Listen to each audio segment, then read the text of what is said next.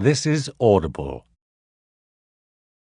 Isis Audiobooks presents an unabridged recording of The Baby Snatcher, written by Cleeves and read by Simon Mattox. The moral right of the author has been asserted. This performance is owned by Isis Publishing Limited. Chapter 1. The knock at the door surprised Ramsay. He received few callers at the cottage in Heppelburn, and Jack Robson, who turned up occasionally to take him to the pub, knew better than to come this early. Ramsay seldom arrived home from work before 8, and then he had to eat, if he arrived home at all. These days, there was Prue, the woman in his life, and he was just as likely to stay at her home in Otterbridge. He went to the door, expecting to find someone collecting for good causes, and on his way, he looked through a pile of mail to see if there was a charity envelope he'd overlooked. It was just starting to get dark, and he switched on the light in the storm porch.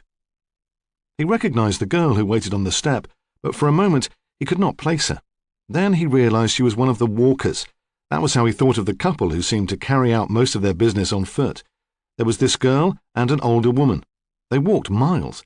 He'd passed them on the roads out of Heppelburn and wondered about them. He was surprised that a teenage girl would choose to spend so much time with her mother. He assumed that the older woman was the mother. There was a family resemblance. They had the same large, unblinking eyes, and there was the walk, purposeful, long-strided, fast. The girl was attractive.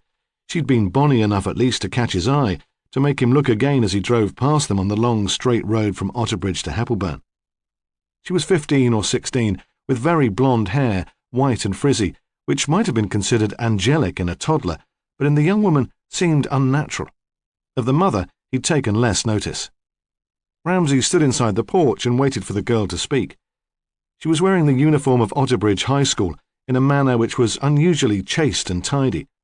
Often the skirts came up to the girl's buttocks, and the ties were loose, bulky knots. Her respectability made him think again that she was probably collecting, for the guides perhaps, or a church group. He looked over her shoulder, expecting to see the mother. He'd never seen the girl on her own before. Then he realized she was nervous, shaking. "Yes?" he said kindly. Then, sensing that it wasn't shyness which roused the trembling, but fear, he asked, "Is anything wrong?" "You are a policeman." Her voice was not what he'd expected. It was educated. There was hardly a trace of accent.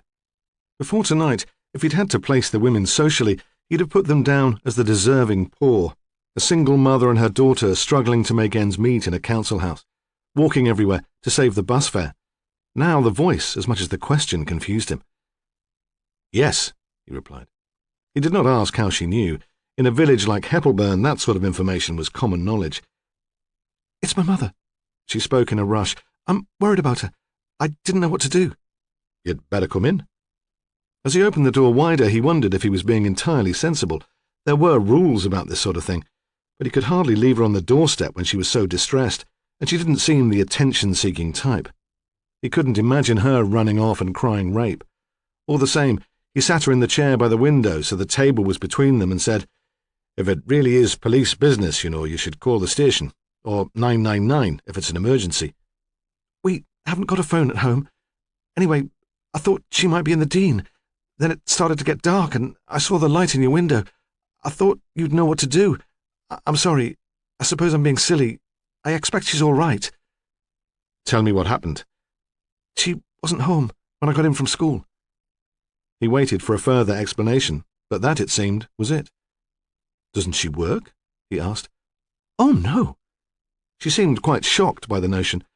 Ramsay wondered what Prue would make of that. She had taught her daughter to be independent. "And she's usually there when you get in?" "Always. I've got a key for emergencies, but I've never had to use it before." "And how old are you?" He didn't quite manage to keep the surprise from his voice. 15. Then in a pompous, rather preachy way, "Mummy thinks family life is important. We all do." "So it's not just you and your mother?" "Of course not. But my father's working tonight. I don't know exactly where, so I can't get in touch with him. Then there's Claire. It didn't seem fair to worry her too." "Claire's your sister?" "My aunt. My mother's younger sister. She lives with us." They sat for a moment in silence. To his embarrassment, she began to cry. "Look," she said, "I know it's unusual. Other people's mothers go out all the time, but Mummy wouldn't. Not without leaving a note saying where she was going. Not when she was expecting me back from school. I know something's happened to her." "Where do you live?" "The headland." That too was unexpected. His perception of her shifted again. The headland was an odd, isolated community on the coast, hardly considered part of Heppelburn at all. Young women who lived there did not usually speak of their mummies. The headland had been formed when a Victorian pit owner had cut a channel in the rock and built a canal so he could ship out his coal, effectively splitting a small promontory from the surrounding land. Now the canal had been filled in, and all the gully contained was a sewerage outflow. Ramsay supposed that the double row of terraced cottages had been put up to house the workers on the canal. There was no other reason for them to be there. The headland was still separated from the main road, though now it was by a railway track, which had superseded the canal and carried coal to a power station up the coast. People had no reason to visit the headland. There were no scenic attractions, no beach. All that remained were the 2 rows of red brick houses, facing each other across the single road, and a red brick social club, grotesquely large in proportion to the number of people who used it. There was also, Ramsay thought, some sort of Coast Guard building, but he could not be sure of its purpose. It had been years since he'd crossed the railway line. "What time did you get in?" he asked. Then, before she had a chance to answer, "I'm sorry, I don't even know your name." "Marilyn Howe." He thought Marilyn was a very flighty name for such a respectable girl. Reading his thoughts, she said, "My father liked the pictures." "Ah." She muttered something under her breath. "I'm sorry?" She looked up at him and repeated it fiercely, angrily. "At school, they call me Billy No-Mates." She saw that he was confused. "That's what they call people without any friends?"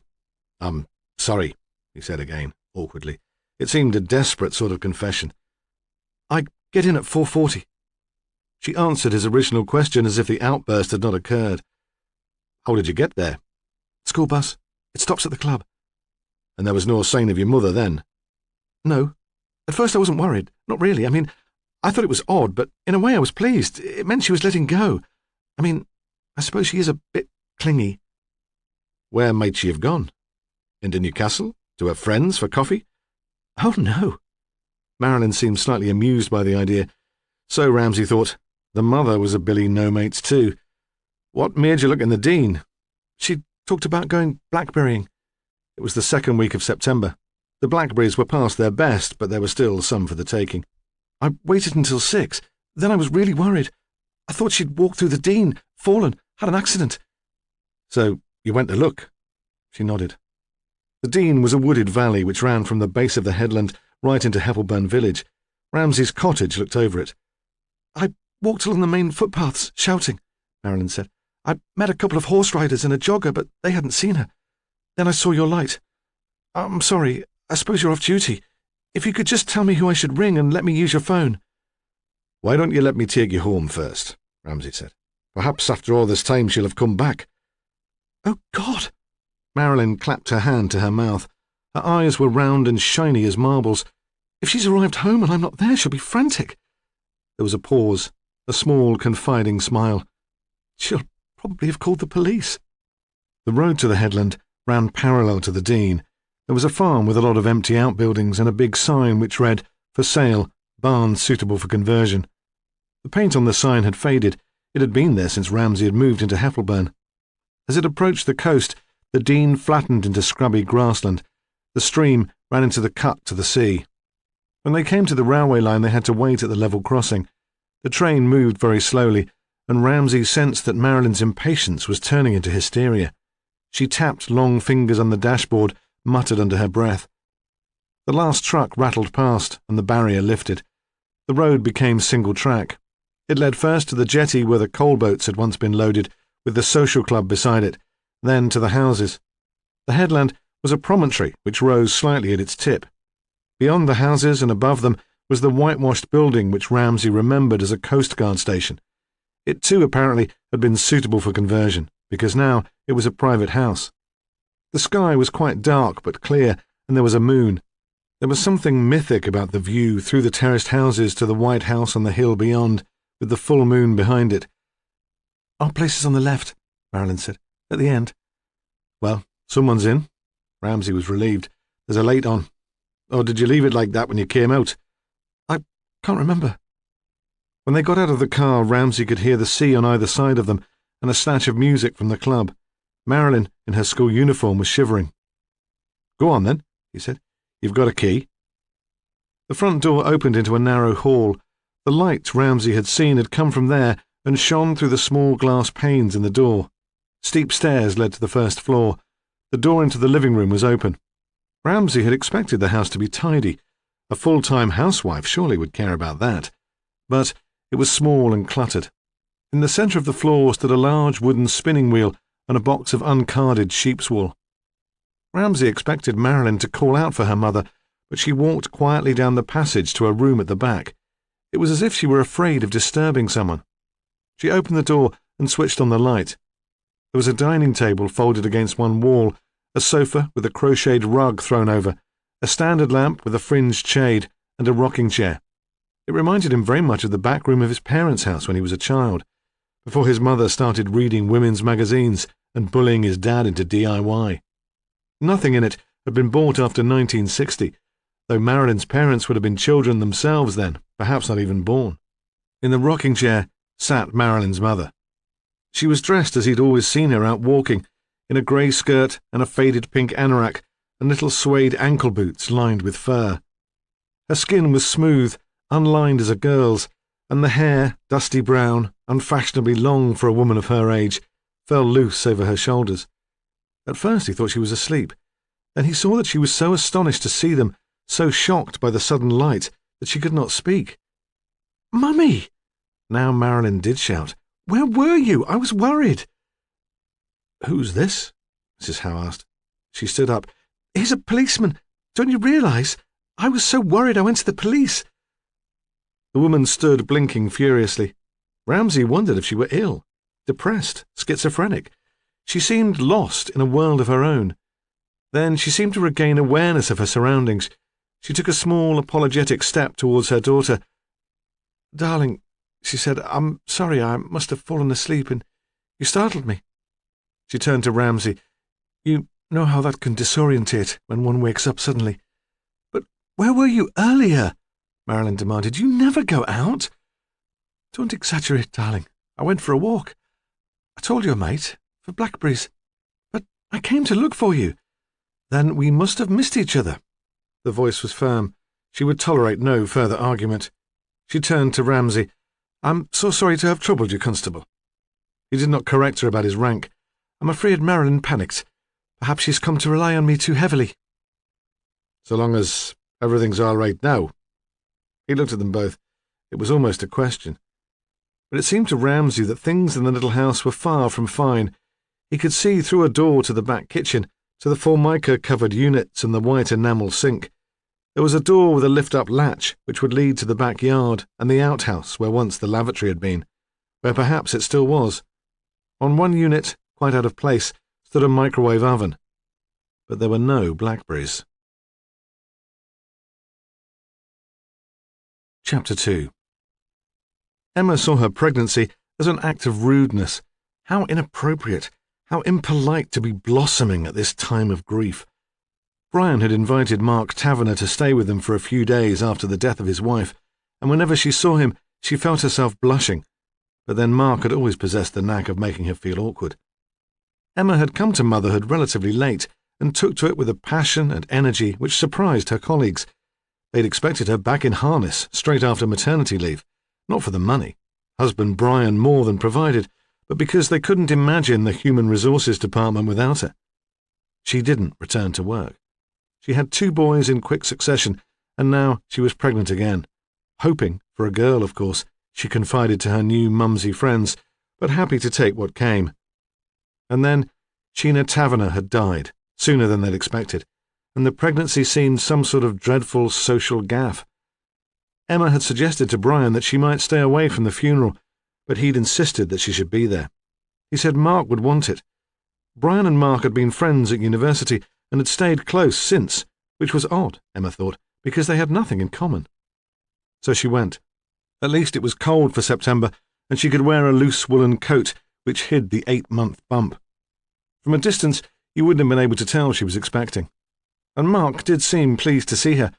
Outside the church he hugged her, held on to her with a desperation she'd not expected. She pulled away from the embrace feeling quite shaky, with a surge of emotion which had little to do with missing Sheena. Hormones, she told herself, and wondered if the friend who was looking after the boys would remember about Owen's allergy to oranges. After the funeral, they went back to the house in Otterbridge where Mark and Sheena had lived for 10 years. It wasn't a grand house, a narrow 3-story terrace in one of the back streets behind the market, with only a couple of steps to separate the front door from the pavement. It was not at all the sort of house, Emma thought, where you could bring up children. But Sheena had never wanted that, even before the illness. She'd wanted a quiet place to work, her books and her pictures. Emma had always supposed that was what Mark had wanted too.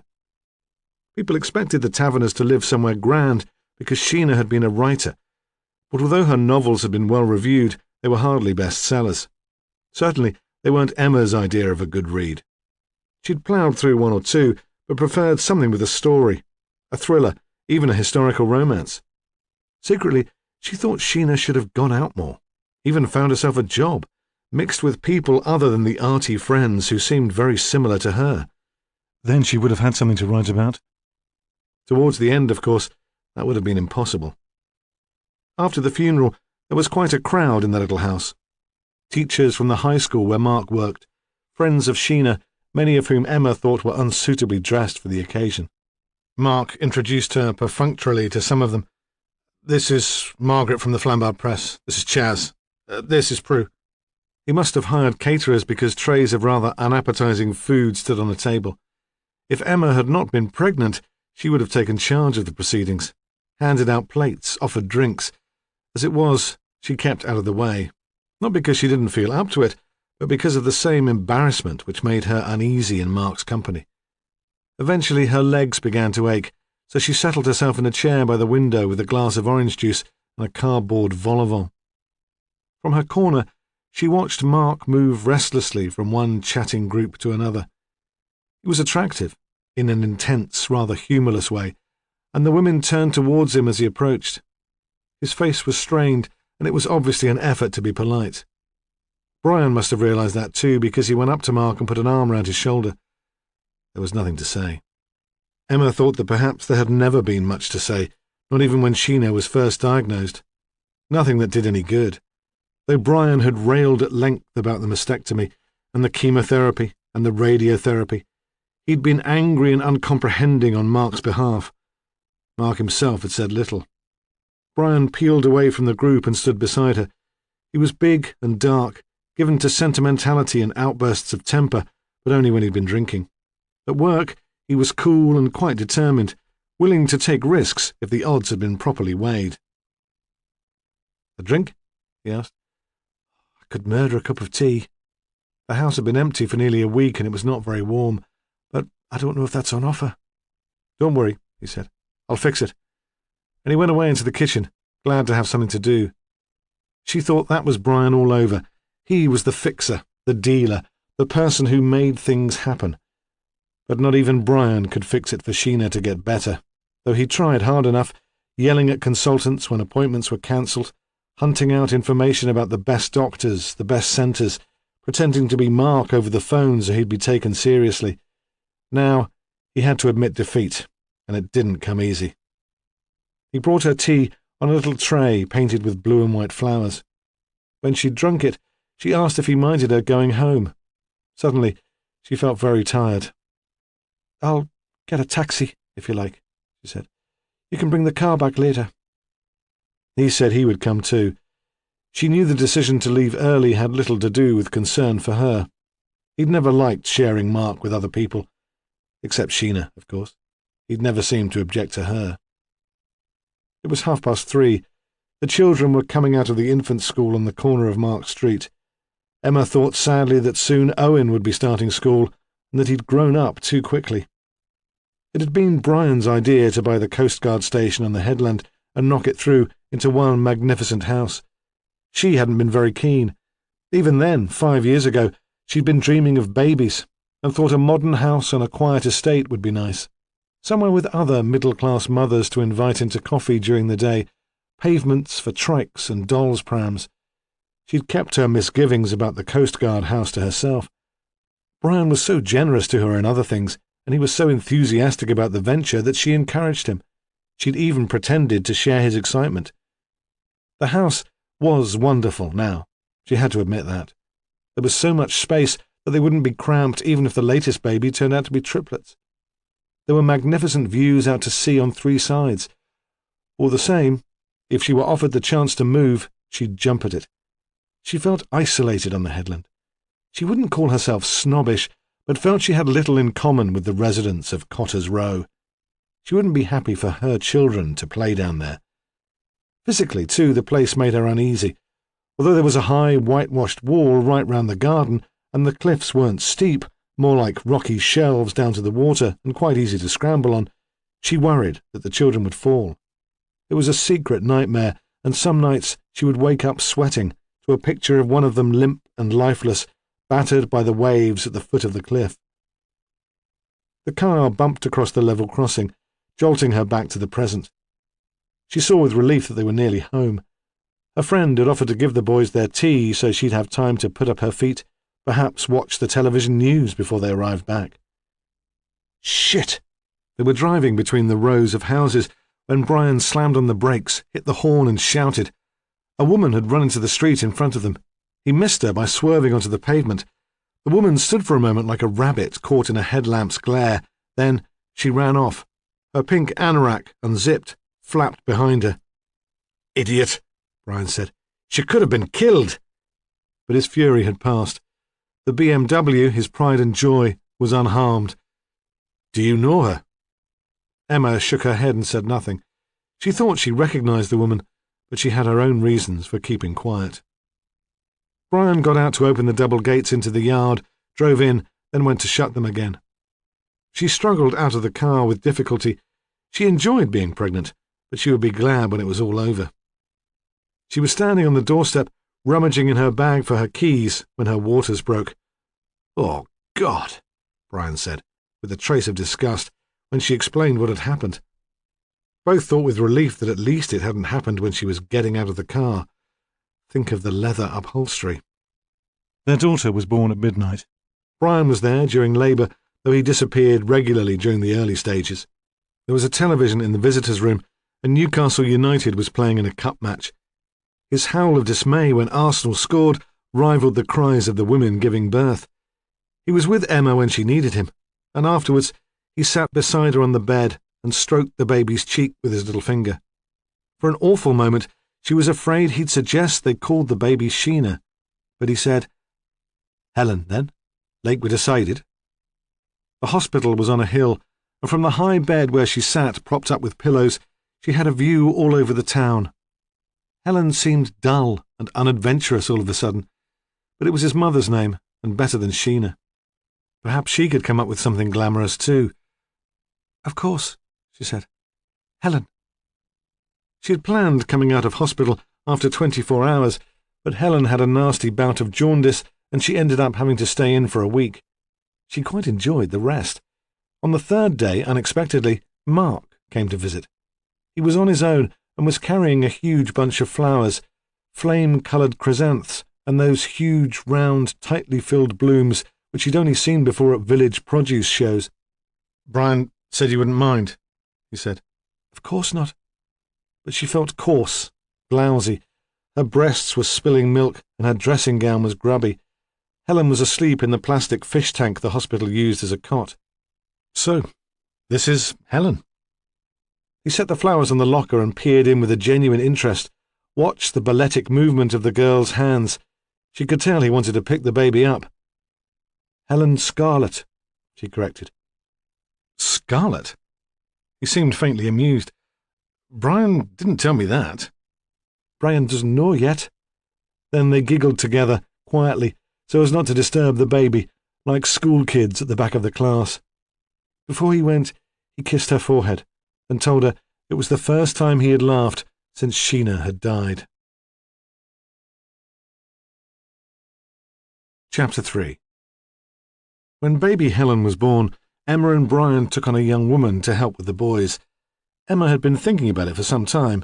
She'd had her eye on just the right person, but had been reluctant at first to discuss the idea with Brian. He made comments occasionally when he came home from work and his dinner wasn't ready, or there were toys all over the floor. "Good God, woman, you managed a department of 50 people. Can't you handle 2 toddlers? I don't know what you do all day." This was said in a good-natured way and was supposed to be a joke, but she sensed real irritation behind it. If she asked for help in the house, would he think she was quite incompetent? When she broached the subject, however, on her arrival home from the hospital, he was all for it. Perhaps employing a nanny was like owning the BMW. It confirmed that he was successful at last. "It'll give me more time to spend with Helen," she'd explained. "Bugger that," he'd said. "It'll give you more time to spend with me." Claire was 19 and had completed an NNEB course at the local college. She lived on the headland, which made her ideal. References from the college were good, but she'd spent the whole summer without a nannying job. Emma, who'd appointed many staff in her career, thought Claire would come over very badly in interviews. Even now, in February, when she'd been with them for nearly 5 months, she volunteered little information about herself. Her silences were intense and deadening. She was tall and stately, and always dressed smartly in dark skirts and white blouses. She looked like a waitress in a pretentious hotel. Emma thought it unlikely that this dress code had come from the college, and imagined Claire's nannying friends in jeans and sweaters, though perhaps she was not a person to have many friends. Emma liked Claire because she was reliable and seemed to dote on the boys. She never lost her temper or raised her voice. She generated an air of implacable calm and was as obsessed as Emma about safety. Emma confided to the other mothers in the baby clinic that she thought she'd discovered a treasure. The girl was mature beyond her years. Brian called Claire the dumpling, which was unkind but reassuring. Brian was at a dangerous age, and Emma had heard enough stories about middle-aged men making fools of themselves with luscious au pairs to be cautious. At the end of February, David would be 3. Emma wanted a big party, not only to celebrate David's birthday, but the safe arrival of Helen. They had no plans to have Helen christened, though Brian would have quite liked it. Mark's influence again. Emma had insisted that the party would have to do instead. She discussed the party with Claire one morning over coffee. At least Emma drank coffee. Claire still had a child's taste and always chose fizzy pop or milk. It was a grey, cold day, and even in the kitchen with its big window facing east, the light was on. Helen and David were having a nap, and Owen was at playgroup. The house seemed unnaturally peaceful. "I want something really special," Emma said. She stretched her hands above her head, tightening her stomach muscles, and thought she'd got her figure back well this time. She wasn't in bad shape for a woman who was nearly 40, more firm anyway than the young woman who sat opposite her. Claire looked at her over a tumbler of milk and said nothing. "There'll be adults, of course, besides the kids." Emma stretched again, looked with satisfaction through the open door to the enormous living room which had been created when the Coast Guard buildings had been knocked together, thought Brian had been right after all about this place. "It's just as well we've got plenty of space. I was thinking of laying something on to amuse the little ones. A children's entertainer, you know, the sort of thing." "My brother-in-law's a magician," Claire said, and Emma nearly fell off her chair in surprise, because Claire had never volunteered any information about her family before, and it was such an odd thing to come out with. It was like saying, "My granny's a witch." "Oh." For once, she was the one who couldn't find the words. "He does kiddies' parties," Claire said. "He's very good." There was a pause. "I live with him and my sister." "Oh." Emma was confused. "Oh, I thought they were your parents. And doesn't he work for the DSS in Newcastle?" "He's only a part-time magician," Claire said scornfully. "Oh, of course, yes, I see that he would be." Emma's knowledge of the other residents of the headland was sketchy. She had little reason to meet them. Her friends lived in the smarter parts of Otterbridge or in the rural villages away from the old coalfields. Any information she had came from Kim, a single mother with a daughter the same age as Owen. The nearest playgroup was in the church hall in Heppelburn village centre, and Emma often gave Kim and her little girl a lift home. It was from Kim that she'd heard about Claire, who'd trained to be a nanny but who was having problems finding a job. "Not worth going to college, is it?" Kim had said cheerfully. "All that work, and nothing at the end of it." Then, When they were coming home one evening after a playgroup trip to Edinburgh Zoo, Kim had pointed out the middle-aged man standing with his bike outside the house where Claire lived. He was bending to pull the bicycle clips from his trousers. "They say that cycling makes you fit," Kim had said with a giggle. "He cycles all the way into the ministry in Long Benton every day, and look at the state of him." It seemed to Emma that the man did look remarkably unhealthy, with his flabby stomach, his thin hair and pale, greasy skin. She'd assumed automatically that he was Claire's father. Now, sitting in the Coast Guard house kitchen, she didn't know what to say. "My parents died," Claire said. "Bernard and Kath took me in." "Oh, I am sorry." To Emma it seemed the worst sort of tragedy. "Kath's 17 years older than me. Suppose I was some sort of mistake. Mum died when I was a kid, and Dad was never very well, not really fit for as long as I can remember. We lost him 4 years ago." Without changing the tone of her voice, she added, "Shall I ask Bernard, then, about doing the show?" Emma hesitated. She felt she was being rushed. She would have liked to consult the mothers at the very nice mother and toddler group in Otterbridge where she went with David and Helen before coming to a decision, but she didn't want to offend Claire. Claire was a treasure, and how could she refuse after hearing what she'd suffered? "Why don't you ask him to come and see me?" she suggested. "We could discuss the sort of thing he does." "Okay," Claire said, and lapsed into her customary silence, as if the exchange had quite exhausted her. The next evening, Bernard Howe turned up at the house. It was dark and rainy, and if Emma had been on her own, she might have been quite scared by the figure that stood in the security light. He wore a black PVC cape, and his hair was dripping. But Emma was not on her own. Mark had called in after school. He'd helped Claire to bath the boys and put them to bed, had jiggled Helen on his shoulder when she refused to settle. He'd started coming to the Coast Guard house after school quite often, though he knew that Brian often worked late. Mark said he didn't enjoy being in the Otterbridge house on his own anymore. It held too many ghosts. Besides, he loved playing with the children. When the knock came at the door, Emma was feeding Helen in front of the fire in the living room. The fireplace had been one of Brian's grand ideas. It was big enough to hold whole logs and spit roast a pig. Mark was there too. Emma was being very discreet, holding Helen under one of the baggy sweaters she'd bought while she was pregnant and still wore, but all the same, she felt quite brave. She'd never been one of those women who could expose themselves in public. So it was Mark who went to the door, while Emma pulled the sleepy baby away from her breast and buttoned herself up. "There's a magician to see you," he said in a deadpan voice, as if it were the most natural thing in the world. He was standing in the living room doorway, leaning against the frame, more relaxed than he had been for months. She liked to think she was responsible for that. The front door must have been open too, because she could feel the damp wind against her face. "Oh!" She felt suddenly flustered, and again thought she was being rushed into something which had not been properly planned. "You'd better show him in." And when she looked up again from straightening her clothes, there Bernard Howe stood, dripping on the parquet floor. He must have come directly from work because his trousers were bunched around bicycle clips. He was large and clumsy, and the baggy trousers made her think more of a clown than a magician. He smiled nervously.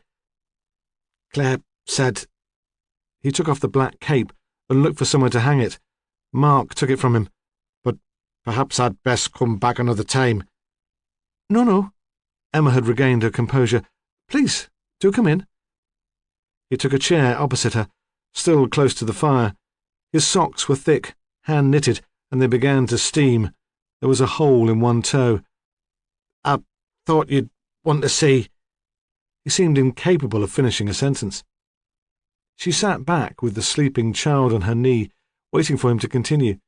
Instead, he launched into his magic act, and all of a sudden, silk scarves were being pulled from his sleeves, and sweets from his ears, and balloons from his nostrils.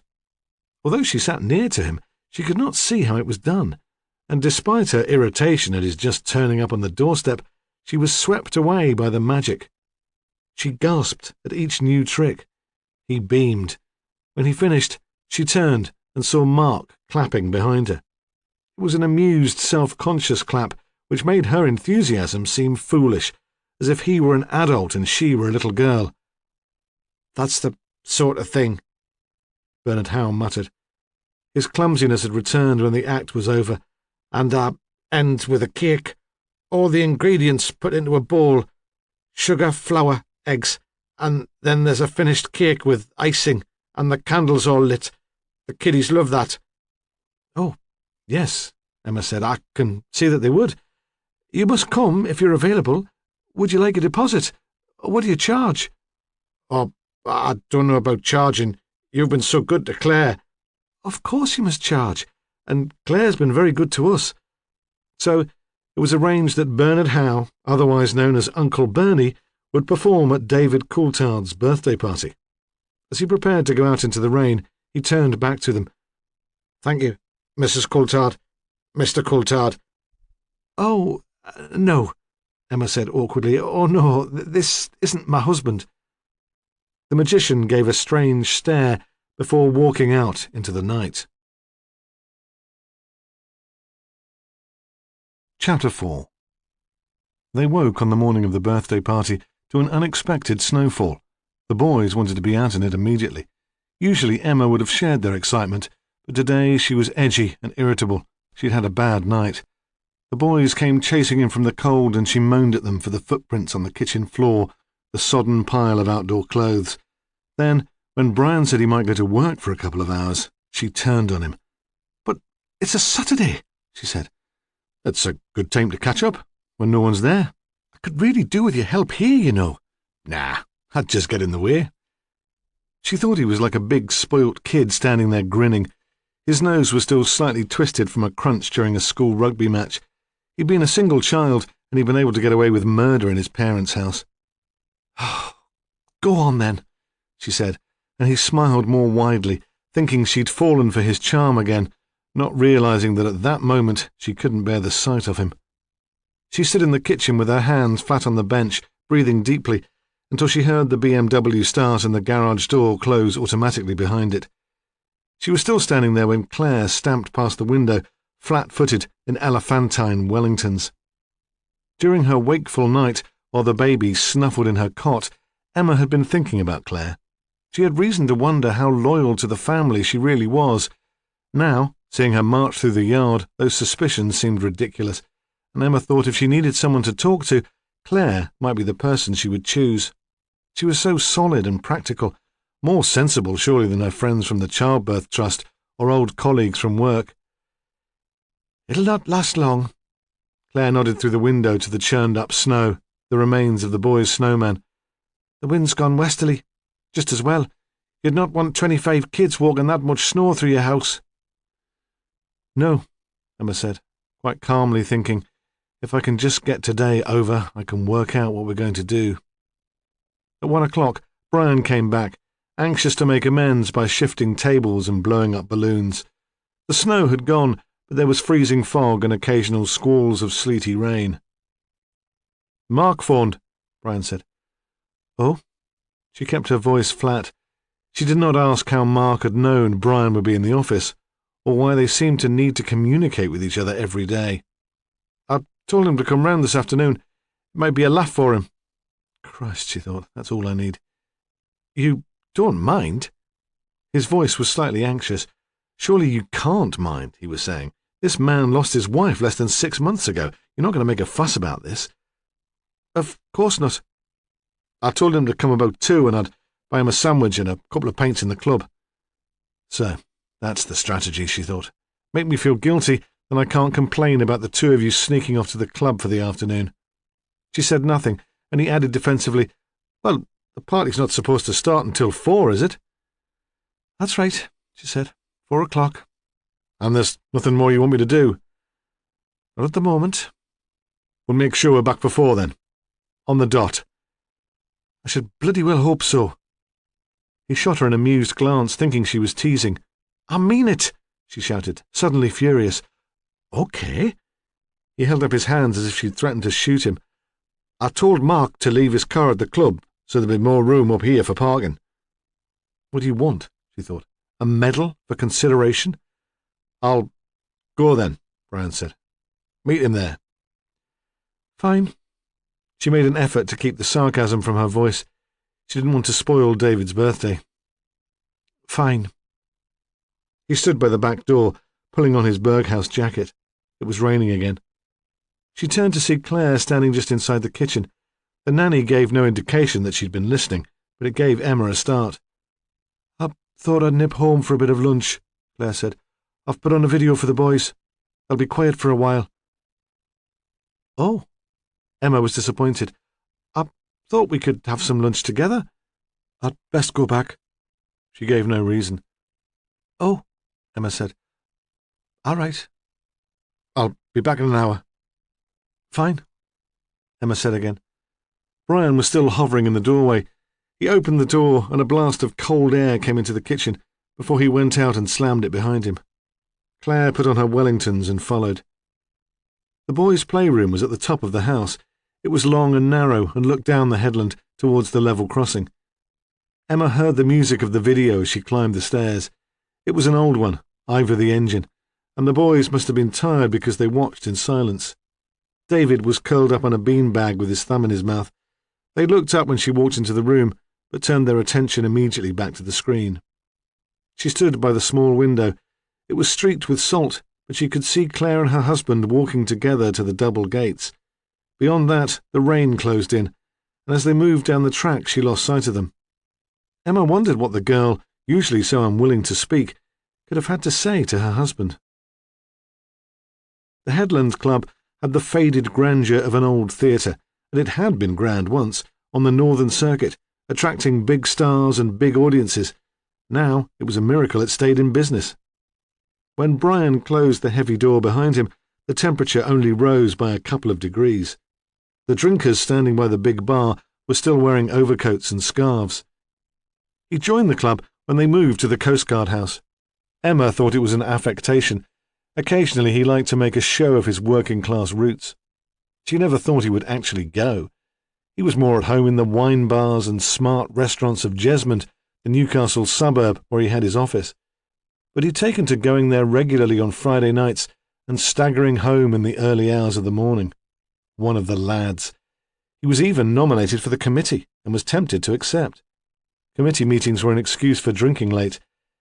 In the end, he decided reluctantly to turn it down. There were other demands on his time. The manager of the club had his pint on the bar before he reached it. Les was a small, weaselly man with a mouth uncomfortably full of crowded teeth. "By, man," Brian said, "can't you turn the heating up? It's like a morgue in here." "You're getting soft in your old age." Les turned away, sensing that someone on the other side of the room needed a drink. "I'm expecting Mark. You've not seen him?" "Not yet." They all recognized Mark. He'd shocked them when Brian first brought him into the club by asking for a Perrier. He'd never lived that down. The faded posters on the notice board flapped in a sudden draught, and Mark came in. Brian looked at him with affection and concern.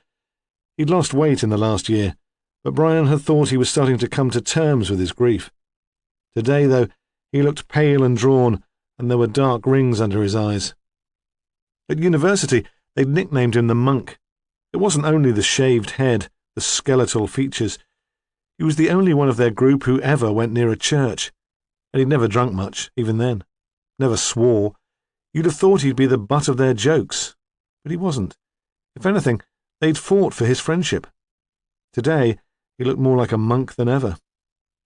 Brian thought he needed a woman, not an intellectual like Sheena, someone easy and comfortable who'd feed him up on the wrong sort of food and enjoy plenty of sex. Mark leant against the bar, and Brian saw that he was shaking. "When was the last time you had a decent meal?" he asked, following that recent line of thought. "You need something to keep out the cold." Mark said nothing. He shook his head as if the question wasn't worth considering. "What's the matter?" Brian demanded. "Has something happened?" He'd seemed so much happier lately. Mark paused, then shook his head again. Brian didn't want to push it. "Mavis'll rustle us up something." Brian shouted to the manager, "Won't you, Les? Mavis'll stick something in the microwave." "Whiskey," Mark said. "That'll warm me up." "Of course." Brian kept the surprise out of his voice. "A double teacher's when you're ready, Les. Medicinal." He led his friend to the table by a radiator. It gurgled and churned like the inside of someone's gut, but it gave out a little heat. Another couple of drinks and Mark might talk, Brian thought. Really talk. Like those long nights in the crappy students' bedsets in Durham. What he really wanted was to put his arm round Mark's shoulder and hold him tight, just for comfort. But that wasn't the sort of thing you did in a working men's club, unless your football team had just won the cup. He bought another round of drinks, but Mark didn't seem inclined to confide in him. They sat for a while, making desultory conversation about a new contract Brian was bidding for, some insurance company based in Belfast, and about one of the kids in Mark's school who was making his life hell. Then they left and walked up the hill together to the Coast Guard house, well in time for the 4 o'clock deadline. The children loved Uncle Bernie from the moment he tripped over his feet on his way to the front of the room. Emma had been afraid that he wouldn't hold their attention, but though he spoke so quietly that they had to strain to hear him, he held his audience spellbound. He performed in the big living room. The chairs were cleared to the walls, and the children sat on the floor. The curtains were shut because outside the weather was so chill and grey. Most of the adults stayed in the kitchen with their glasses of wine and their pints of beer, glad of the peace, but Emma, Mark and some of the other mums stood at the back to watch. The local news had been full of stories of a child who'd been abducted from a birthday party in a burger bar in North Shields. This wasn't the same, but they knew better than to leave a stranger in charge of their little ones. Uncle Bernie had a costume, wide check trousers and a loose jacket with a silk flower in the buttonhole. He asked for assistance and seemed to make a serious decision, considering the forest of hands that shot up with a frown. He chose David because it was his birthday, and Owen because David was really too young and would need some help, and a pretty little girl with braided hair and a flowery frock. The show was coming to an end. "Now," Uncle Bernie asked, "what is it that makes a birthday special?" "Presents," they shouted. "Yes," he agreed, "but what else to make it really special?" "Friends," pronounced a precocious boy with glasses. "That's a very good answer, but it's not what I was thinking of." "A cake," called the pretty little girl. "Yes," said Uncle Bernie with something approaching relief. "A cake. Now, here are all the ingredients I need for my cake. If you shout them out, I'll tip them into the bowl." Eggs were cracked, flour was sieved, margarine was scraped out of a tub. The children giggled appreciatively. They liked nothing better than a mess. David was allowed to stir and told to make a wish. When he didn't answer, Bernie put it down to shyness and continued, "Now, what do you need to cook a cake?" "An oven." "That's right, an oven. But we couldn't have an oven here, not close to so many children. That would be dangerous, wouldn't it? So, we'll need some magic. What's the magic word?" "Abracadabra." "Not loud enough." "Abracadabra." As he pulled away the white cloth to reveal a cake with icing and 3 candles already flickering and running with melted wax, the adult's attention was distracted. Someone was hammering on the front door and shouting. Emma waited for a moment, thinking that Brian would answer it, but he was in the kitchen swapping blue jokes with some lads from the rugby club, and he pretended not to notice. The audience turned back to Uncle Bernie to give him his due applause, and Emma went to the door. She opened it to a teenage girl with wild white hair. Traces of moisture clung to her hair like frost on a spider's web, and her breath came in clouds. "Please," the girl said, "I need to talk to my father." Then she saw him through 2 open doors. Owen was holding the cake, and Bernie was already packing away his equipment in a cheap suitcase. "It's Mum," she shouted towards him. He looked up and saw her for the first time. "She's gone again. Disappeared." As if, Emma thought, the woman had been part of his magic act. As if he'd covered her with a cloth and she'd vanished, like the mixing bowl full of ingredients. Chapter 5. Ramsay had the weekend off, but on Sunday morning he went into the police station anyway. He would have been more reluctant to volunteer for extra duty if Prue had been around. Prue was his lover, not live-in, though he spent much of his free time in her house in Otterbridge. According to his mother, he might as well be staying there. Mrs. Ramsay was a chapel-goer and expected him to make an honest woman of Prue. "If you think that wife of yours will come back to you, you're fooling yourself," she'd said. She'd always had the knack of putting him down. And perhaps she was right, and he was hoping Diana would turn up one day on his doorstep, laden with expensive shopping, her adventures over. Now, Prue was away. She worked as director of a small arts centre and was touring the Highlands and Islands with her youth theatre group, playing in schools and community centres. It was as much about giving her unemployed Tyneside teenagers a good time as developing acting and directing skills, she said. They would end up at the Youth Drama Festival in Kirkwall. She was obviously enjoying every minute of the trip. When she remembered, she phoned up to rave about the scenery, the history, the whiskey. He missed her more than he'd expected. Became quite sentimental when he thought about her. "Why don't you come?" she'd suggested during the last phone call. She'd sounded tired, exhilarated, and a little bit drunk. "Take a couple of days' leave and fly up for the weekend." He'd been grateful for the invitation, but he'd turned her down. It would be like taking her out to view the scene of a crime. As one of Prue's arty friends would have said, they both needed their own space. He knew Prue would prefer to work without distraction. So on Sunday morning, he went into the office. Sally Wedderburn was working too, clicking furiously at the computer keyboard, determined to make her mark on a high-profile case. There had been a number of child abductions in the area, and the most recent had hit the headlines. The press hadn't made a connection with the previous incidents. Perhaps the police themselves had been slow in considering a link, had been reluctant even to take the cases seriously. At the beginning, the children had turned up safe and well close to home. They were very young, all under 5, and their stories were confused. There was no evidence of assault. Perhaps they just wandered away. Perhaps the stranger with the sweets had been a friend of the family, someone at least with no malicious intent, or a figment of the child's imagination, an excuse to cover naughtiness. "How's it going?" He sat on the edge of her desk, so close that he could smell her perfume. Prue teased him sometimes about his worklings, the eager young women who turned to him for support and advice, but the thought of any social entanglement embarrassed him. Slowly. The place was packed. You'd have thought someone would have seen what happened. In the most recent incident, a 3-year-old boy had been taken from a burger bar in a retail complex on the outskirts of Otterbridge. He was a guest at a birthday party which was being held there. His mother had taken him inside and waited until he'd handed over the present. Then she'd gone shopping. She'd bought wallpaper from a DIY store and wandered round a car showroom, eyeing up the family saloons. When she returned to the burger bar an hour later, the boy was gone. I spoke to the people who held the party myself.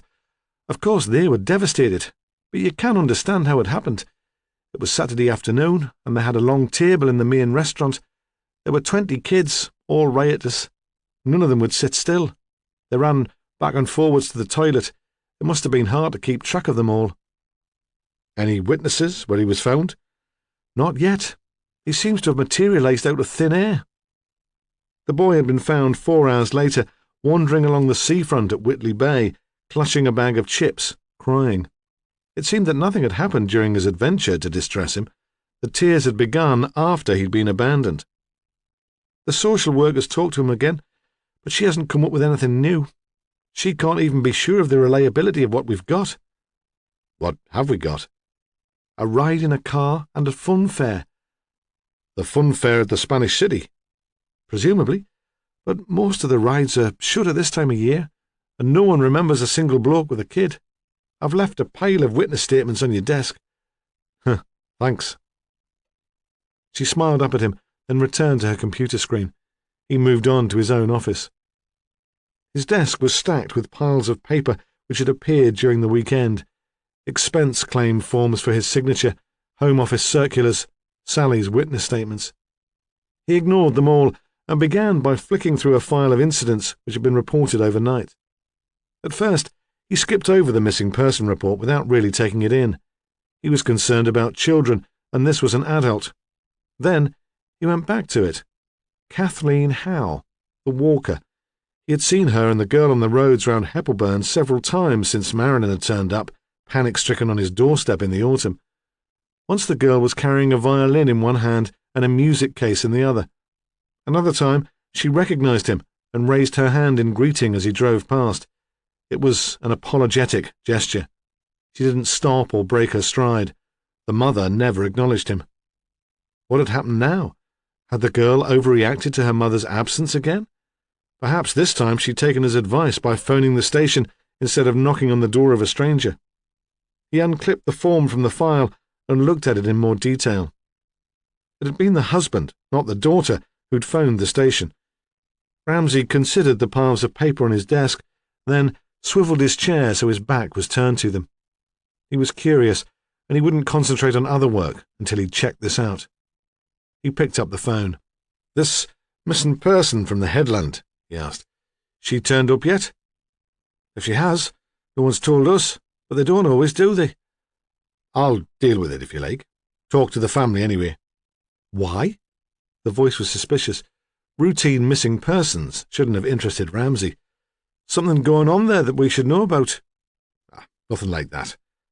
How could he explain his feeling that something was wrong?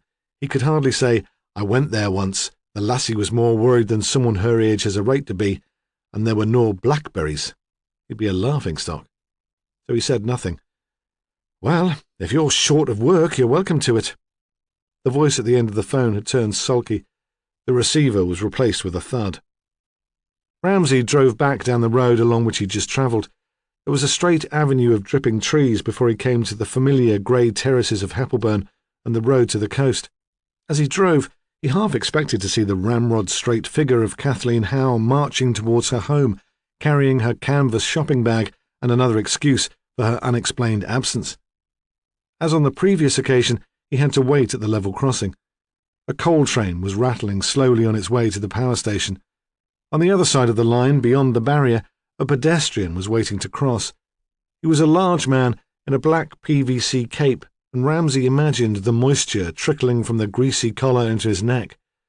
As the barrier lifted and Ramsay drove slowly across, the man peered into the car, sticking his head right up to the passenger window, so close that for a moment Ramsay was afraid he intended to jump in front of the vehicle. It occurred to Ramsay as he drove on towards the club that he should have stopped and at least asked the man for his name and address. Already he was thinking of Kathleen Howe's disappearance in terms of a police investigation. The headland was covered with a fine drizzling mist which hid the coastguard house from view. Ramsay drove slowly past the club and towards the houses of Cotter's Row. A red minibus loomed out of the fog ahead of him. He'd seen it before, parked in the street close to his cottage. It collected people who had no transport and took them to the 10 o'clock service at the Methodist Church in Heppelburn. He pulled in to let it pass and had a glimpse through windows spotted with rain of elderly faces. He parked outside the house and waited for a moment, suddenly daunted by the prospect of an encounter with Marilyn Howe. He thought he should have brought Sally Wedderburn with him, then told himself he was overreacting. When he knocked on the door, Kathleen Howe would probably open it herself. Chapter 6. The door opened while he was still sitting in the car, so he felt awkward, irrationally guilty, as if he'd been spying. Marilyn stood on the step. She was dressed in clothes which her mother might have worn: a shapeless knee-length skirt, a roll-neck sweater, fluffy pink slippers. Her hair was pulled away from her face. The effect was of middle-aged dowdiness and exhaustion. "Oh," she said, "it's you. I heard the car and I thought, is there any news?" He shook his head. "Your mother's not back yet. You've not heard from her?" "Nothing." "Perhaps I could come in. I'd like a word with you all." "I'm the only one here. Dad's out looking. He went as soon as it got light. I don't think any of us slept." "Is your father a big man, wearing a black cycle cape?" She nodded. "I think I saw him on the road." So the strange figure at the level crossing had been an anxious husband, not a suspect. Not yet, at least. Marilyn continued, "Claire's at work. She offered to stay, but there didn't seem much point." "Claire's your aunt?" "That's right." She moved away from the step to let him in and took him straight to the back living room. There was a fire banked up in the grate and the sulphurous smell of smokeless fuel, which reminded him again of his mother's house. In one corner, a clothes horse was draped with towels, and the windows ran with condensation. The dining table was spread with textbooks. "I was trying to do some homework," Marilyn said. "I thought it would take my mind off Mummy, but I couldn't really concentrate." He sat in the rocking chair where Kathleen Howe had been when he'd surprised her on his previous visit to the house. In the hot, steamy room, It would have been easy to doze off. Why don't you tell me what happened? We don't know what happened, the girl cried. She just disappeared. Well, when did you last see her? At breakfast, yesterday. Then I went out. Where did you go? To school. On a Saturday? There was a special choir rehearsal.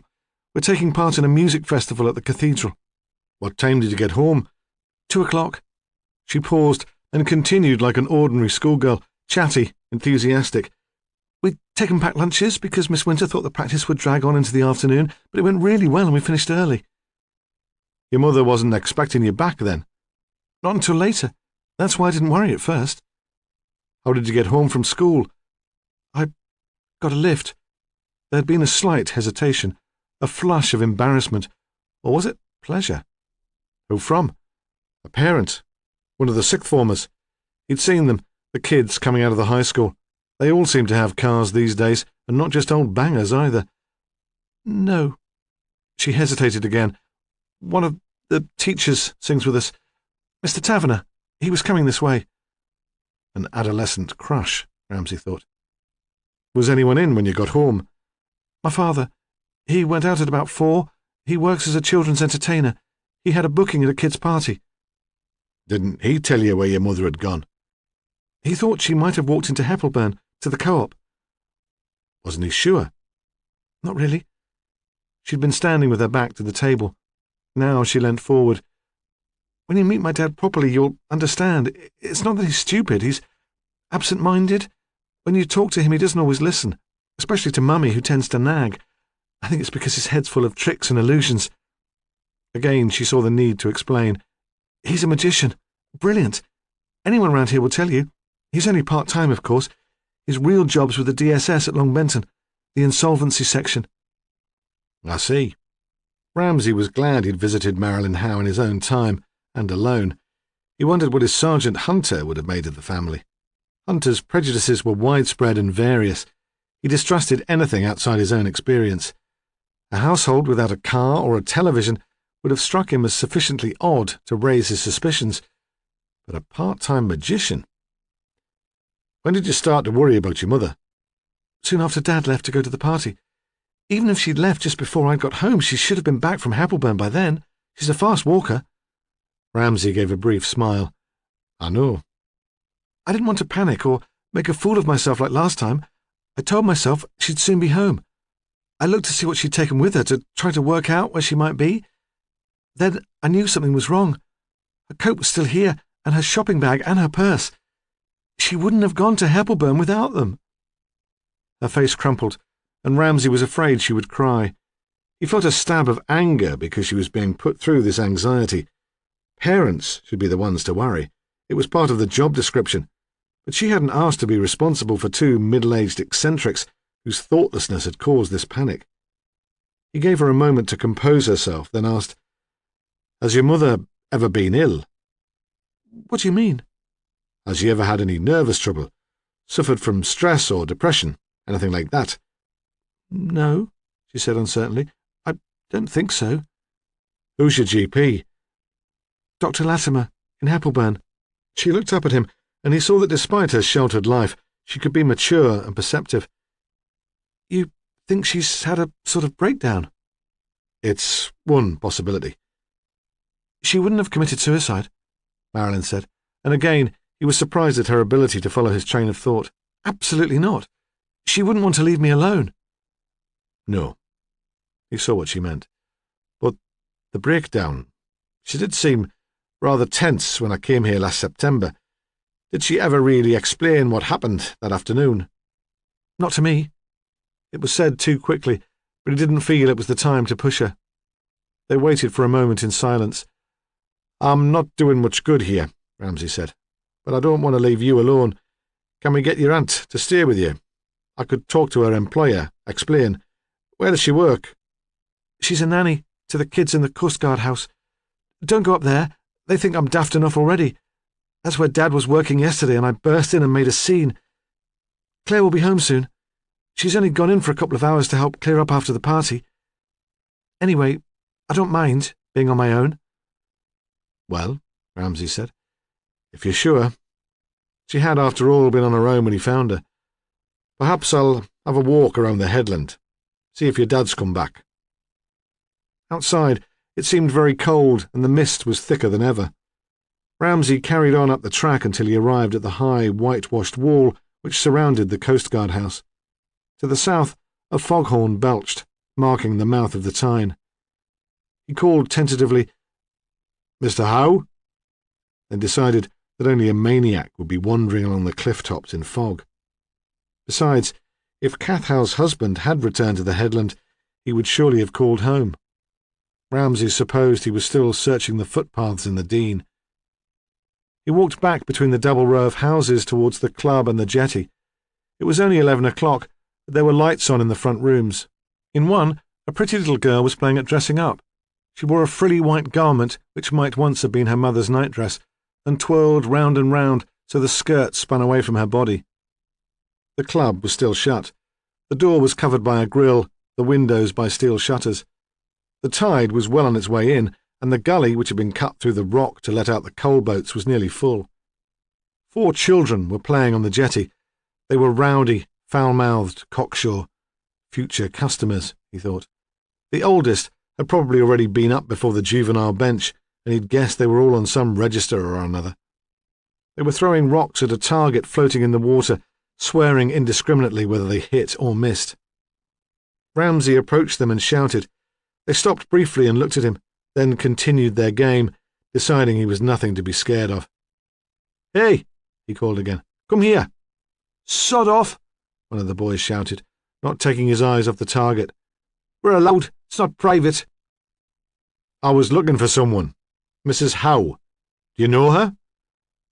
They didn't answer immediately, but they did stop throwing stones. They turned and gave him their attention. "Why?" "I'm a policeman," Ramsay said. "Nah." The boy was probably too young for school. "We know the cop around here, P.C. Wellen. He's not on duty today, though, weekend off." Ramsay thought that crime prevention couldn't be best served if a gang of bad boys knew the rota of the only local policeman. Then, the target the lads had been aiming at drifted into his field of view. A dead animal, he thought at first. Not a dog. Something with long grey hair floating on the surface like fine seaweed. The position of the animal shifted as it was buffeted by a wave, and he saw that it was wearing clothes. "Do you know where P.C. Wellen lives?" he asked. "Hepplburn Village?" The answer was grudging, but they were bored and curious. "I suppose that's too far for you to go on your own." "Don't be dumb." They were scornful. "Would you be able to go and fetch him? Tell him that Inspector Ramsay is on the headland and needs him urgently, if you can remember that." It was enough of a dare to send them running across the railway line and up the shortcut through the Dean. That was all Ramsay wanted, to be rid of them before they realised what was floating in the cut. He used his mobile phone to call Otterbridge Station.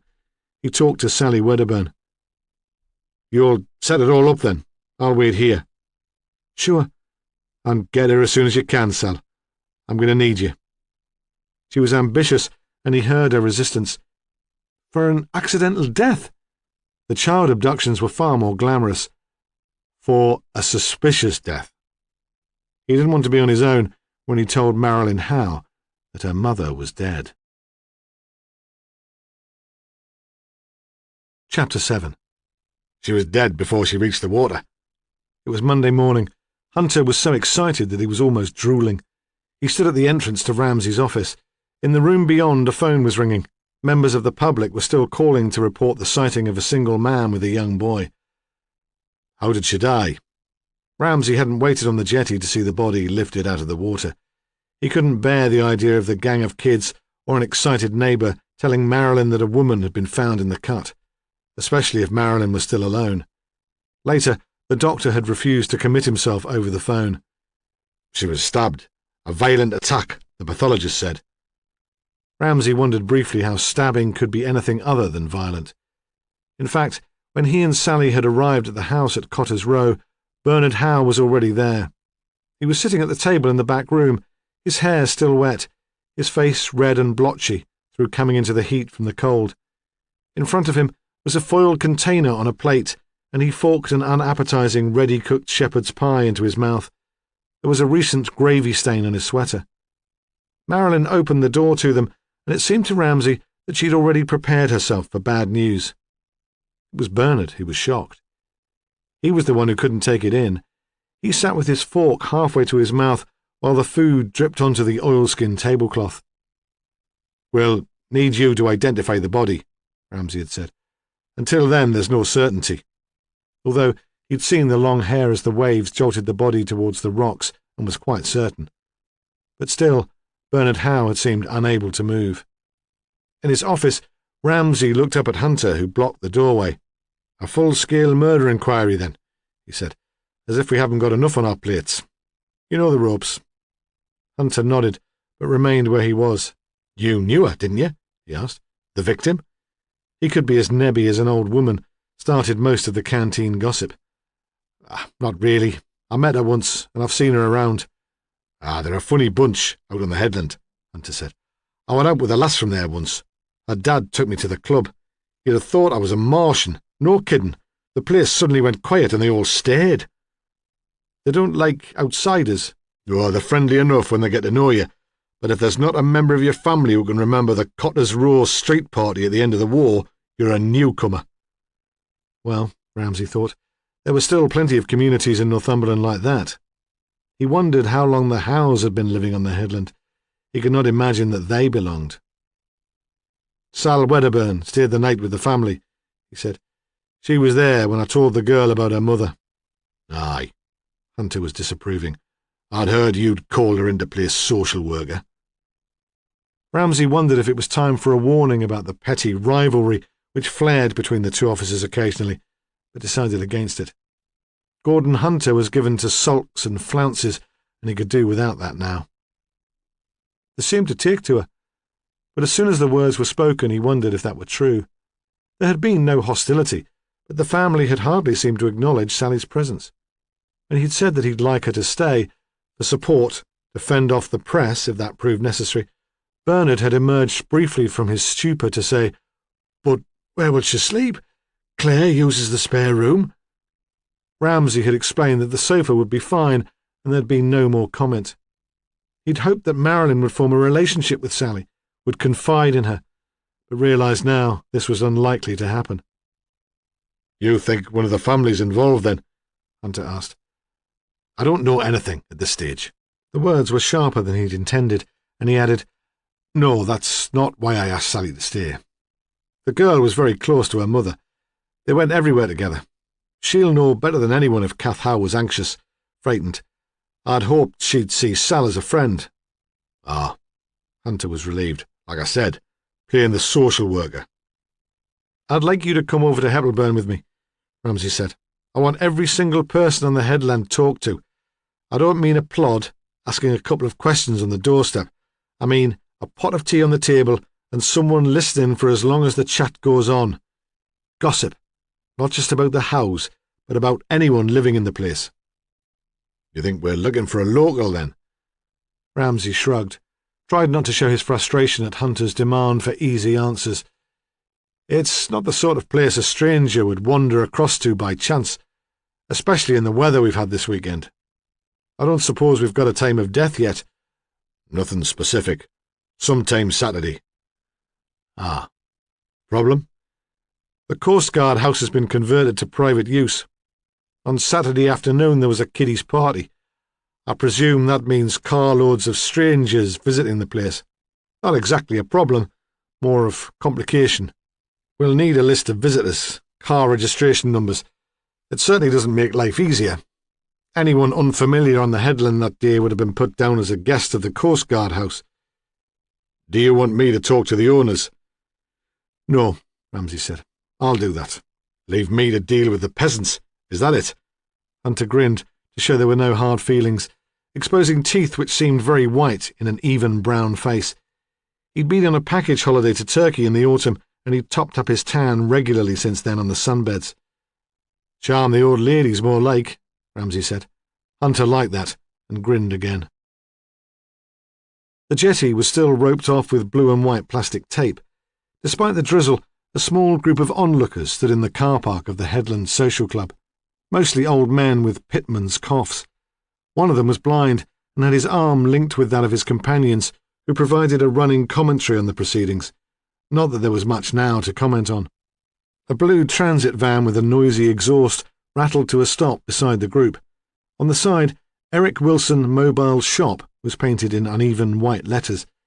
This was the excuse for the gathering, though Ramsay thought that on normal Mondays it would be the women who'd be waiting. Perhaps the men had persuaded them it wouldn't be safe to be out. Eric Wilson jumped out and opened the back doors of the van. Apparently from nowhere, a group of children came running down the road. They pushed to the front of the queue and began pointing at the trays of improbably coloured sweets and chews which the shopkeeper stored sensibly out of their reach. The men muttered disapproval, but did not try to stop them.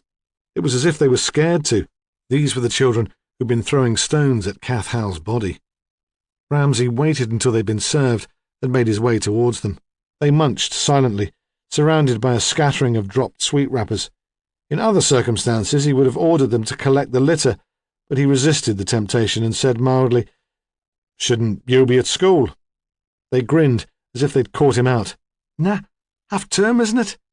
It was only later that he'd realised he'd seen the school crossing lady in Heppelburn village. A sudden death on the headland had been too much for them to resist. "Were you playing round here on Saturday?" "We might have been here," as if playing wasn't a concept they recognised. "I'd need your help." He began walking away from the men buying bags of potatoes and tins of beans. The children followed. When they could not be overheard, he said, "It's a murder inquiry." That had them hooked. They wanted to know if Mrs. Howe had been shot, stabbed, or had her head cut off. They acted out scenes from particularly nasty videos and pretended to be carrying automatic machine guns. Every other word was an obscenity. Ramsay felt out of his depth. He'd been imagining the Gorbals diehards, not these manic addicts of celluloid pornography. "Was it a serial killer?" one of them asked. "Was it?" "No," he said, more sharply than he'd intended. "And if you're going to be stupid, I'll ask someone else to help." Then they calmed down, because above everything else they were bored. "What time were you here on Saturday?" he asked. They looked confused. They didn't own a watch between them. "Before tea or after tea?" Again, that had little meaning.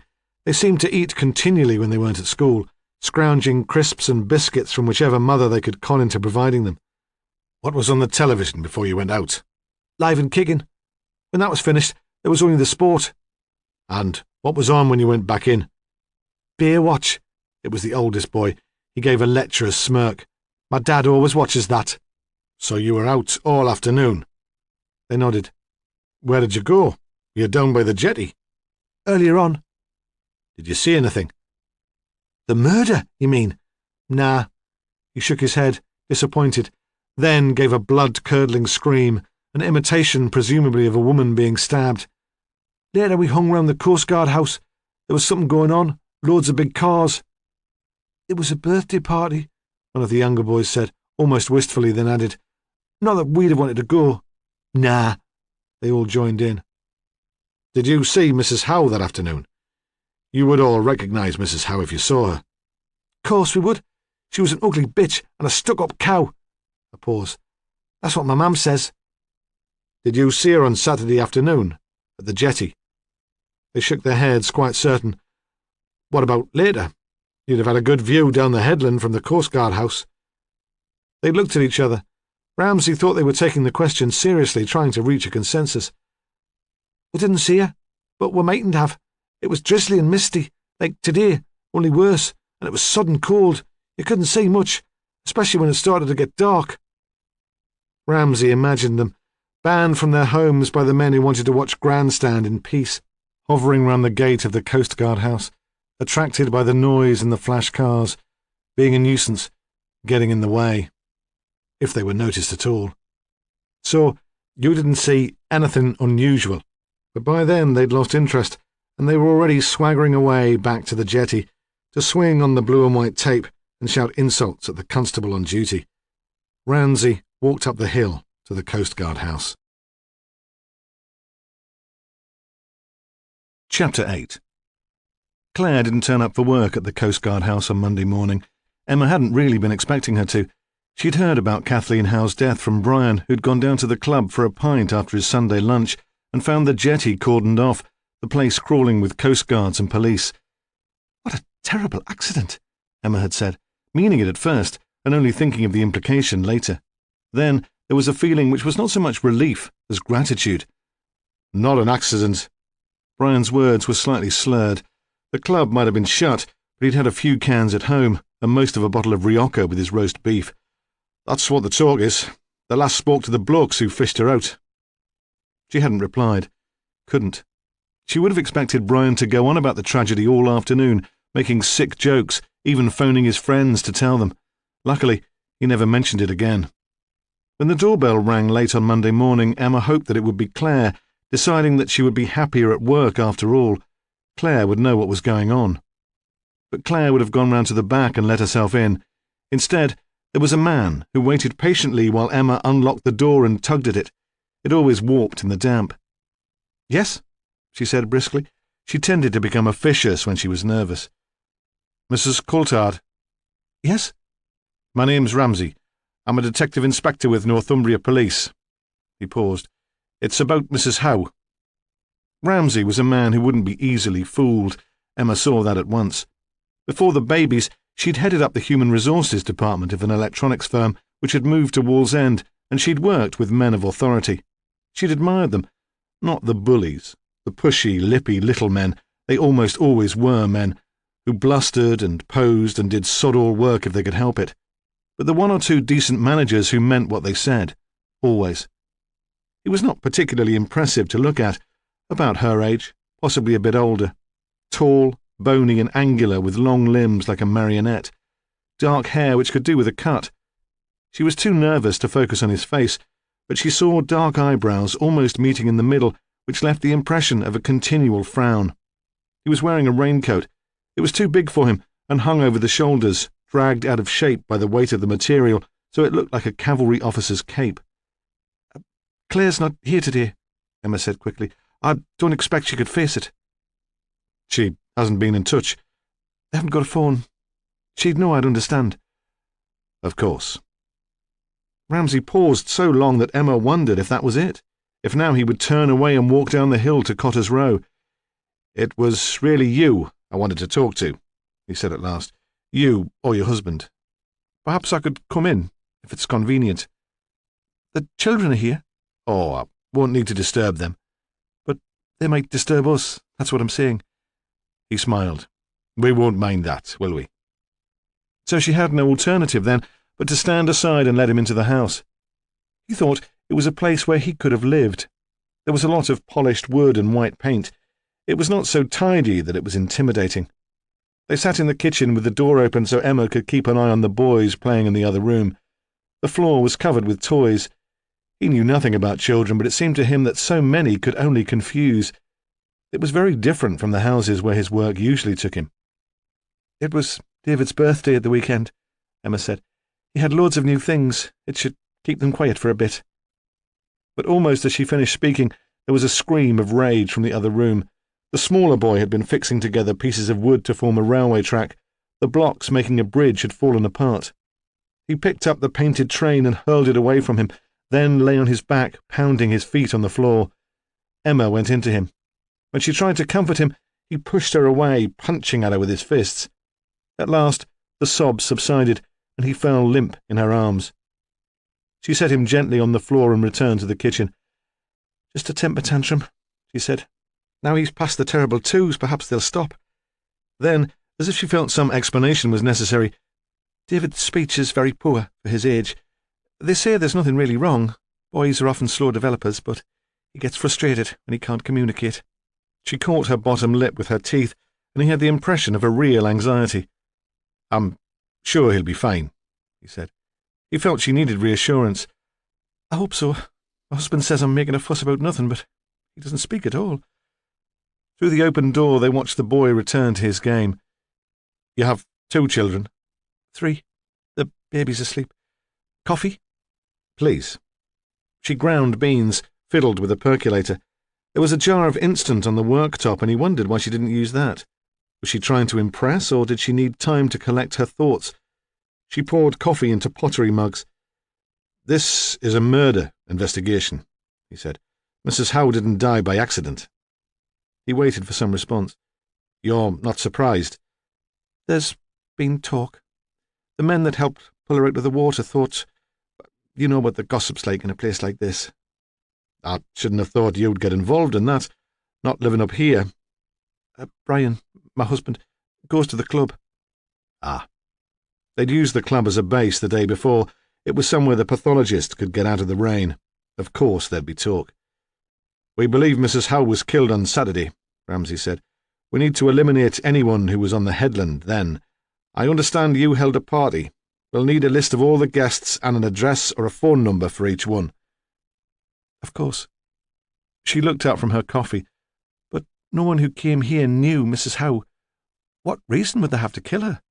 "As I said, it's a question of elimination, and of finding witnesses." "Yes." She seemed reassured. "I see." "Besides," he went on gently, "it's not exactly true, is it, that none of the visitors to the Coast Guard house knew Mrs. Howe? Both her daughter and her husband were here on Saturday afternoon, and her sister is your nanny." I didn't mean—" she blushed. "I wasn't trying to hide anything. I meant the guests. They wouldn't have known the Howes." "They didn't mix in the same social circles?" "No, well, I suppose not." "But you will be able to give me a guest list?" "Of course. I'll put a list of names and addresses on the computer before I send out the invitations. I'll print you a copy." She returned with a sheet of paper and a baby.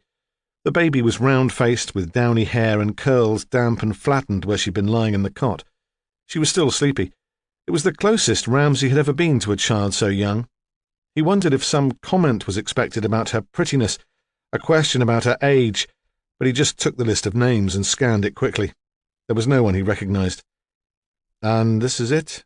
he asked. "There was no one else?" She paused for a moment and shifted the baby into a more comfortable position against her shoulder.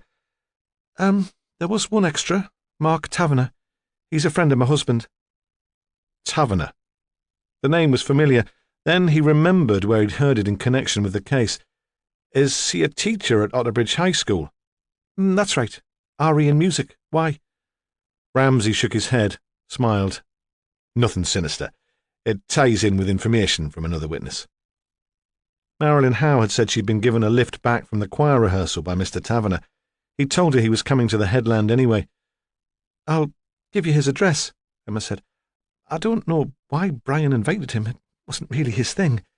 We tried to include him in family events because he lost his wife recently. He must get lonely." "I lost my wife," Ramsay thought, "but to a BBC News reporter with a blonde moustache and a red sports car. And no doubt he's lost her now, too." "Tell me about Mrs. Howe," he said. "Did you have any dealings with her?" "What do you mean, dealings?" The reply was sharp. It was as if he'd suggested something improper, and he thought for the first time that he heard anxiety in her tone, perhaps panic. "I employed her once," Emma said reluctantly. He had the very strong impression that she would have preferred to keep this to herself, but realised it was impossible.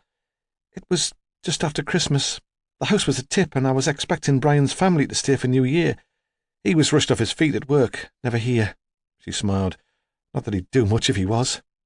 Claire has her hands full with the kids. I can't expect her to do much cleaning." "So you employed Kath Howe as a cleaner?" She nodded. "For a 2-day blitz, to do the house from top to bottom.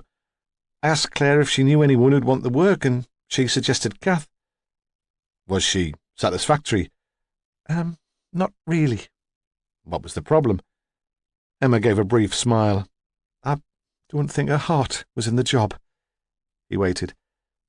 "She considered cleaning was beneath her, and she definitely didn't like being told what to do." "Why did she take the job, then?" "I suppose she needed the money. Teenagers don't come cheap, do they?" "Probably not." But he didn't see Marilyn as the demanding sort. He couldn't imagine her wheedling for smart clothes or nights out with her friends. There were violin lessons, though. They didn't come free these days, even if they were arranged through school. Exam fees, the instrument itself. "You weren't tempted to employ her again, then? Not even before this recent party?" No, even if she'd been any good, Brian wouldn't have approved. He thinks I sit around all day drinking coffee." She paused. "He never knew I took her on that first time." "What was she like?" he asked. "As a woman, I mean, not just as a worker." The question surprised her, but he could tell she was interested by it. "I don't know," she said slowly. "She wasn't very chatty. That's one thing, at least, she and Claire have in common. I mean, even then I thought she was Claire's mother. I didn't realise they were sisters." "But you must have formed some impression." It seemed she was just giving herself time to collect her thoughts. She would reply in the end. "I used to work as a personnel officer," she said. "I'd assess candidates' suitability for employment every day." "So, what did you make of Kath Howe?" "Let's say I wouldn't have given her a permanent job." "Why?" "She'd never have made a team player. Too sure of herself.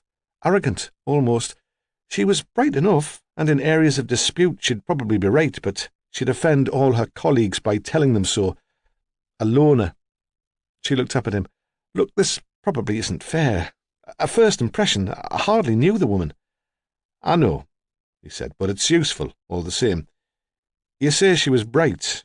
Wasn't she frustrated, staying at home, not working?" "Oh, I can hardly comment on that, can I? It's what I've chosen to do." Her words were reassured, calm. "I don't regret it." "Your situation isn't quite the same. Your children are younger." She chose her words carefully. "I think Mrs. Howe would have found it difficult to adjust to employment, for all the reasons I've explained. Perhaps she was glad of an excuse to stay at home. She could potter around the house. She had interests. And she could tell herself she was making a sacrifice for her daughter's sake. I had the impression she was an ambitious woman, but for her daughter, not herself." It was probably an accurate impression, but Ramsay thought it of some significance that despite her previous career, Emma Coulthard could come up with such a considered judgment of a woman she hardly knew. He set down his coffee mug, stood up. "Was Claire happy living with Mr. and Mrs. Howe?" "I suppose so. I don't expect she'd have told me if she were miserable. Claire's a very private person." "You never suggested that she live here?" "No, that never arose. We chose Claire as nanny because she lived locally." "When did you last see Mrs. Howe?" "I don't know. Weeks ago, probably.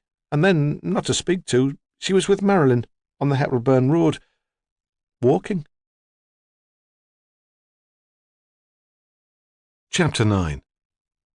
Hunter would have been happy to stay at number 6 Cotter's Row all day, all night, if it came to that, and he didn't think Kim Houghton would object.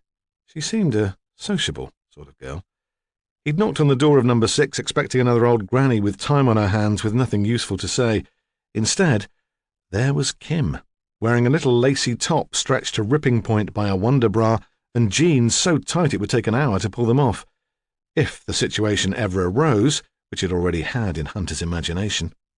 She turned to let him in, and he saw she was wearing a silver chain round her ankle. He'd tried to persuade successive girlfriends to wear an anklet, but they'd all refused. They'd said it would make them feel dirty. The ground floor had been knocked through to make one room, and Hunter thought that someone had made a good job of it. The kitchen units were oak, and there was nothing cheap or tacky about the furniture.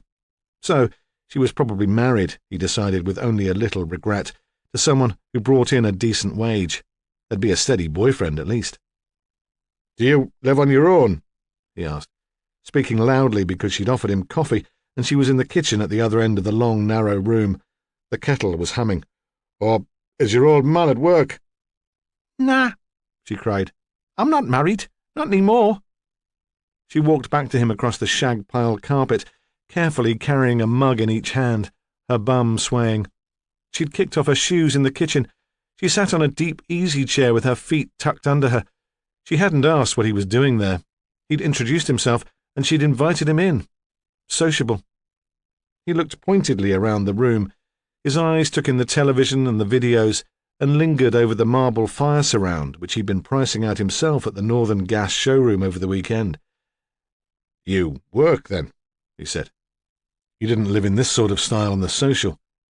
She looked at him over her coffee mug, teasing. "Oh, you know, bits and pieces where I can. Nothing regular? I can't, can I? Not with a little girl to take care of. You've got a daughter? That surprised him. There was nothing to show there was a child in the house. No toys or picture books, no mess. Then he saw a silver-framed photo on the mantelshelf, a blonde-haired little girl in a pink sweater with silver rings in her ears and a silver chain round her neck. Kirsty, Kim explained. She's at playgroup. Hunter thought perhaps the child explained the way she lived. The child support agency had got its claws into a wealthy father. He wondered briefly what bits and pieces of work Kim Houghton had a go at, but decided it was probably best not to dwell on it. He needed to concentrate. Kim set her coffee mug on the glass-topped table. I suppose you hear about Kathleen, Mrs. Howe? You knew her? She shrugged. Saw her about. We never spoke. She thought she was too good for me. What's the story, then? What do you mean? Tell me about the Howes. What do people say about them? That they keep themselves to themselves. That's what the charitable ones say. And the others? That they're stuck-up gits. And you? He leant forward confidentially. What do you think? They're not normal, are they? The answer was flip. She didn't really care one way or the other. This was a bit of drama, a bit of fun. There'd been reporters knocking on the door, and now this detective. Very tasty. She'd always kept her distance from the law, but if anyone could make her change, the practice of a lifetime. In what way not normal? His tone was more serious, and she struggled to explain. They don't drive, don't drink, don't have a telly. They never go out except to walk. That's not normal, is it? For the first time she was on the defensive. Are they religious? She looked blank. Do they belong to one of those sects? Jehovah's Witnesses or something? It was the only explanation he could come up with for the aberrant lifestyle. I don't think so. She rushed a little giggle. They haven't tried to convert me. How long have they lived on the headland? Just over 5 years. They moved in about the same time as Ray and me. Any family connections on the headland? She shook her head. So why move here?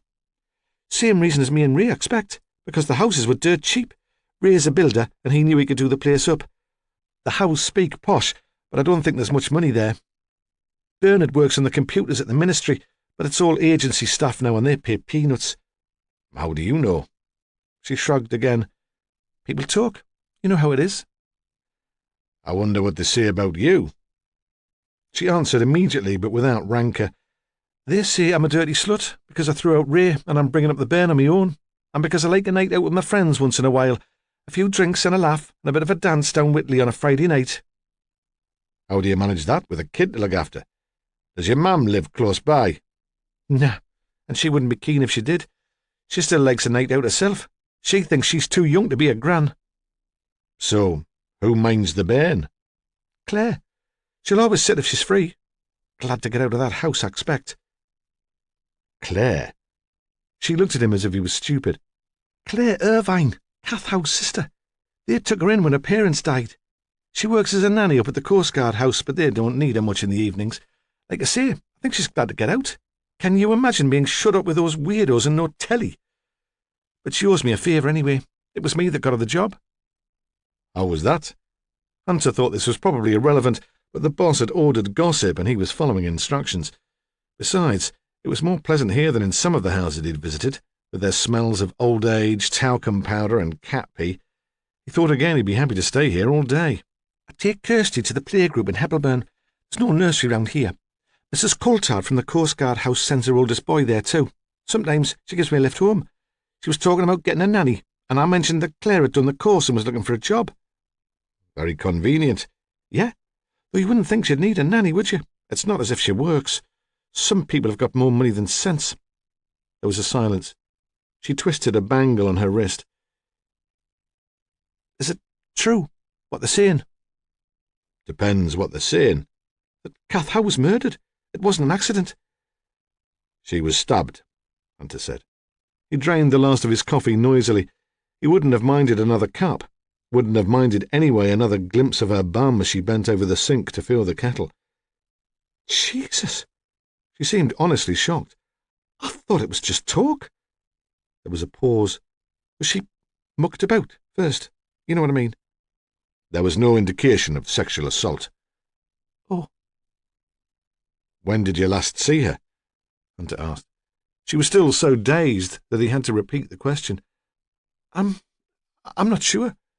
Did you see her on Saturday? Saturday? No, I don't think so. Where were you that day? Here, for most of the time. Didn't you go out at all?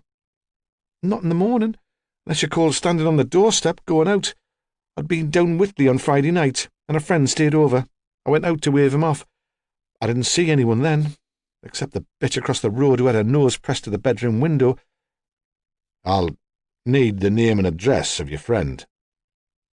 There was a moment of uncertainty. Then she said, with an attempt at the old flippancy, You'll be lucky. What do you mean? I mean, we weren't on those sort of terms. You only met him that night? Nah, I'd bumped into him a couple of times. He'd been back here once before. You must have a name for him, then? He called himself Paul. You don't think that was his real name? She shrugged. Could have been, but he's married, and he wasn't giving much away. And where did Paul live? Hunter recognised no contradiction in his previous fantasies about Kim Houghton and the disapproval of her behaviour, which expressed itself in sarcasm. She seemed not to notice. Newcastle. You can't be more specific. She shook her head. What about a phone number? It wasn't that sort of thing, just a bit of fun. At least it was supposed to be. What do you mean? She'd been smoking a cigarette and stabbed it out fiercely in a glass ashtray. Went all weepy on me, didn't he? About how his wife didn't understand him, about how screwed up she is. Just what I needed. Not. How did you get here on Friday night? Taxi or his car? His car. Which was? A red Mazda. Very fancy, very fast. Number plate? New. N-Reg. That's all I noticed. And it was parked in the street all night? That's right. Hunter sat back in his chair and looked at her. Didn't it bother you? Folks knowing you had a bloke to stay? Going out in the morning to see him off? He imagined her standing there in her dressing gown, with nothing on underneath. Stuff them, she said. She picked up the packet of cigarettes from the table, knocked one out, lit it. Her hands shook slightly, but her voice was steady. Stuff them. They could do with some excitement in their tired lives. What time was that? I don't know. Too early. You didn't see Mrs. Howe's daughter? She walked down to wait for the bus into town. I didn't notice. What about later? I didn't see anyone. I put on a video for Kirsty and went back to bed. She caught his eye and held it. I was knackered, wasn't I? Did Claire Irvine babysit for you on Friday night? Yes. So she will have met your friend Paul when you got back? No. He waited in the car until she'd gone home. Tactful. Again, the sarcasm was intended. Yeah, she blazed back at him. Tactful. If you must know, he was really nice. We had breakfast together, him, me and Kirsty. He made a real fuss of her. He didn't have to do that. Did you talk to Claire before you went out? A bit. Well, I was getting my things together, waiting for the taxi. How did she seem? Same as she always seems, about 150. And it's not surprising, is it? Wiping kids' bums all day and staring at the walls in that house all night. I've offered to take her out clubbing with me, but she'll not go. Did she mention Mrs. Howe at all? Kim shook her head. All she could talk about was the kiddies' party and how good it would be. Did your daughter go to that? Hunter was surprised. Oh, yes. Kirsty and me had a royal invitation. Very honoured, too. No one else on the headland was asked. What was it like? He was intrigued. It was all right. I mean, I only went because I thought Kirsty would like it, and she's friends with Owen at playgroup. But it was okay. Plenty of booze, decent food, a proper buffet, not just stuff for the kids. And that Bernie Howe was good. I was surprised. You'd never think it to look at him. I mean, he could make it really big. He's better than blokes I've seen on the telly. And though most of the mothers were stuck-up cows, the fellas were friendly enough once they'd had a few drinks. Yeah, it was a good party. Until Mad Marilyn came knocking on the door, shouting that her mam was missing. Chapter 10. On his way down the hill from the Coast Guard house, Ramsay saw Hunter leave Kim Houghton's house. The sergeant paused for a moment outside number 8, leaning his notepad on the windowsill to scribble a few notes. Then he knocked at the door. It was opened immediately by a large, elderly woman brandishing a mop like an offensive weapon. She seemed nervous about letting him in, stood blocking the doorway feet apart. But Hunter must have talked her around, because when Ramsay looked again, the door was shut and Cotter's Row was quiet. The whole headland was quiet. There were no dog walkers or pram pushers. Even the washing lines along the backyards were empty. The only activity was in an area around the jetty. There, a group of overalled officers were stooped, searching, but they were too far off for Ramsay to hear voices. The cloud had lifted, and there was pale sunshine, a view down the coast as far as St. Mary's Island. He was tempted for a moment to walk on down to the jetty to ask what had been found. He would have welcomed evidence that Kath Howe had been killed there, her body tipped immediately into the cut to be carried away and brought back on the next tide. It would have been something to work on. But it seemed a dreadful discourtesy to walk down Cotter's Row without calling on the Howes, and at number 2 he stopped. He stood on the pavement, preparing what he might say, especially to the girl. In the house across the road, a curtain was lifted, then fell back into place. He tapped gently on the door. Sally Wedderburn answered it and let him in. Sally was a redhead, with a pale, freckled skin and brown eyes. Hunter thought Ramsay was grooming her for stardom, and perhaps he was. Perhaps he wanted to prove to Prue that he could take positive action to push a woman up the ladder, that he was doing what he could to support her cause. Recently, he'd recognized the danger of trying to please Prue and made an effort to be more clear-sighted. Sally was a good officer, but she needed to learn patience, which she would be doing sitting in this tiny house with nothing to do but listen. "How's it going?" he asked in a whisper. They were standing very close together in the narrow hall. "The women are in the living room. Mr. Howe's upstairs. He said he wanted to be on his own." "Distressed?" "Not outwardly. He was all set to go to work this morning until I persuaded him it probably wouldn't be a good idea. More puzzled, as if he can't get his head around the idea that his wife's dead." "And the women?" "Shocked, I suppose. No tears. Not while I'm there, at least. They don't talk, not to each other or to me." She was disappointed. She had hoped to have something for him and felt she'd failed. "Time enough for that." But he was disappointed too. "Do you want to come through?" "I'll see Mr. Howe first. Don't announce me. I'll go on up."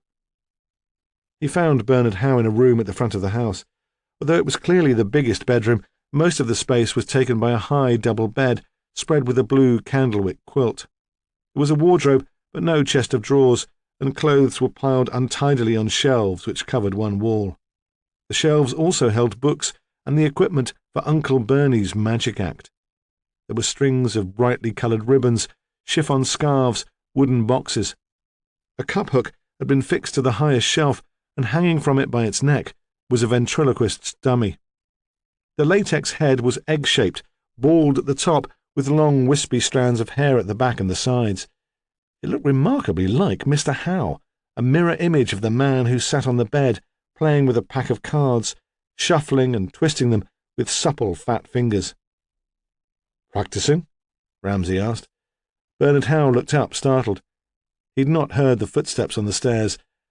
"I find it very relaxing," he said. "The doctor wanted to give me tranquilizers, but Kath wouldn't have approved of that." "Wouldn't she?" "No, she was a strong woman. She didn't like props of any sort." He set down the cards and gave both hands a little flick, so the cuffs of the shirt and the cardigan he was wearing settled back over his wrists. "Who are you?" he asked. It was a direct, childlike question, which Ramsay found unnerving. "Stephen Ramsay. I'm a detective inspector, in charge of the case." "There is a case, then? She didn't just fall. No one said, not really. I mean, perhaps Miss Wedderburn explained, but I didn't take it in." "We weren't sure until this morning, but she didn't just fall. She was stabbed." "Ah." All his reactions seemed very slow. Ramsay thought they would have made an odd couple. Kathleen, with her principles, her tense and purposeful marching, and Bernard. He groped for a word to describe Bernard and came up with simple, not in the sense of unintelligent, because it was clear he held down a reasonable job, but uncomplicated, easily satisfied. "How long have you been married?" Ramsay asked. He took a seat beside Bernard on the bed. "Nearly 17 years. He'd not had to think about it. We both worked in the same office, clerical officers with the civil service, and then we got married." He still seemed mildly surprised at that, as if he'd woken one morning to discover he had a wife. He turned to face Ramsay. "She took me on," he said. "And you're still doing the same job?" "More or less. It's not the same. It was all paper then. Now it's computers. I quite liked computers once I got into them." And Ramsay could see that he would. He would enjoy the clear instructions, the simple rules. He would get lost in the patterns. "I haven't progressed much in the organisation." Bernard smiled sadly. "Not management material. I see that.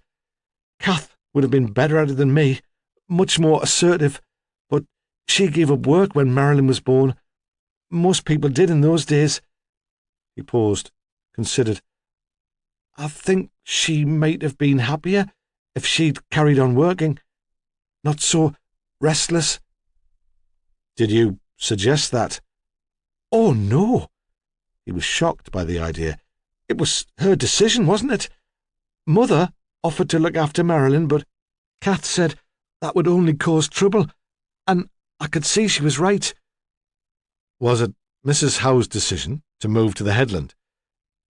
"Yes." Of course, Ramsay thought, it would be.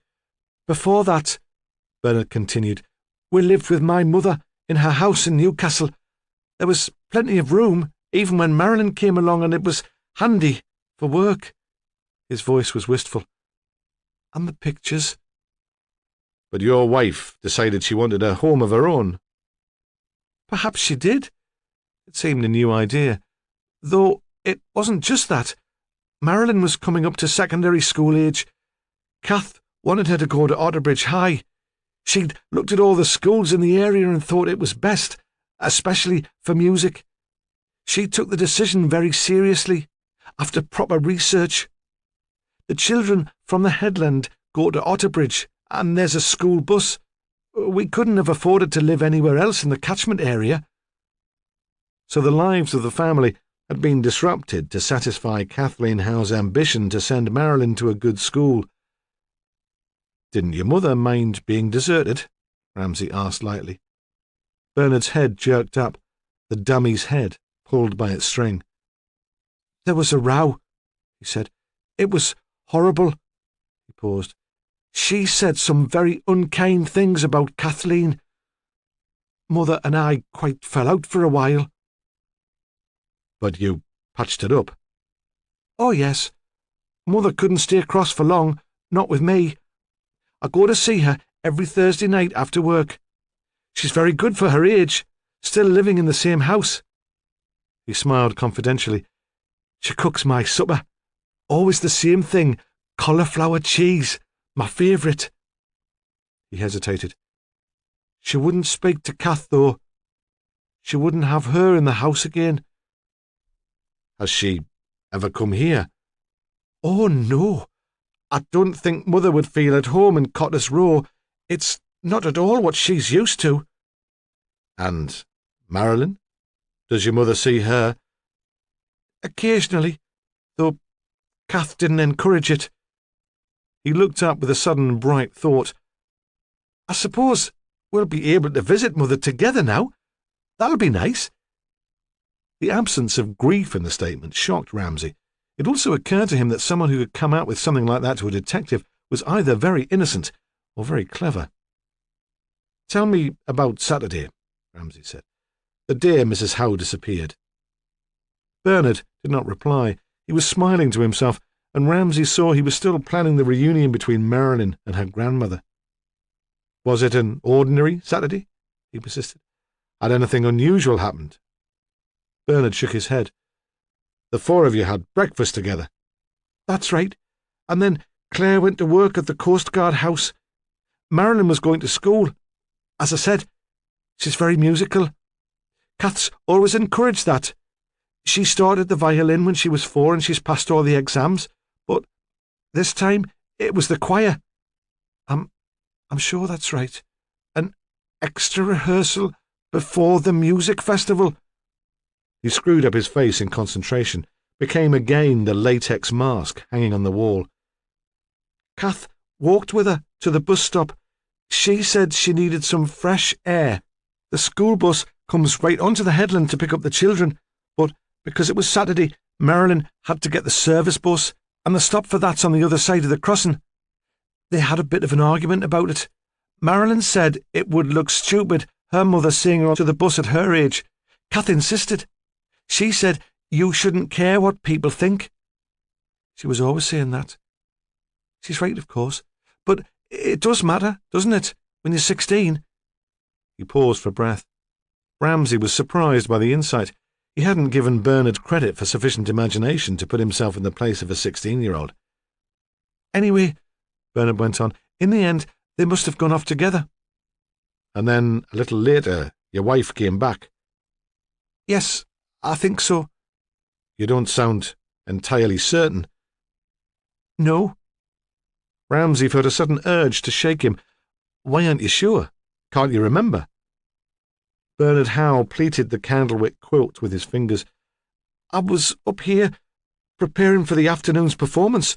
It takes a lot of concentration. As seriously as an actor about to play Lear. I'm sure I heard the door open and shut, and I called down, "Is that you, Kath?" Something like that. I hoped she might make some tea. She usually did in the mornings. I thought she'd bring it up. But she didn't. No. He was at least certain about that. It still rankled. And you didn't see her again? No. When I came down to get some lunch, she wasn't there. I thought she'd probably gone out to the shop in Heppelburn. Did she tell you at breakfast that was what she intended to do? No, he said uncertainly. Then, with sudden inspiration, she said something about dyeing wool. I'd forgotten. It's something she's taken to lately. Spinning. She had these fads. She hoped to make money out of it, but I didn't think anything would come of it. I suppose it gave her something to do, now Marilyn didn't need her so much. And she was going out to dye the wool. Ramsay didn't know much about the process, but he'd supposed it was something you did inside, boiling water in a big pan, stirring with a long stick. She was going out to collect lichens to make the dye, Bernard said. At least, I think that was it. But she didn't shout up that she was going. No. Did you hear the door slam shut again? I'm sorry, he said. I really can't remember. He stared out of the window as if he expected the interview to be over. Mr. Howe, Ramsay spoke quietly. We need to find out why your wife was attacked. There was no sexual assault, and so far as we know, she didn't disturb some other crime. Motive is important. You do see that, Mr. Howe? Yes. He seemed to find the idea interesting. Mr. Howe, can you think of anyone who might have wanted your wife dead? He gave the matter proper consideration. He didn't dismiss it out of hand. No, he said at last. I can't think of anyone who would have killed her. Ramsay was halfway down the narrow stairs before he realised that Bernard Howe had not actually answered the question. Chapter 11. Ramsay took the 3 women out to lunch. He'd only been in the house for half an hour, and he couldn't stand it any longer. He thought they must be going mad. What about Bernie? Claire had said. But when they asked Mr. Howe, he said a sandwich would do for him, and continued to practice his magic tricks. So Ramsay called in an eager young constable to stay in the house, and they drove away from the headland, Sal Wedderburn in the driving seat, and Marilyn and Claire sitting silently in the back. He was surprised there were no reporters waiting for them in the street. Only the slight movement of upstairs net curtains marked their going. Ramsay took them to an Italian restaurant in Otterbridge. The food was good, and if Claire and Marilyn had unadventurous tastes, there was pasta and pizza. All young people ate pizza these days. He felt unconsciously that he wanted to give the girl a treat, a small comfort. He and Prue used the restaurant often, and the owner was a friend. It was late, and the place was nearly empty. The last customers were preparing to go. Ramsay said gravely that he hoped the restaurant wasn't about to close. They had been hoping for a place to talk. Marco would understand. And Marco did understand. He flapped a white napkin over a table by the window and said they could stay all afternoon if they liked. He was there anyway. And with a wink in an aside to Ramsay, he said that it was always a good idea to keep on the right side of the police. The restaurant had long windows which looked out on a courtyard, one side of which was formed by the ruins of the town wall.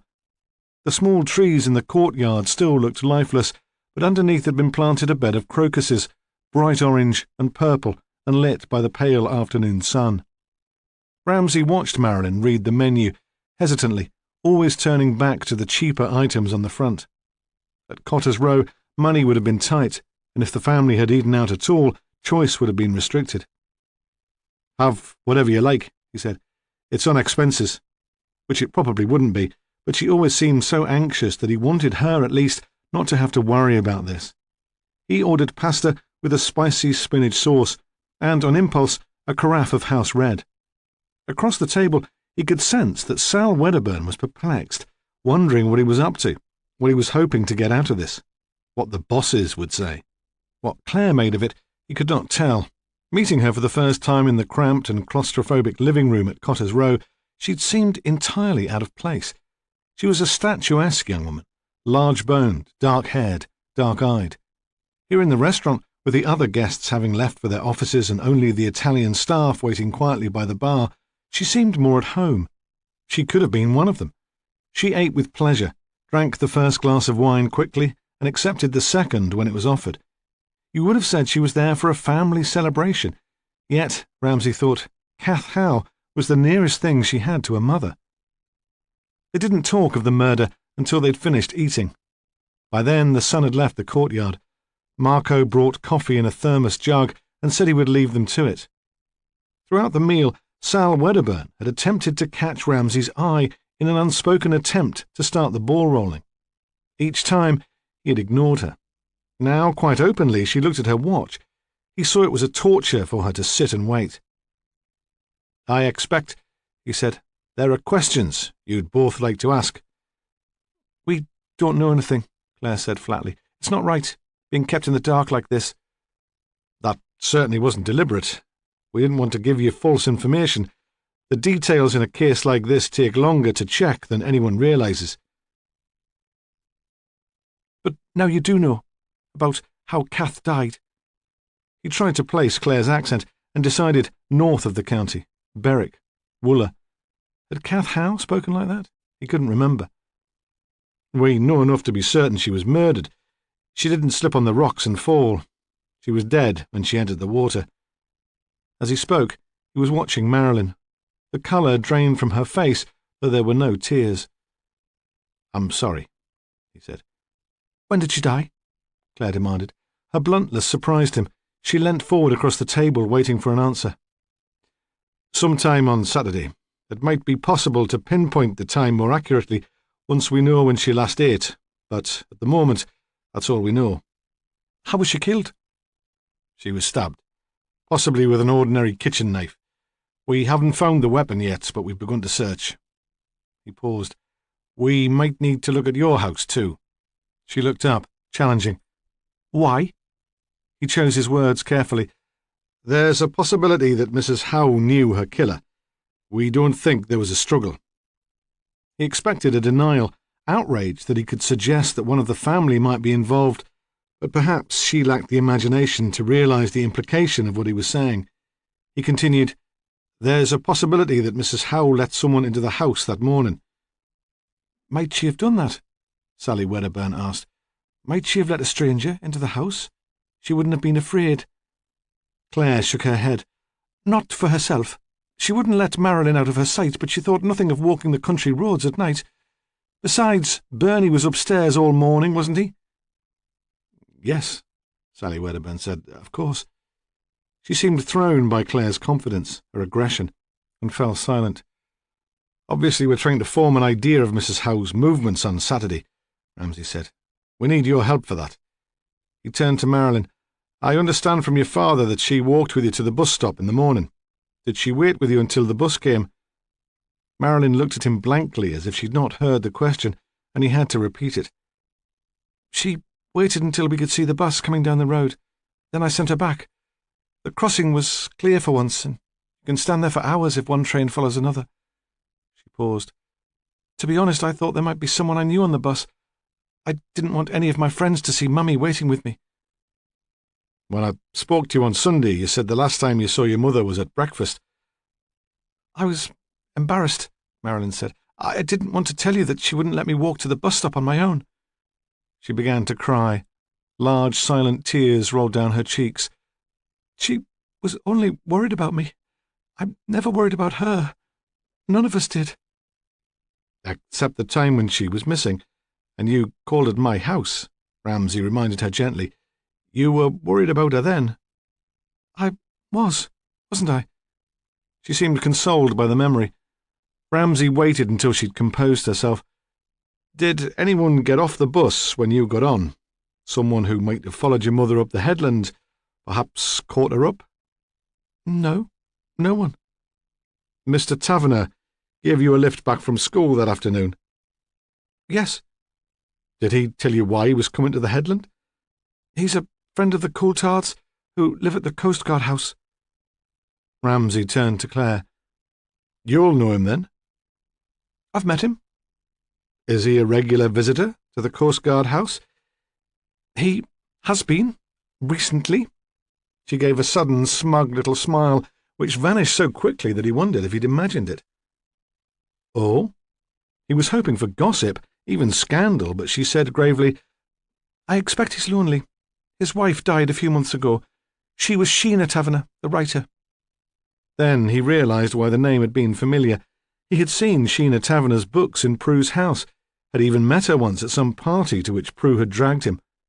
There had been so many thin, soulful women that he found it hard to place her, but he thought he remembered her. Had Mark Taverner been present too? He couldn't remember, and turned his attention back to Marilyn. Would your mother have known Mr. Taverner? She'd met him at parents' evenings. He was my tutor in Year 7, and now he takes me for music. She'd have recognised him. Where did he drop you? At the club. He was meeting Mr. Coulthard there. And you walked up the hill by yourself? Yes. Weren't you worried that your mother might be waiting for you at the bus stop? No, I told you yesterday she wasn't expecting me back until later. There was a silence. The restaurant was, by now, very gloomy and a little cold. Ramsay poured more coffee. Did you meet anyone as you walked up the hill? I don't think so. Perhaps you could concentrate. It's important that you're absolutely sure. I didn't meet anyone, Marilyn explained, but I saw Claire come out of the house and walk on up towards the Coulthards. I don't think she noticed me. The weather was dreadful. She wore her hood up and her head was bent down against the sleet. I shouted, but she didn't hear me. Claire did not speak. She continued to stare into the courtyard. I thought you spent all day in the Coast Guard house, Sally Wedderburn said. Throughout the conversation, Ramsay had been aware of a controlled hostility between the women and wondered what lay at the root of it. Perhaps they'd just got on each other's nerves cooped up in that house. Now Claire was unapologetic, even defiant. So, I went home for something to eat. Why shouldn't I? Everyone else has a dinner break. Was Mrs. Howe there? Of course not. I would have said, wouldn't I? But Mr. Howe was? I suppose so, upstairs. He spends hours up there practising. Claire lapsed into silence. The carafe of wine was empty, but a little remained in her glass. She held it up so the fading light from the window caught it. Then she drank it all. Ramsay was thinking that this might be an explanation for Mr. Howe's belief that his wife had returned to the house. A door had slammed shut, and he'd assumed it was Kath. But the timing was wrong. Claire's lunch break would have occurred much later than Mrs. Howe's expected return from the bus stop. Was it possible that so much time could have passed without Bernard's noticing? Ramsay thought that perhaps it was. Bernard had been concentrating on his rehearsal. His mind, as Marilyn had once said, was full of magic and illusion. Ramsay decided they should work on the premise that Kath Howe had last been seen by her daughter waved away across the level crossing before she could cause embarrassment. But what would she have done then? He realised he'd spoken aloud and continued in explanation. You were all busy. I was wondering how Mrs. Howe would usually have spent her time on Saturday mornings. The similarity of the terraced house in Cotter's Row to the coal-board cottage where he'd lived as a child made him think of his own mother.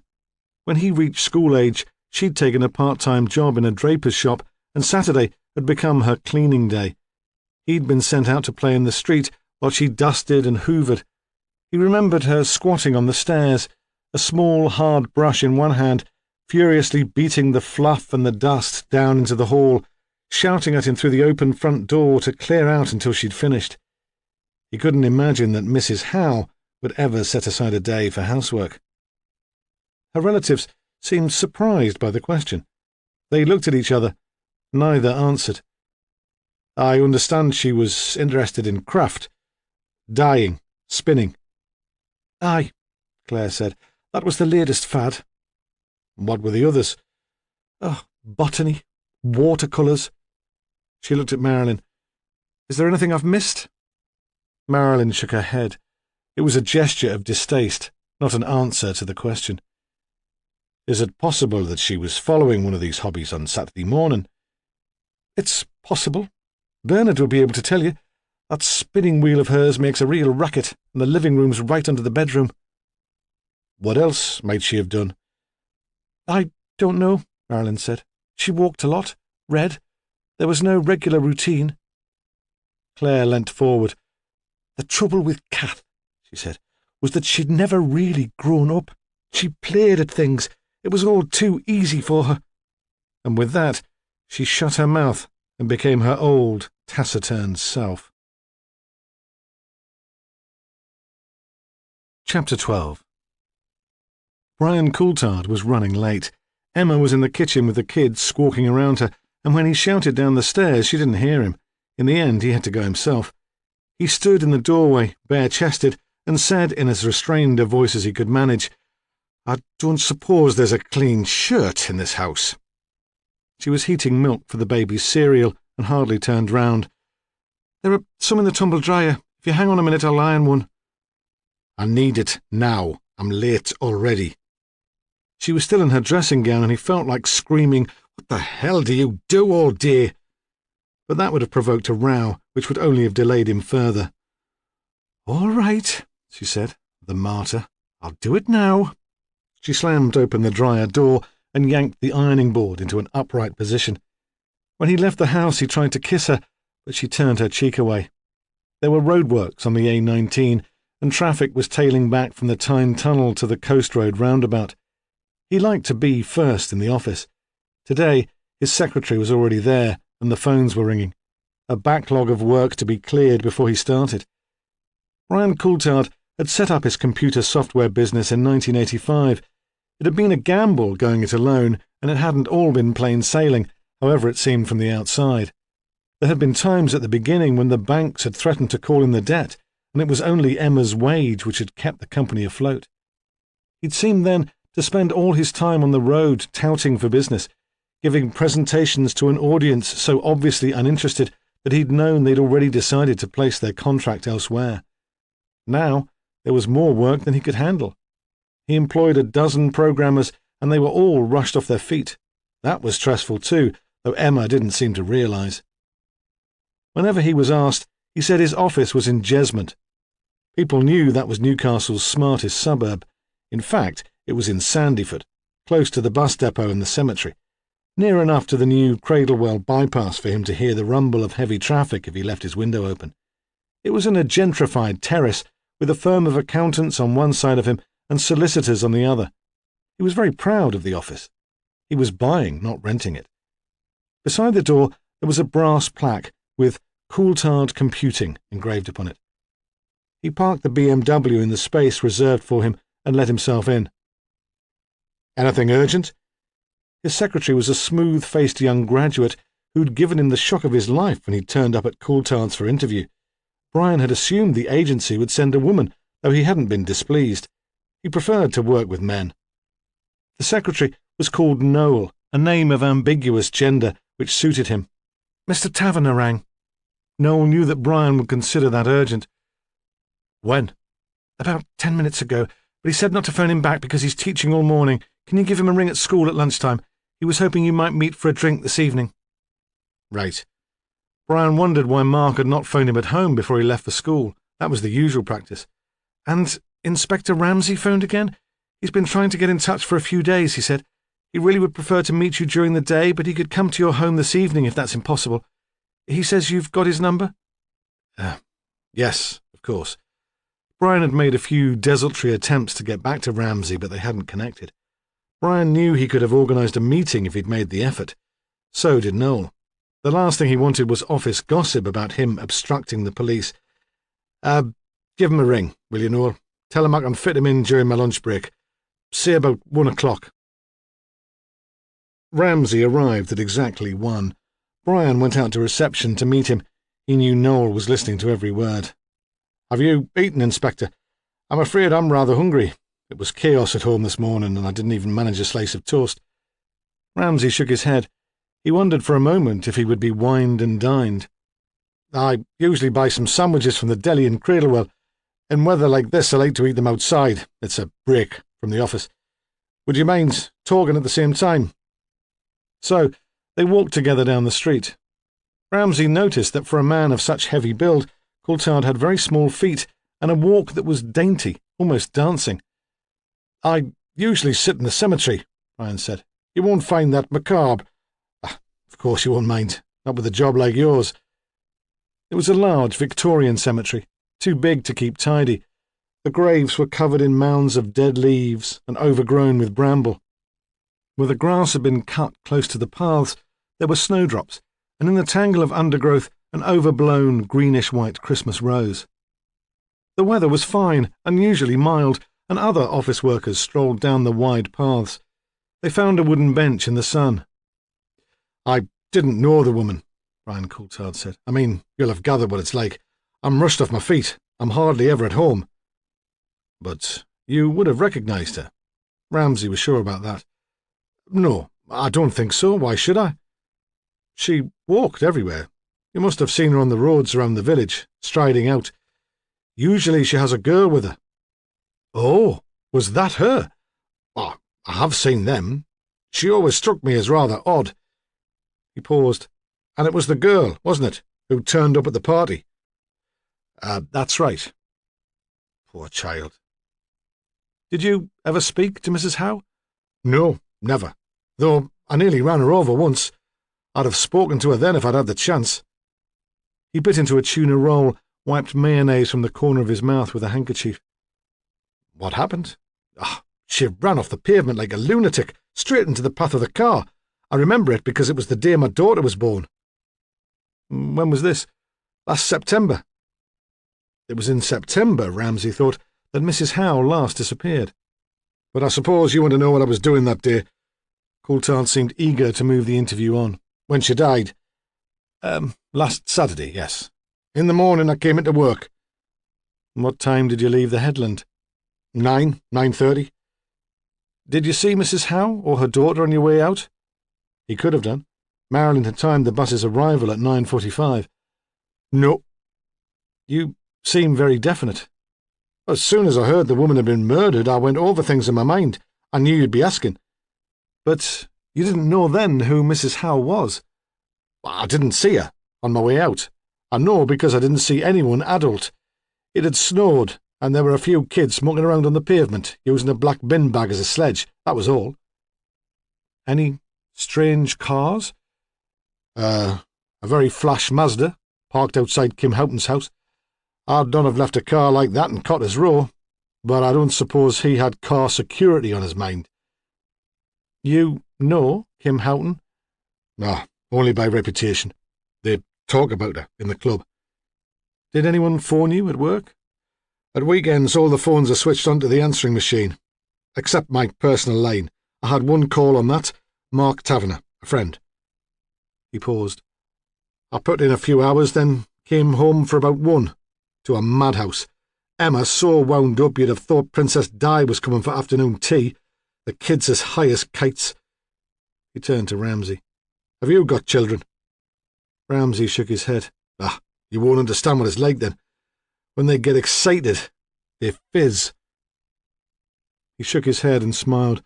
"Like an Alka-Seltzer. It starts off bubbling gently, then gets wilder and wilder until it overflows." Ramsay said nothing. He could not imagine Marilyn Howe fizzing, even as a 5-year-old, and Coulthard continued, "I was glad to get out of the house again." "Where did you go? Back to work?" To the club. I'd arranged to meet a friend there."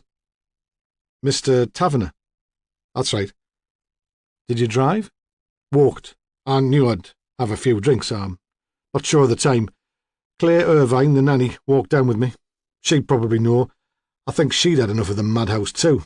She usually stays for lunch with Emma, but that day she obviously decided she needed a break." "She walked with you to the club?" Ramsay was deliberately obtuse. "No, just as far as Cotter's Row. Then I walked on down by myself." "Did she let herself into the house or knock on the door?" "I think she had a key." "Was Mr. Taverner in the club when you arrived?" "No, I had to wait for him. He said he'd probably be late." And that would fit, Ramsay thought, because Marilyn had seen Claire when she was on her way back to the coastguard house, her hood up, head bent against the sleet. "Tell me about Mr. Taverner. Is he an old friend of yours?" It was a polite question, not emotionally loaded, yet Brian found himself talking, rambling even, as he might in the rugby club after far too much beer, to someone who wasn't really listening. "We met at university, Durham. He was doing theology and I was doing applied maths. In the first year we had rooms on the same corridor, and we've been friends since then. Surprisingly, because we're quite different characters. Mark comes from the south, Worcester. He was the first southerner I'd really known. His father was a clergyman, something high up in the cathedral. Mine was shop steward in a bakery." He stopped abruptly, seeming to expect another question. Ramsay said nothing, and he continued, "Mark's the only one of the Durham gang I've kept in touch with. I was always into computers. I got a job with an electronics company straight out of university and stayed with them until I set up on my own. That's where I met Emma. She worked for personnel." He paused again, remembering. "We all thought Mark would be a priest, following his father's footsteps, and I think that's what he intended until he met Sheena. His poet, that's what he called her. But Sheena wouldn't have made a vicar's wife. You couldn't see her running the brownie pack or organising the flower rota. That wouldn't be nearly poetic enough for her, even if she was a Christian, which I don't believe she was. So he went into teaching." "You didn't like her?" Ramsay's voice was uncritical but surprised. "It didn't matter what I thought of her. Mark loved her. That was enough for me. That's why I got involved when she was ill. Not because I fancied her, which is what some people thought." He must have decided then to answer Ramsay's question, because he added, "No, I didn't like her. She was too wrapped up in herself. She treated Mark like shit." What do you mean you got involved when she was ill?" "I suppose I hustled on their behalf. I tried to persuade them not to give in. When she was diagnosed as having breast cancer, they both seemed to regard it as a death sentence. It was ridiculous. It can be a treatable disease. But neither of them would fight it. They wouldn't ask questions, press for different therapies. They just let it happen. I know I was interfering, but I wanted to keep her alive for him." He shrugged. "I failed, didn't I?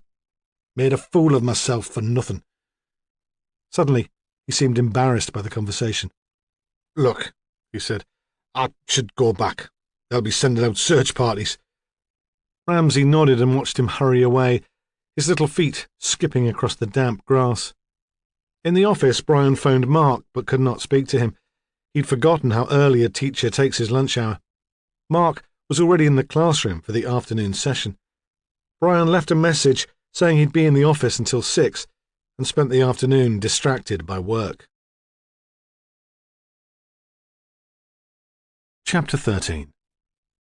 Mark Taverner waited in the staff room for Brian's call. Usually, he preferred to go out at lunchtime. When Sheena was alive, he'd gone home. Even before she became ill, he'd liked to check that she was happy. The colleagues in the staff room had commented snidely on these absences. Once Mark had heard an ageing maths teacher say to another with the weary envy of a tabloid hack, "There goes Taverner, off for his midday bonk." In fact, sex was never considered at these lunchtime meetings. Sex played little part in the relationship at all, despite Sheena's obsession with it in her books, or perhaps because of it. She wrote about sex as a symbol of violence or betrayal. Mark had read her stories before they married and made an effort in the beginning to be sensitive. He thought there must have been a previous relationship in which she'd been abused or humiliated, and he wanted to prove to her that he was different from the other men she'd known. It seemed that he had failed. Perhaps he was too careful. She'd allowed the advances in a disinterested way, but had taken little pleasure from the contact. Inexperienced as he was, he'd realized that. Only once, when he became angry, had she responded at all. They had both been shocked by the encounter, and he'd taken care not to repeat his outburst. Her illness had provided an excellent excuse for abstinence. He could understand that she was always very tired. He had gone home at lunchtime to see her.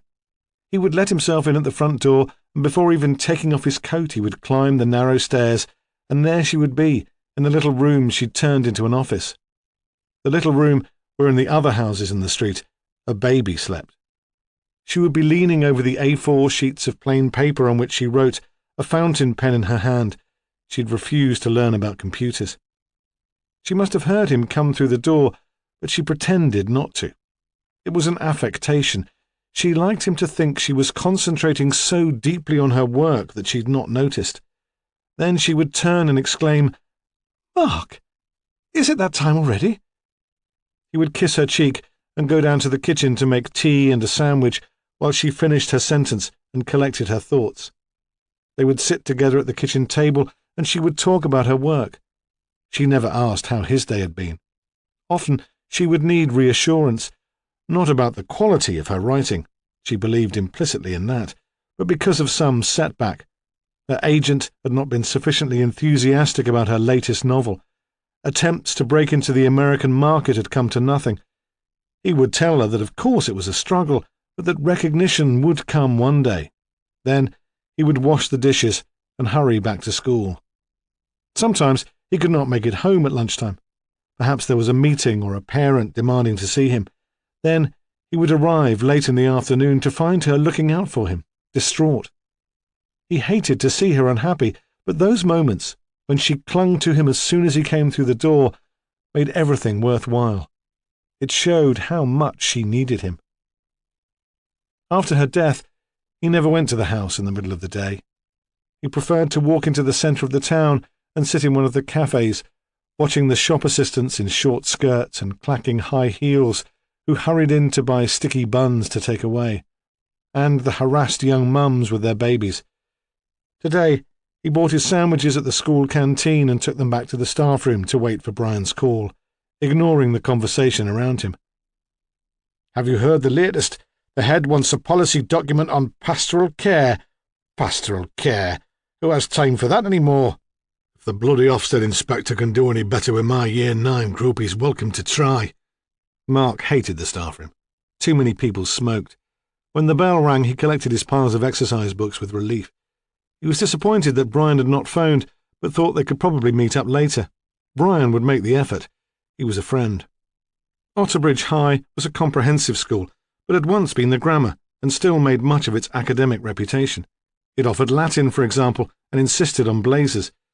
There were glass and concrete blocks, a sports hall, a science lab, which had been built in the early 70s when there was still money for that sort of thing. But the heart of the school was an impressive 19th century building. Mark was pleased that he usually taught from a classroom in the old school. The ceiling was high and the acoustics were good, and there was less chance that the roof would leak. Teaching came hard to him. He would never have survived a soulless inner-city institution. Only as he walked down the corridor past the jostling children did he realize that his next lesson was Year 11 music, and that Marilyn Howe would be in the class. He knew she was back in school because he'd seen her distinctive white hair from the stage where he sat during assembly. He was not sure how he would feel about meeting her. He was not quite sure what he would say. In fact, It was Marilyn who spoke to him first. They met at the classroom door. No other pupils had yet turned up. "Hello, sir," she said, and gave him that smile, flattering and insinuating. Then a group of children turned up. He could not mention her mother's death in front of them, so he only nodded and held open the door for her to go in ahead of him. Even if they'd been alone, he would have found it hard to speak to her. He had found the smile profoundly shocking. Of course he'd understood that the girl was infatuated. The devoted gazes, the questions once the lesson was over, all these had been a nuisance, but he'd supposed that the death of her mother would put an end to them. Now, it seemed, the irritation would continue. At 4 o'clock, he phoned Brian's office again. Noel put him through immediately. "Sorry about lunchtime," Brian said. "I had a visit from the cops. One particular cop, Inspector Ramsay. Has he had a go at you?" "No, I gave a statement to a constable, a woman." There was a silence which was starting to become awkward when Mark said, "I wondered if we might meet. There's something I need your advice about." "Great. Why didn't you come to supper? Em could do with the company and we'll get a takeaway if she doesn't fancy cooking." No, just the two of us, if you don't mind." There was a pause. "Sure. Where should we meet?" I don't know. I hadn't thought." Mark realised suddenly that this was probably a mistake.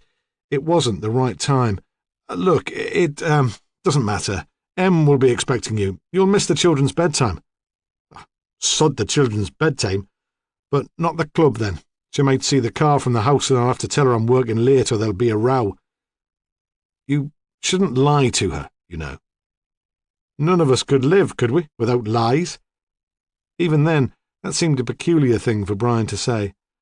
"Look, I'll come over to Otterbridge, to the Tap and Spile in the Market Square, early, 6:30ish. Then I can earn a few brownie points by being home for supper." "All right." Mark was still hesitant. He was trying to put together an excuse. Brian said cheerily, "Look, I've got to go. There's a call on the other line. I'll see you tonight." Mark sat in his classroom marking books until 5. Then he was driven away by the distant thud of pop music from the sixth formers' aerobics class. It started as a mild irritation, but after 20 minutes he was completely distracted, so he packed up and left. The corridors were empty. Outside it was nearly dark. The front entrance of the school opened directly onto a suburban street. It was all steps and pillars like a municipal town hall, and it would have been more in keeping facing a busy road in a town centre. Mark stood on the pavement, wondering what to do next. There was hardly time to go home and still be in the pub for Brian. He felt ridiculously conspicuous and undecided. He looked at his watch to suggest that he had an appointment, a real purpose in lurking on this street corner. Then he set off. Almost immediately he thought he was being followed. There were footsteps which he was certain were not an echo of his own. When he turned round, no one was there, but he imagined the pursuer flattened into the shadow of the high wall which marked the boundary of the school grounds. He felt his hands sweat and his heart pound. Occasionally, Sheena had been the victim of panic attacks. Objectively, he recognised the symptoms, but still he was convinced that he was on the verge of a heart attack, that he was about to die. He stood still and forced himself to breathe deeply. There were no scuttling footsteps. When he turned round again, the street, better lit now, was empty. He told himself he'd been imagining things. It was his guilty conscience. He deserved, after all, to have nightmares. Brian Coulthard arrived at the Tap and Spile 5 minutes late, expecting to find Mark already there. Mark's punctuality was legend. He checked both bars, then settled down with a pint at a table by the fire.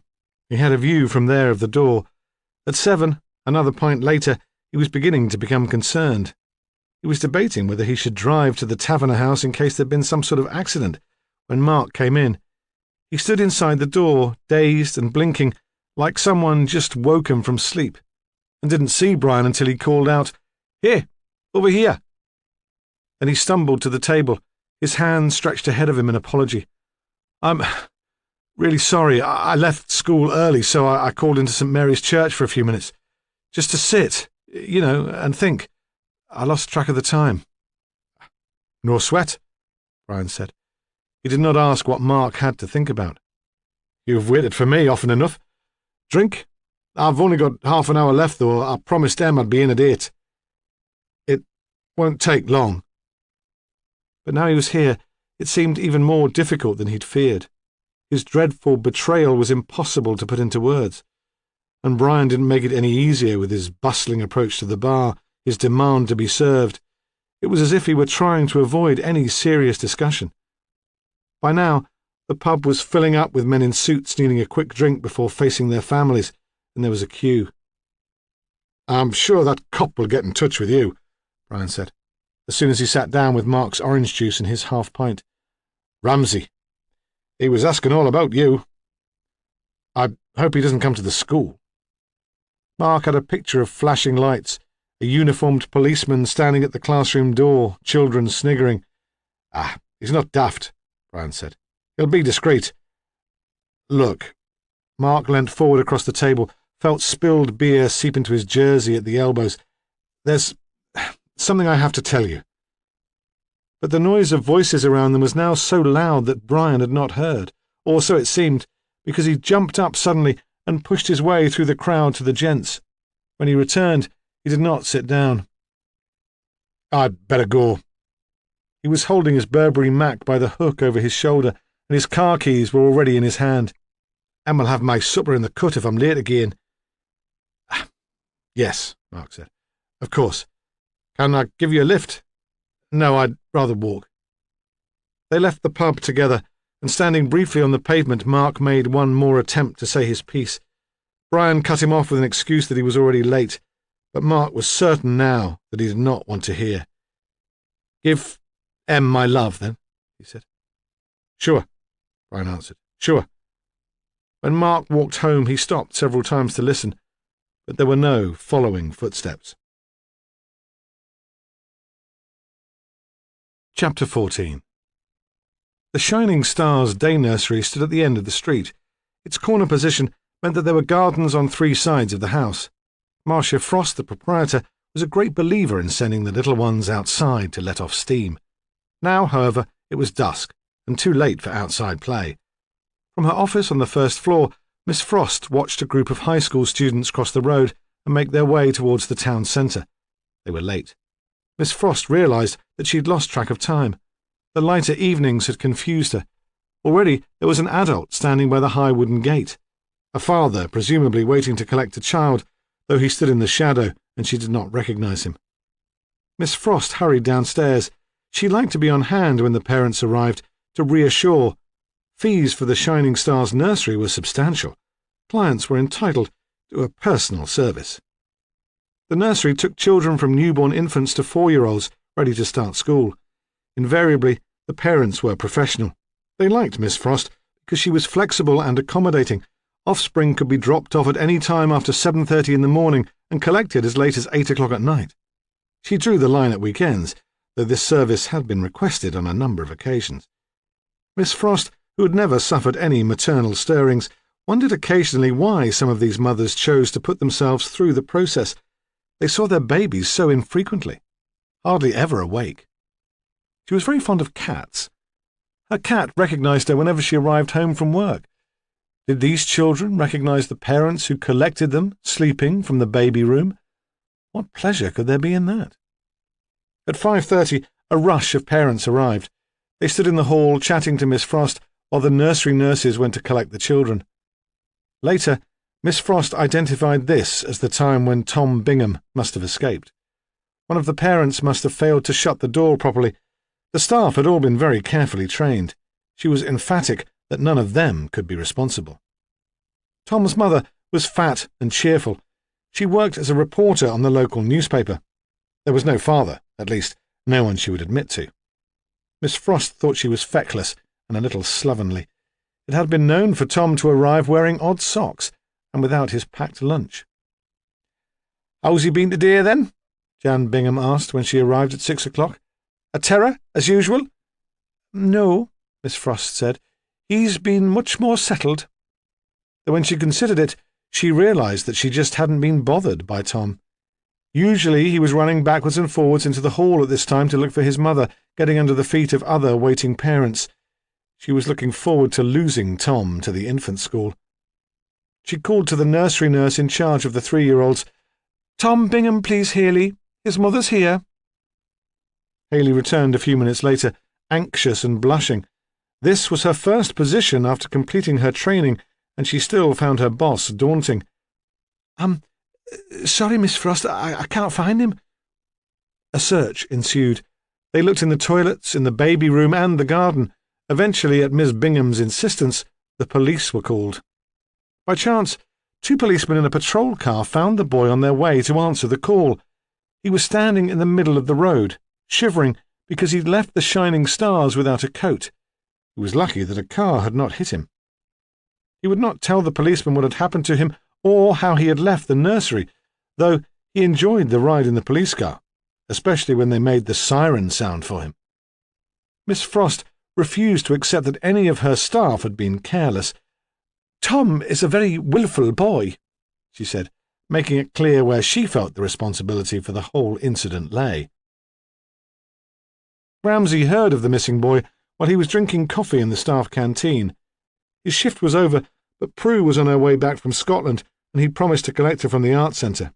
It wasn't worth his going home. He'd probably still be there anyway. Hunter passed on the information. He too was working late. He was still trying to trace the man in the red Mazda who'd stayed with Kim Houghton the night before the murder. The local press had been very helpful about publicity, but he was no nearer a result. He was glad of a distraction. "You hear there's been another one, then?" He carried a plate with a fried egg sandwich. He sat at Ramsay's table without waiting to be asked. Another murder? Please, Ramsay thought, let it not be the girl. Nah, another kid's been snatched. Oh. The child abductions were no longer his problem. From a private day nursery near the high school. From inside the nursery? Despite himself, Ramsay was interested. The woman in charge claims not. She says that would be impossible and the boy must have got out somehow. Hunter paused, grinned. But then, she would say that, wouldn't she? She'd have her reputation to think of. I knew a lass once who was a nursery nurse. She told me there was a fortune to be made in private nurseries. Ramsay thought Hunter knew so many lasses that between them they could provide a comprehensive career service. Is the boy all right? Apparently. 2 of our lads found him wandering in the middle of the road, a couple of miles away from where he went missing. We are sure that he was abducted then. He didn't just go walkabout. Well, that's what everyone thought at first. He's a bit wild, apparently, and he's tried to run away before. But the timing's all wrong. The kids have tea at 5 o'clock, and he was definitely there for that, and for the story afterwards. They reckon he must have gone at about 5:45. Lots of parents arrived at about that time, and they think he could have slipped out in the scrum. Our lads found him just before 6:30. An adult could walk 2 miles in 3/4 of an hour. But a 3-year-old, in the dark? And it's a nice, respectable neighbourhood. Nosy. A busy time of the evening with folks coming home from work. If anyone had seen a kid that small on his own, they'd have taken him in, phoned us. So, there was a car then, like the others. Either that, or he was carried piggyback, and that's hardly likely. Hunter grinned. Still, it's for some other bugger to sort out now. We've got enough on our plates. He was all right, the boy, unharmed. So it seems. Hunter paused. The woman in charge saw a bloke hanging round outside at about 5:15. She thought he must be one of the dads. They're trying to trace all the parents who were there. So far, no one's identified him. Did the woman give a description? Nothing worth having. Did you see a car? Nah. It'll all come down to the boy then. Aye. The strangest thing is, he's not talking. Not a word. He doesn't seem frightened or upset, and he's not known for keeping his mouth shut. But he'll not tell him a thing. Chapter 15. The next day, Mark escaped school at lunchtime. He didn't go into town because it was market day and he couldn't face the crowd. He bought an apple and a Mars bar from a corner shop near the school. The place was packed with kids. They weren't supposed to leave the grounds at midday, and it was a shock for them to see him there. He had a reputation for being strict. One of them muttered, Here we go. Detention's all around. But he didn't say anything. He just bought his apple and his Mars bar and pretended he hadn't seen them. He took his lunch to Prior's Park and sat on a bench near the children's playground. On the way, he had the same sense of being followed as he had the night before, but he put it down to nerves, and to a guilty conscience. If he'd managed to talk to Brian, perhaps he'd find it easier to relax. In summer, he hated the park. The regimented rows of bedding plants, the semi-naked teenagers lounging in the sun with their transistor radios and their cans of lager. At this time of year, it was windswept and neglected. Tolerable. Banks of dead leaves still lay under the trees. The river was full. There were no children playing on the swings, but a woman pushing a pram walked past him and sat on a bench next to his. He would have liked to get up to look at the baby. He could tell that it was very tiny, tightly wrapped in a white blanket and covered with a quilt. The quilt was blue, so he supposed the child was a boy. One hand had escaped. It was covered in a cotton mitten to stop the nails scratching the face. A middle-aged woman could have gone up to the pram and asked for a peep, and the mother would have been delighted to show her baby off. But Mark knew this was out of the question for him. It was not considered normal for men to like babies. He'd spoken to Sheena about children, hypothetically, not wanting to put any pressure on her, afraid as always of boring her. From the very beginning her reaction had been one of revulsion. "Oh, God, no. Don't worry, Mark, I'll spare you that at least. Really, darling, I'm not the broody sort, never have been. Can you imagine the process of giving birth? I'd die." And of course, she had died, though not through childbirth. Occasionally, he'd heard friends talking without realizing he could hear them.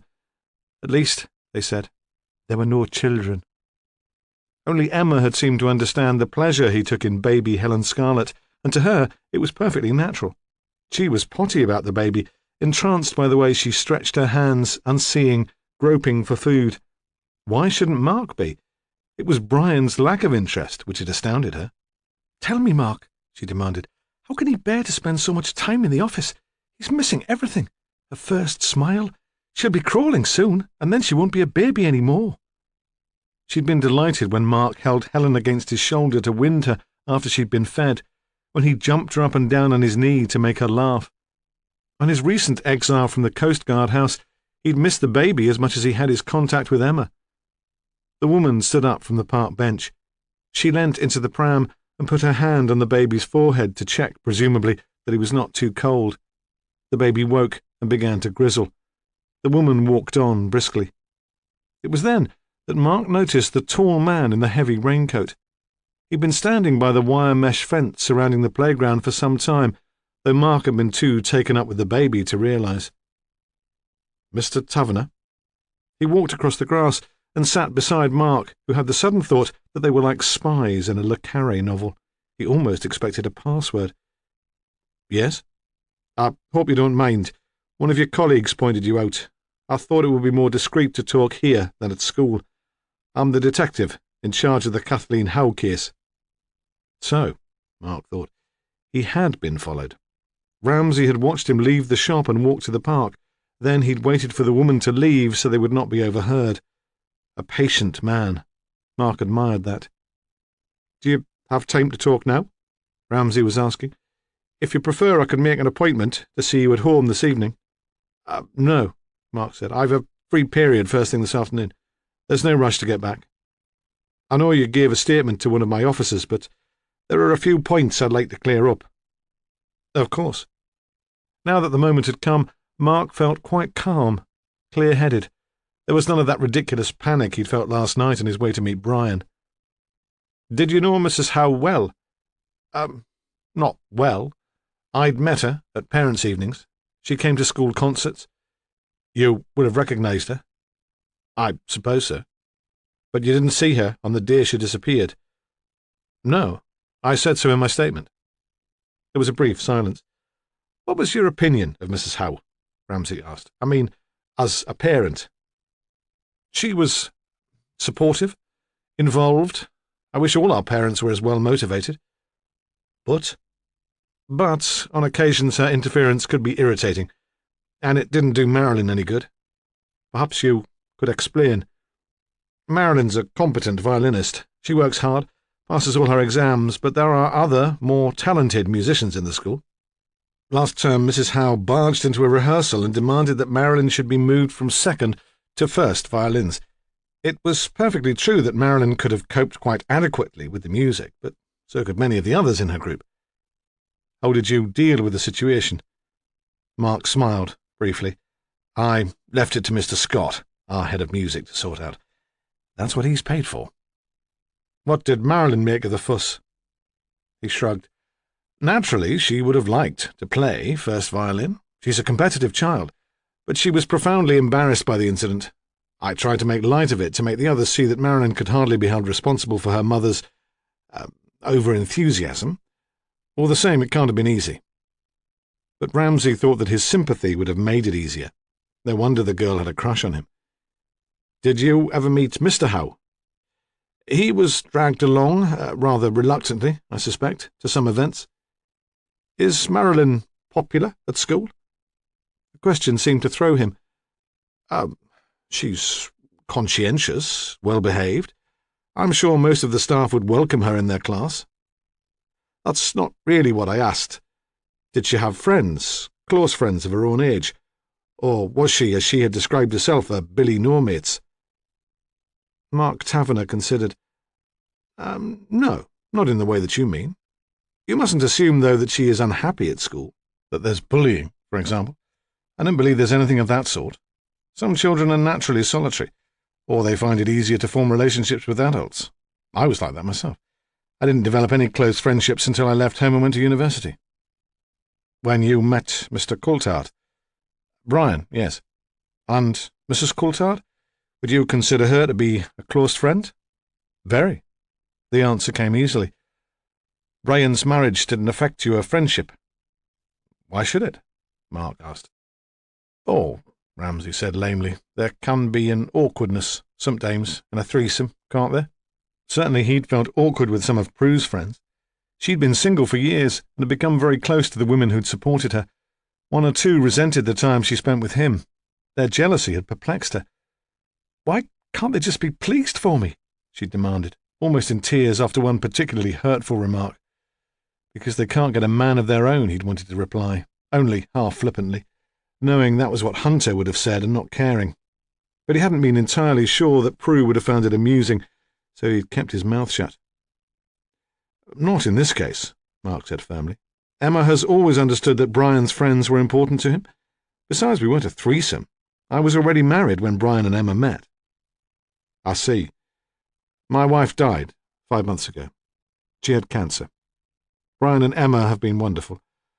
I really don't know how I could have carried on without them. That's how I came to the headland the afternoon Mrs. Howe was killed. Since Sheena's death, they've been very good about including me in family events. You drove there, straight from school? Yes, that's how I came to give Marilyn a lift. What car do you drive? A blue Volvo Estate. I told the other policeman. He was beginning to lose his patience. Ramsay ignored his irritation. How did Marilyn seem to you? She wasn't anxious. She didn't express concern for her mother's safety. I thought she might have confided in you. Look, Inspector, Marilyn Howe's not the sort of girl to confide in anyone. She might possibly have talked to her mother. She certainly didn't talk to me. That night, Stephen Ramsay took Prue to Marco's to celebrate her return. They were given the table near the window where he'd sat with Marilyn and Claire. The town wall was floodlit from below, and long shadows were thrown across the courtyard. I suppose, he said, it's an anticlimax coming back here, after all the admiration and the glory. Her group had taken a prize at the festival. There had been rave reviews in the Scottish press. At least I can catch up on some sleep. But not, Ramsay thought, tonight, I hope. And you've been kept busy? Gordon Hunter hasn't had you out clubbing in town, picking up unsuitable women? Unfortunately not. He thinks I'm past it. It would be an embarrassment to be seen with me. She laughed. Marco himself came up with the wine, made a great fuss of Prue, then melted away. I have been busy, though. This murder inquiry. So, you haven't missed me? Hardly at all. After a few drinks he might have answered more honestly, but she hated it when he got heavy. How's the inquiry going? Not very well. We can't trace an important witness, a man who stayed in the headland the night before the murder. The victim was a middle-aged housewife. The family seemed very respectable, quite ordinary, I suppose. We can't dig up a motive. Why would anyone have wanted to kill her? A meaningless act of violence, then? No, I don't think it was that. Why not? He wondered. Because she disappeared so absolutely. Because the headland wasn't like Newcastle on a Friday night. Because he had the sense, for some reason, that the murder had been planned. I think you know one of the witnesses, he said. Mark Taverner. Didn't you work with his wife? You both sat on a Northern Arts Committee. Ah, that's right. She was a writer. She died last September. I went to her funeral. Were you friends? I don't think Sheena had friends. Not really. She didn't have time for them.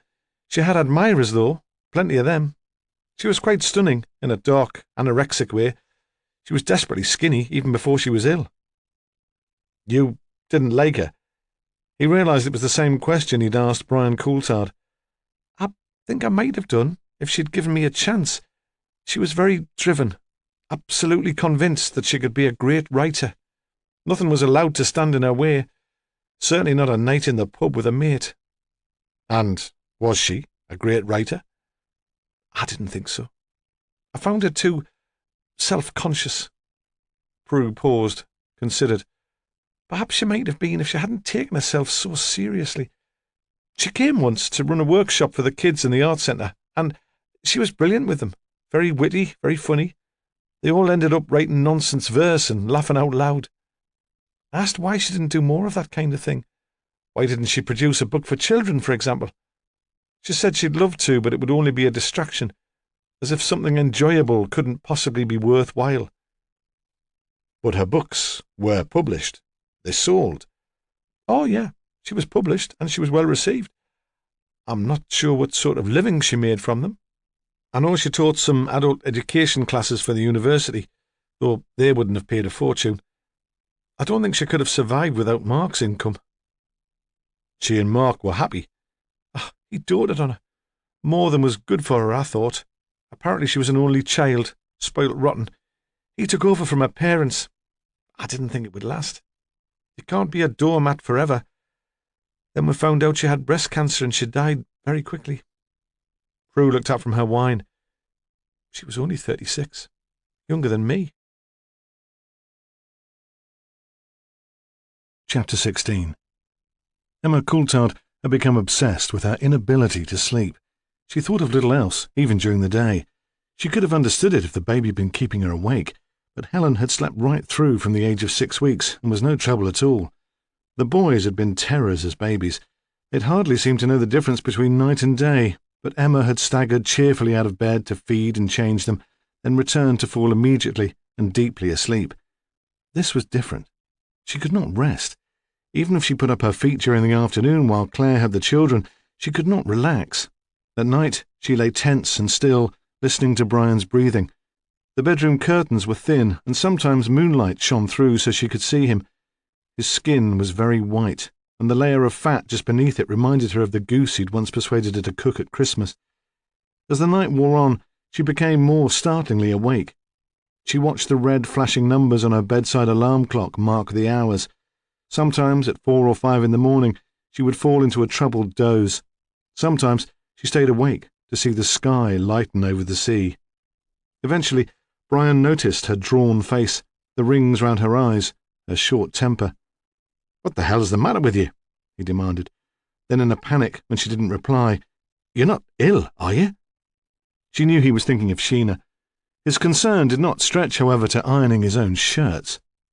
At his insistence, she'd gone to the doctor, a fatherly Scot who knew Brian from the rugby club. "I'm not sure what you can do," she said. "I shouldn't have come." "How long's this been going on for?" "Oh," she replied, "a couple of weeks." Though she could time it exactly back to David's birthday, she'd not slept on the night before that. "Anything troubling you?" Well, she thought you could say that. No, she said. "Everything's fine." "You were a close friend of Sheena Taverner, weren't you? Perhaps that's it. Bereavement can take a long time to have an effect." Then, a sort of joke, You're not worried, are you, that the police still haven't caught this murderer?" "No," she said, smiling to show that she would not be so foolish, and that at least was true. "I'll prescribe you some sleeping pills. They're very mild. Don't use them every night or they won't work. But don't worry, you're not the sort to get hooked." He'd known her during her time as a career woman, seen her through the trouble-free pregnancies, and thought she was entirely sensible. So, now she had the pills, which were a secret from Brian. She took them when she was desperate. They did knock her out, but they left her feeling doped up and befuddled the next day, so she still could not think clearly about what she should do. Brian phoned at 4:15 to say he would be late, again. "You said you'd be back before the boys went to bed." "I'm sorry, Pat, really. There's a chap I've got to meet. He can't make it earlier. I'll definitely be home for supper at 8. Look, I'll bring a bottle of wine, something decent. We'll have a quiet night together like the old times." She said that would be very nice, that there was scarcely an evening when he didn't open a bottle of wine and drink most of it himself before the end of the news at 10. She felt a sudden urge to be out of the house. Claire finished work at 5:30, and she'd become much more punctilious about leaving on time since Kath Howe's death. Emma thought it sweet that she was taking her role as surrogate mother so seriously, but sometimes, as now, it was inconvenient. Emma had suggested that Marilyn could come to the Coast Guard house straight from school if she wanted the company. That would save Claire having to hurry away. Claire had thanked her, but refused. She said Marilyn was going through a difficult time and needed her family. Emma shouted up to the playroom where Claire was sitting with the children watching cartoons. "I'm going out for a walk. I just need some fresh air. I'll be back before you have to leave." She waited for a reply. None came, and she read in the silence criticism. She put on a thick coat, but outside it was surprisingly warm. The wind was southwesterly, and later it would probably rain. At the jetty, she sat in the last of the sun, watching the tide ebb from the cut. Stephen Ramsay, too, had felt the need for fresh air. Apart from his discussion with Mark Taverner in the park, he'd spent the day in his office. The drive to the headland in the late afternoon sunshine made him feel like a boy sagging off school. He left his car at the club and walked up the peninsula, avoiding Cotter's Row, following the coast to the highest point where the cliffs fell in rocky steps to the sea. From there, he had an uninterrupted view to the railway line and beyond. He saw Kim Houghton's little girl playing with her doll's pram in the street, and Emma Coulthard leave the Coast Guard house for her walk to the jetty, and they would have seen him if they'd turned to look. So how, in such a small area, had Kathleen Howe disappeared without trace? The visibility had been bad on the day of the murder, but surely not so dreadful that an attacker would have taken the risk of stabbing her in daylight. From his vantage point at the top of the headland, he saw clearly for the first time that there was nowhere to hide. What did that mean? That she'd been killed after dark? The pathologist's evidence was still inconclusive on time of death. It was possible, perhaps, as Bernard had said, that she had been collecting lichens for dyeing. Then, where had she spent the day? He knew she'd taken off without warning once before when Marilyn had arrived at his house asking for help. Perhaps Kathleen Howe had met her killer as she walked back to the headland in the evening. She would have passed the jetty. Had she been killed there, close to where her body had been found?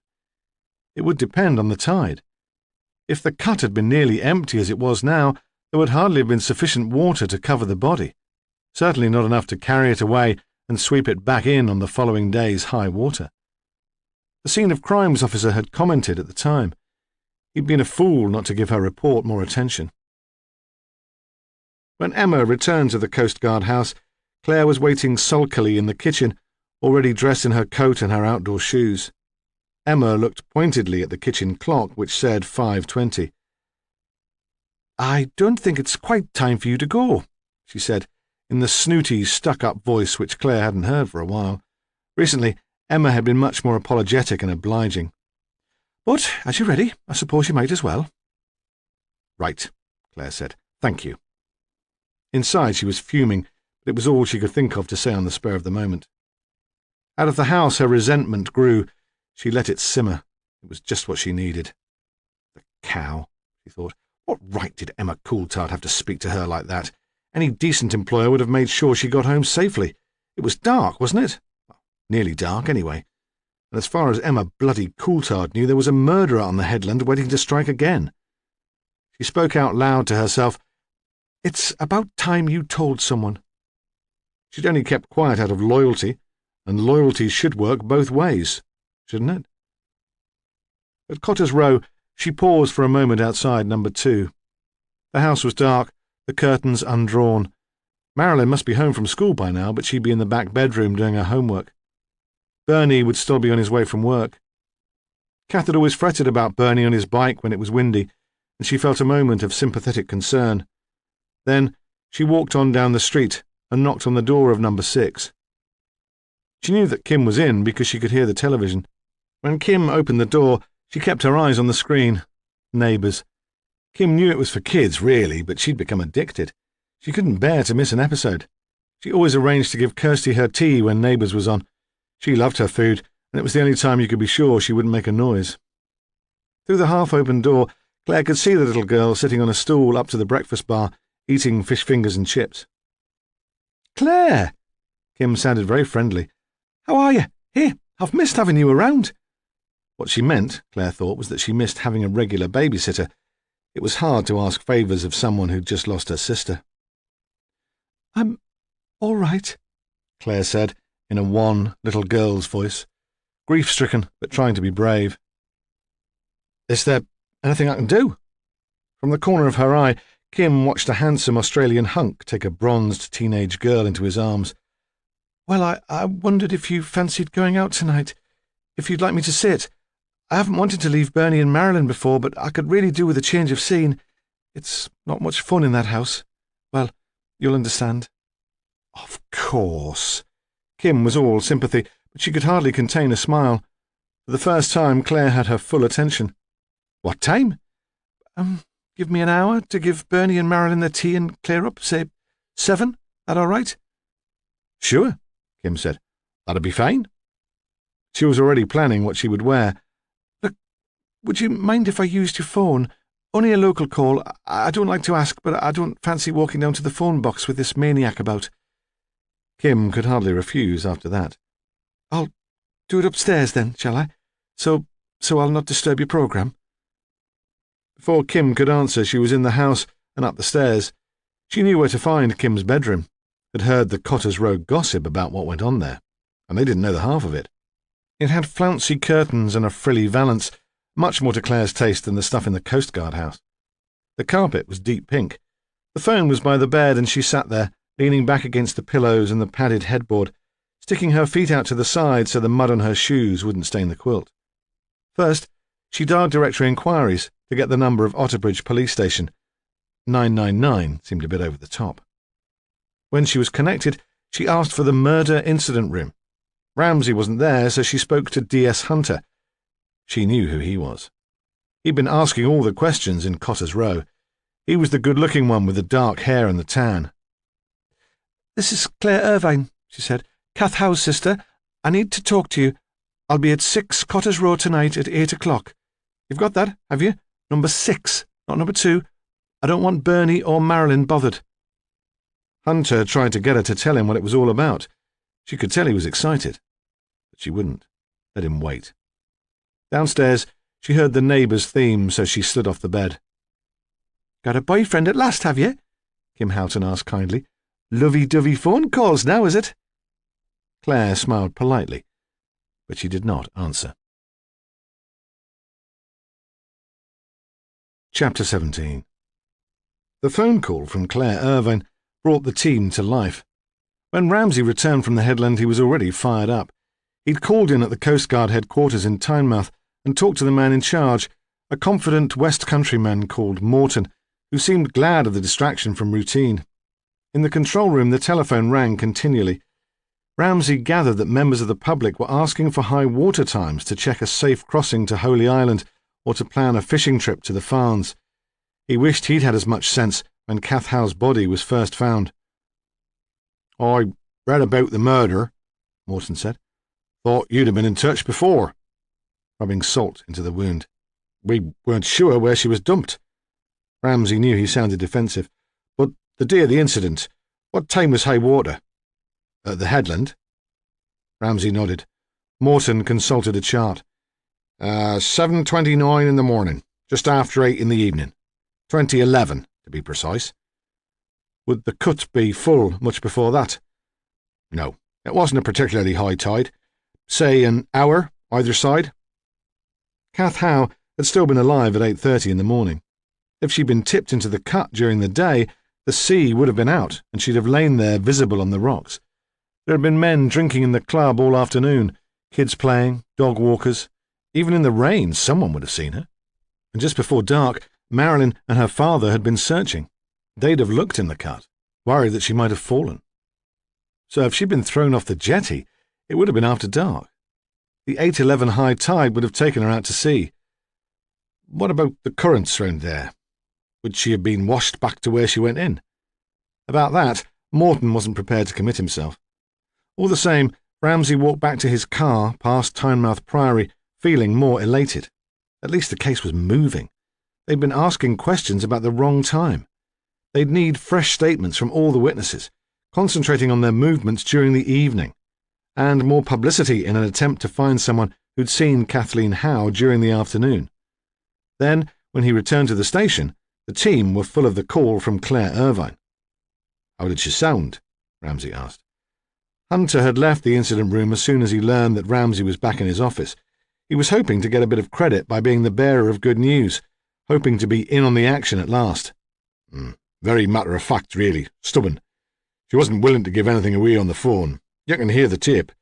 She'd make a canny witness. If it comes to that. Aye, well. Hunter always tended to optimism. He thought much of his boss's problem was that he was overcautious. Not that Ramsay hadn't had one or two successes lately. Secretly, Hunter thought he was a clever bastard. He wouldn't admit as much to the lads, though. He told them he was still waiting for a transfer to the city. Even Hunter's optimism had begun to strain before the phone call. It was all taking much longer than they'd expected. He'd chased around with the rest of them at first, dragging in the local lunatics and losers for interview. He was still taking responsibility for tracing Kim Houghton's boyfriend, the driver of the red Mazda. He'd even appeared on the television, appealing for the man to come forward. He'd been interviewed by the pretty blonde lass who did the local news. He'd always fancied her. His mam had videoed it and showed it to all her friends. "Eek," they said, "you're Gordon on the telly. He'd charm the birds out of the trees, that one." But Gordon Hunter's charm hadn't been enough to persuade the driver of the red Mazda to come forward. Hunter knew there could be many explanations for this. He had a wife or a permanent girlfriend. He'd told his boss he was working at the other end of the country and claimed expenses. He just didn't want the hassle. Or there might be a more sinister reason for his keeping quiet. Hunter had decided that his next move would be to spend Friday and Saturday night in the clubs in Whitley Bay. The bar staff might recognise the description of the man. If he were a regular, one of Kim's friends might have an address for him. Of course, if Claire Irvine had real information, the jaunt might not turn out to be necessary. Hunter considered that possibility with a little regret. He enjoyed clubbing, had already picked out a pretty little DC to be his partner. He wouldn't mind an expenses-paid night out. Ramsay broke in on his thoughts. Give Sal Wedderburn a shout before you fill me in on this phone call. She spent longer with Claire Irvine than anyone. We could use her opinion." Ramsay was grateful for Claire's intervention because he was coming under pressure to use the media more directly. A weeping daughter and a grief-stricken husband might stir the conscience of a friend or relative shielding the killer. So far, he'd resisted the pressure. He hated the glamorized voyeurism which resulted from filmed emotional outbursts. Anyway, he didn't think it would work. Kath Howe's relatives hadn't shed many tears for her. They might have been shocked by the manner of her death, but they would manage very well without her. Hunter came back to the office with Sal Wedderburn. He let her have the only vacant chair and lounged against the filing cabinet, sulking because Ramsay hadn't thought his opinion sufficient. "Well," Ramsay asked, "how should we play it?" "I don't think we should go mob-handed," Sally cut in before Hunter had a chance to open his mouth.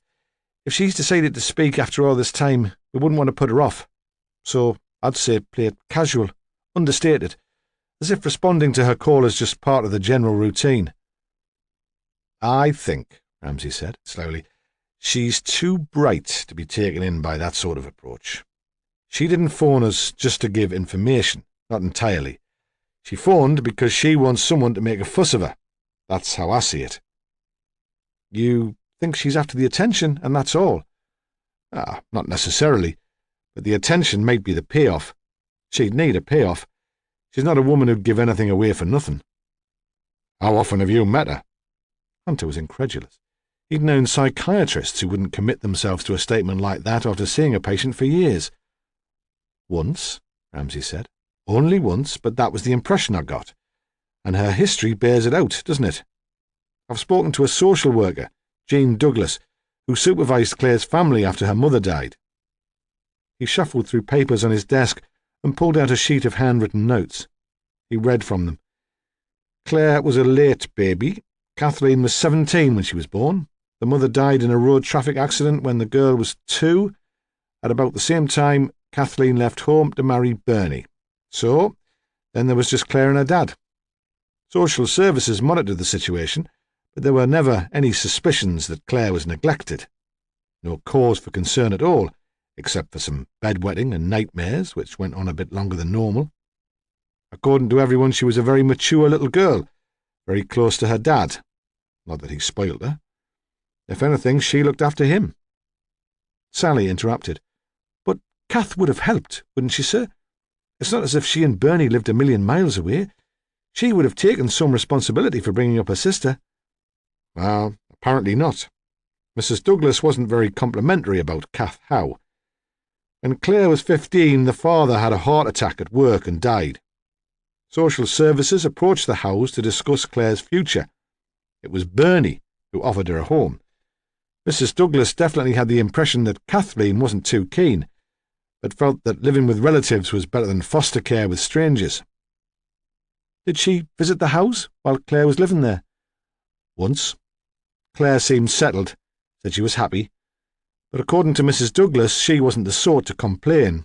She sensed some antagonism between Kath and her sister, and asked Claire about it. Claire said it was nothing, and she could look after herself. Antagonism as in anger? Sal asked. As in murder? Ramsay smiled.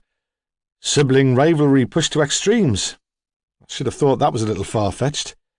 Anyway, Hunter said, Claire can't be the murderer. She was at the Coast Guard house all day, unless you think she stabbed Kath Howe in her half-hour lunch break, with Bernie sitting in the room upstairs. Ramsay said. I've had a thought about that. He explained about his visit to the Coast Guard headquarters, his theory that Mrs. Howe might have died in the evening. Then he returned to his notes, determined to make his point. Even if the Howes tried to do their best for Claire, to make her feel at home, it wouldn't have been easy for her. Kath was devoted to her daughter, and Bernie seems to have been wrapped up in himself and his magic. I can't imagine either of them giving much time to the girl. That's what I meant when I said she might welcome our attention. Hunter wasn't convinced. It sounded very plausible, but he'd always been suspicious of social workers. So, what do you suggest? How should we handle it? I think you and I should go to talk to her. I'm sorry, Sal. I know you'd like to be involved, but so far as we know, she hasn't got a boyfriend, has never had one, and I think she'd be flattered by the attention of 2 men. Even 2 men like us. I think we might work at best. Hunter grinned. He thought that occasionally his boss showed considerable insight, and if that sounded like a sodding social worker's report too, he didn't care. Chapter 18. Claire had already brought small but significant changes to life at 2 Cotters Row. She'd cleared away some of Kath's things, not the personal stuff like clothes, Bernie could see to that, but she'd got rid of the monstrous spinning wheel from the front room. At first, Bernie had been reluctant to let it go. I don't know, he said. Isn't it a bit soon? You don't want to keep it? No, he said uncertainly. Then, without any hesitation, no, you do what you think best. Mrs. Coulthard had a friend who was into arts and crafts, and she'd given Claire 50 quid for the wheel. Claire hadn't kept the money. It wasn't as if she needed it for herself. She handed it over to Bernie. Put it away for Marilyn, she said, for the next time there's a school trip. Kath would have liked that. With the wheel out of the way, the front room looked really grubby, so she'd given it a good clean. She scrubbed the paintwork and shampooed the carpet. There was a nasty stain in front of the grate which she'd never noticed before, but it came up as good as new.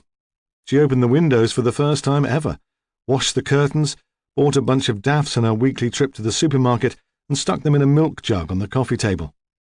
If Bernie and Marilyn noticed the change, they didn't comment. They did comment on her cooking, though. She cooked a meal every evening, a proper meal. Kathleen had always claimed to be too busy to cook. Too disorganised, Claire thought.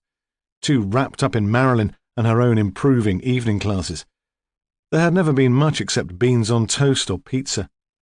For a woman who despised modern machines, Kath had taken very easily to the freezer and the microwave. She didn't really think food mattered. Claire thought food mattered a lot. Now, when Emma Coulthard went shopping to the supermarket on the Otterbridge bypass, she asked if she might go too. She filled a trolley with fresh meat and vegetables, cheese and crusty bread. Sometimes she bought treats, taking the money from her wages, not the housekeeping. Sticky buns for her and Marilyn, and a couple of cans of beer for Bernard. Every evening when she got home, she started to prepare the meal. She enjoyed planning for it. She'd cooked for her father since she started secondary school. Now she would cook for Marilyn and Bernard. Tonight, the detour to Kim Houghton's house had made her later than usual. She hurried up the poorly lit street, eager to begin. It was almost 6 o'clock. A sliver of light showed where a neighbour's upstairs curtain was pulled back, but she took no notice. Let them talk, she thought. I've nothing to hide. She let herself into the house. Marilyn was in the back room. She'd drawn the curtains, but she was still wearing her coat. Have you only just got here? Claire kept her voice cheerful. Marilyn had put up with enough interrogation from Kath. That's the second time this week you've been late. Choir practice again. I got the 5:30 bus. Is there anything I can do? Claire shook her head. The kitchen was her territory now. She didn't want Marilyn muscling in. Besides, Marilyn was bright. A couple of years and she'd be away to university if she passed her exams. She should be doing her homework. Tonight, however, Marilyn didn't take her book straight upstairs. She hovered in the doorway to the kitchen. Claire? Yes? Claire had put on an apron over her working clothes and had already started to peel potatoes. She'd bought some nice slices of lamb's liver the day before. She'd cooked them slowly with a rich gravy and lots of onions. Her dad had always liked liver done that way. He'd shown her how to do it. I was wondering, Marilyn spoke uncertainly. She was fiddling with the strap of her school bag. I was wondering whether we might rent a television. I've been asking round. It wouldn't cost very much. You'd have to ask your dad. But you could put in a word. He'd listen to you. Claire smiled. I wouldn't mind, she said. Why not? I'll go up then. Do some violin practice before I start my essay. Claire splashed vegetable oil into a frying pan and slid in chopped onions from a board. She shook flour onto a plate and picked up the liver slices, turning them with a deft movement to cover both sides with flour. Then she rinsed her hands under the tap. Above the sound of violin scales, she heard the front door open. Although Claire could not see the hall from where she was standing in the kitchen, she could imagine what was happening. Bernard would have propped his bike against the outside of the house while he unlocked the door. Then he would wheel it in to stand at the foot of the stairs. Kath had wanted him to keep it in the old privy in the backyard, but for once in his life he'd stood up for himself and refused. He'd said anyone could steal it from there, and didn't Kath realise he'd be lost without his bike? Claire could see his point, but if she decided to decorate, they might have to make a different arrangement. The rubber end of the handlebar had made a terrible mark on the wallpaper, and quite often there was mud on the carpet. The front door was slammed shut, and Bernard walked through to the kitchen. His cheeks were flushed from exercise and the wind. He beamed at Claire. Something smells good. In his hand was a plastic lunchbox. Claire had taken to making sandwiches for him before he set out to work. He tipped crumbs into the bin, then set it on the draining board. Claire turned from the cooker to face him. I'm going out tonight, she said. Kim Houghton's asked me to babysit. Oh, I thought you and Marilyn would like some time on your own. Yes, he said uncertainly. I see. You should get to know her better. It's important. I ought to practice, he said quickly. I'm doing a party in Otterbridge on Saturday, a Sunday school.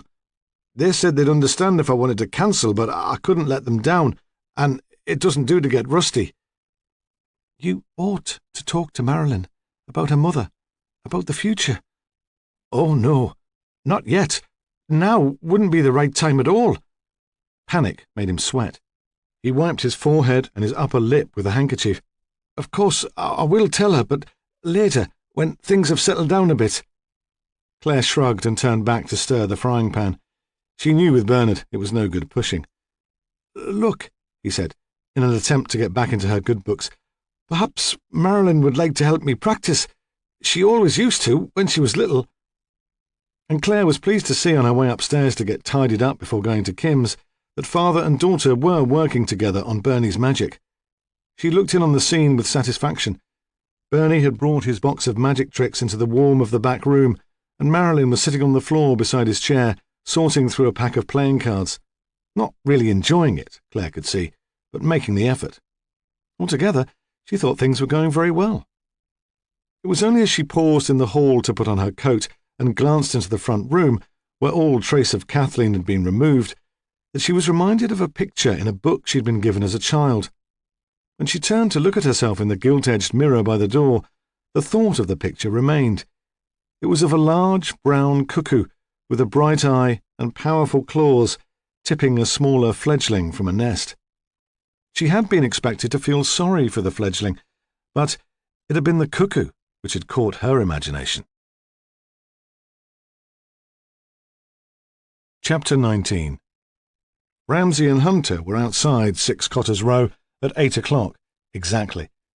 Ramsay wanted Claire to know that they were taking her seriously. She let them in as soon as they'd rung the bell, and Hunter made a joke about her rushing them in before the neighbours could see she was entertaining 2 strange men. Ramsay wasn't sure how she'd take that.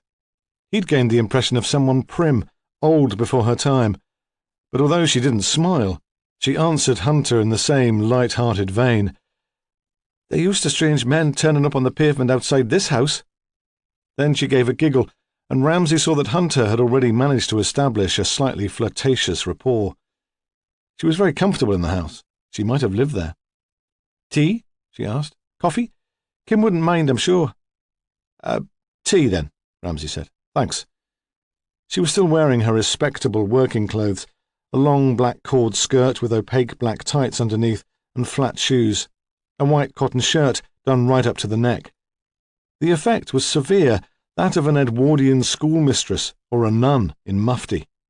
Not the type Hunter would usually have gone for at all, but he'd slipped into chat-up mode without any apparent effort.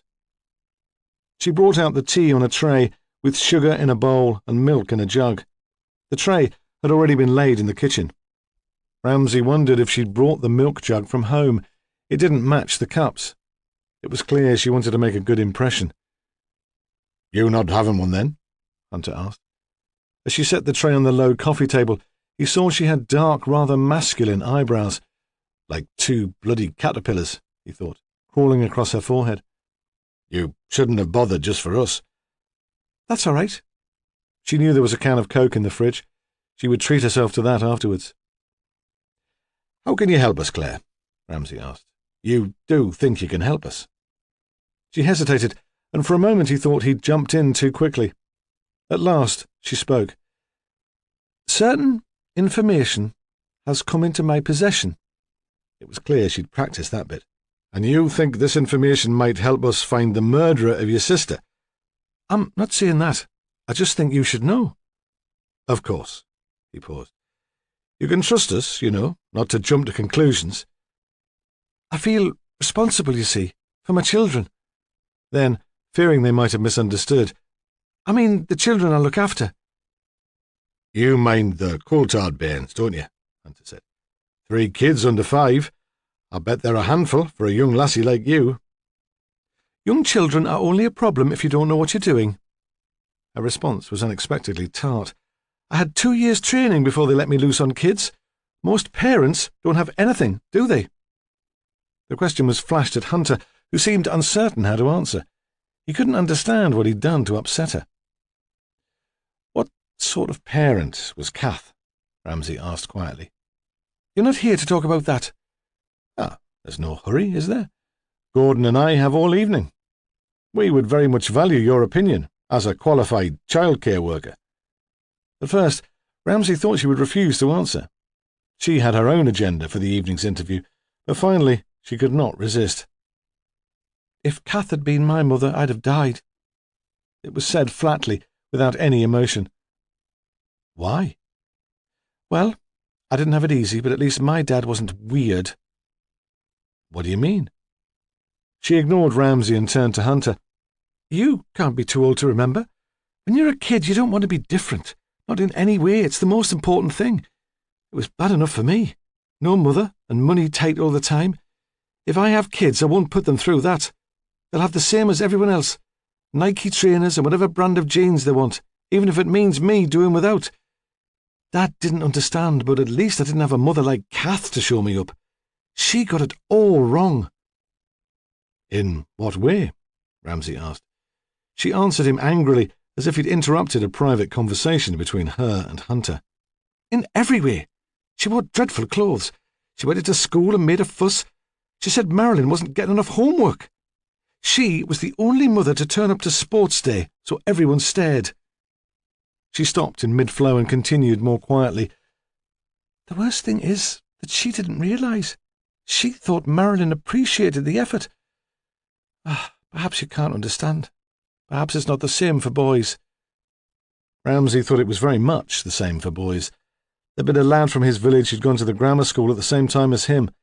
His mother had suffered from a mental illness. She'd probably been schizophrenic, though at the time she'd only been labelled balmy. In primary school, the boy had spoken about his mother having to go into St. George's, the local psychiatric hospital. Later, he learned not to mention it at all. Once, coming home in the school bus down a narrow road leading to the pit village where Ramsay lived, they had come across the woman. It was summer, and she'd picked a bunch of wild flowers from the hedgerow. She was dancing in the middle of the road, throwing the blooms one by one into the air. The driver had pushed on his horn and muttered darkly about maniacs who should be locked up. The boys whistled and yelled. Eventually the woman, still apparently unaware of the bus, moved to the side of the road. The boy had said nothing. He'd shown no concern for his mother's safety. His only response had been to send a desperate, pleading glance towards Ramsay, begging him not to betray his secret. Then he'd laughed at the woman with the rest of them. Ramsay, who'd never quite been one of the crowd, was tempted for a moment to jeer at the boy and give him away. He was still proud that he hadn't. Now he was trying to come to grips with Marilyn's feelings for her mother. "I see that it can't have been easy for her," he said to Claire. "Kath must have seemed quite different from the other girls' mothers. But they always seemed very close to me. I mean, there were never any rows, were there? Disagreements, perhaps, but no real bust-ups." He thought that in all the hours Kath and her daughter had spent walking together, they must have developed an understanding. And unlike the schizophrenic son, Marilyn had cared more about her mother's safety than feeling foolish. She'd knocked on the door of a stranger, panic-stricken, when she thought her mother was missing. "Well," Claire said, "Kath was lucky. Marilyn's not the rebellious type." "And Bernard?" Hunter asked, allowing himself a little risque grin. "Was he rebellious?" "Bernard was devoted to Kath," Claire said. "They never had any arguments?" "He's not the type to row. You'll have seen that for yourself." "Deep, then?" "I've told you, he was devoted." They sat for a moment in silence. The sound of next door's television came through the wall. "Tell me, Claire, what did you do on the Saturday evening after Kath disappeared?" Ramsay knew he was playing a dangerous game. Claire was itching to pass on her information. Making her wait might make her lose her cool. She might give away more than she intended, or she might clam up altogether just to spite him. "We all went to look for her." "Together? Separately?" "Marilyn asked up the street in case any of the neighbours had seen her, then she waited in the house. We knew Kath didn't have any keys. Her coat was at home and they were in the pocket. Bernard and I went down to the headland as far as the railway line. By then it was too dark to see, so we went home to see if she'd turned up. Later, Bernard went down to the phone box by the club to report her missing." "By himself?" "That's right." "Was he away for very long?" "Just long enough to phone the police. Thank you, Claire. That's very helpful. I'm sorry about the questions, but I wanted to get them out of the way so we could concentrate on what you have to tell us. We're very grateful for your patience, Claire. And now, we'd like you to tell us why you phoned us. He held his breath, hoping he'd done enough to appease her. I wanted to show you this, Claire said at last. I wasn't sure at first, but now I think you should see it. From her handbag, she took a piece of paper.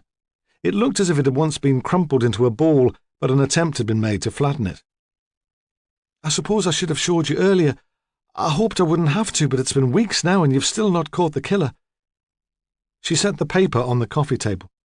Ramsay let it lie there and read aloud without touching it. Mr. Taverner, it has come to my notice that you have developed an intimate relationship with someone whom any decent person would consider unsuitable. This is a severe and disgusting betrayal of trust. If this relationship does not cease immediately, I will feel obliged to tell the relevant parties. The letter was written in pencil. There were a number of crossings out.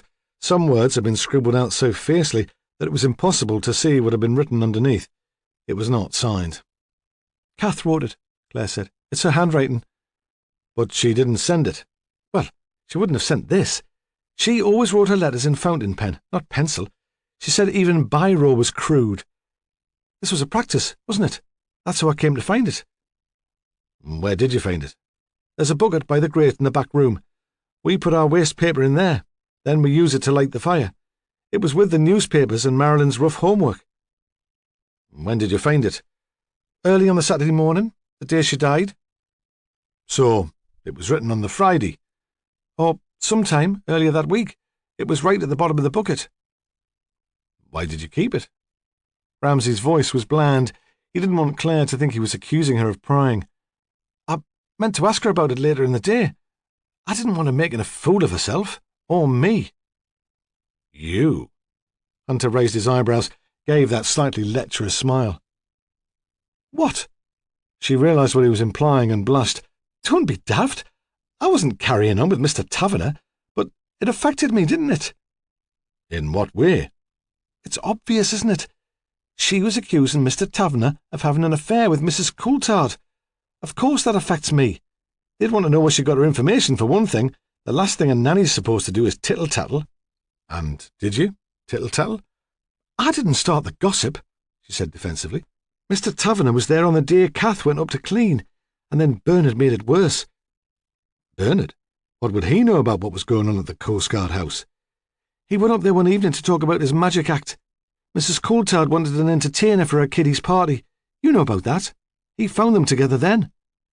And he came home and talked about it. She nodded. What about you? Did you talk about Mr. Taverner and Mrs. Coulthard to Bernard and Kathleen? They asked what was going on. I said Mr. Taverner was around a lot, especially when Mr. Coulthard was working late, but I didn't accuse him of anything. And that was enough for Mrs. Howe to write a letter like this? Hunter demanded. You didn't know her. Mr. Taverner was a teacher, wasn't he? One of Marilyn's teachers. She couldn't have had her darling Marilyn corrupted. Besides, when she got suspicious, I expect she kept an eye on the place, looked out for his car. I wouldn't have put it past her. It certainly wouldn't have occurred to her that it wasn't any of her business. She looked at them, trying to make them understand. She was like that. She thought she had a right to interfere. Do you know if she ever sent this letter? Never got the chance to ask her, did I? I came home at lunchtime, especially to have a word, to tell her to keep her nose out, but she wasn't there, and I never saw her again. And what's your feeling? Hunter leant forward so that their heads were almost touching over the coffee table. Were they having an affair? You'd know, if anyone would. Well, I never caught them in bed together, if that's what you mean. We're not talking about evidence, Ramsay said patiently. As Gordon says, it's your feeling we're interested in. I'd say they were very close. The way they spoke to each other, laughed, as if they shared a joke which no one else could understand, a sort of intimacy. I see, Ramsay said. And do you think Mr. Taverner ever received this letter? Tell me, Claire, what's your feeling on that? Put it this way, Since that party, he's never been near the house. Not to my knowledge. Chapter 20. What do you reckon, then? Hunter and Sal Wedderburn sat across the table from him, waiting for an answer. Ramsay sipped from his pint. He suspected they'd formed an uneasy alliance to push him into action. He'd known they were plotting when they both asked separately if he fancied a pint after work. It was the day after their meeting with Claire Irvine. Then Hunter had brought them to this place, an old man's pub, sinking into bankruptcy, as the customers who came to huddle over their dominoes died off one by one, and the landlady drank away the profits. Not a place Hunter would choose for a social evening, but somewhere he knew they would not be overheard. Well? Hunter demanded. Sally, who was brighter than he was, had let him be spokesperson. What do we do now? Confront Taverner with the letter? Not until we understand more about it. What else is there to know? The identity of the person referred to. Christ, man, we know that already. No, Ramsay said calmly. We know who Claire Irvine believes it refers to, but we can't be certain, can we? Mrs. Coulthard isn't mentioned by name. So, who else could it be? Before they could answer, the door swung open and a tiny old lady came in. She scuttled across the stone floor and hoisted herself onto a bar stool with the agility of a child. "Bottle of Magazine, please, pet," she said to the landlady, who was obviously an old friend. "Sorry, Kitty Hinny, you wouldn't believe it, but the brewery's on strike. They didn't deliver." No one did believe it. The days of brewery strikes were over. The landlady opened the till with a clatter and took out a £5 note. She waved it towards the youngest of the domino players. "Nip over to the supermarket, Doug, and fetch Kitty a couple of bottles of Magazine." The man went out, and the room returned to silence. Hunter's question still hung in the air. He looked at each of them, then answered it himself. What about Kim Houghton, the single mum at number 6? You saw the inside of her house. She didn't furnish that on income support, and the whole neighbourhood knows she takes strange men back there. She's classy. I bet she doesn't come cheap. Mark Taverner could be one of her regular callers. Kath Howe might have seen him go in. Like Claire said, she'd probably have recognised his car. "Hardly worth killing for, though, is it?" Sal Wedderburn objected. What do you mean? Hunter turned on her. Any understanding between them had disappeared. "Well, he's free, a widower. She's divorced. Who could object to them spending the night together? Even on a regular basis, and even if he slipped her a few quid to buy her fancy curtains. Kath Howe might not have liked it, but even if she'd informed the school, who would care?" Ramsay thought that Taverner would care. He was a fastidious man, a churchgoer, head of religious education at the high school. News that he'd paid a prostitute would be more than an embarrassment. The school with its pretensions to traditional values wouldn't like it much either. "I'm sorry," Sal Wedderburn was continuing. "I just don't see it as sufficient motive for murder." But if he was having it off with Emma Coulthard, and Mrs. Howe threatened to make the affair public, you think it would, Hunter demanded, be a good enough motive for murder, I mean, just because the woman's married? No, Ramsay said. Not just because Emma's married, but because she's married to Taverner's friend, probably his only friend, if that is how it happened. Sally, twisting the glass in her fingers, hardly seemed to be listening. "You don't think," she said, then thought better of it and stopped. "Yes?" "Look, this is probably really dumb, but it's just occurred to me. The letter doesn't actually say that the person Mark Taverner was having a relationship with was a woman, does it?" They looked at her. "Brian Coulthard?" Hunter asked. "Nah, he's not the type." But she heard with satisfaction some uncertainty in his voice. "Well," she said, "it was just an idea." "Yes." Ramsay seemed lost in thought. "It certainly is an idea."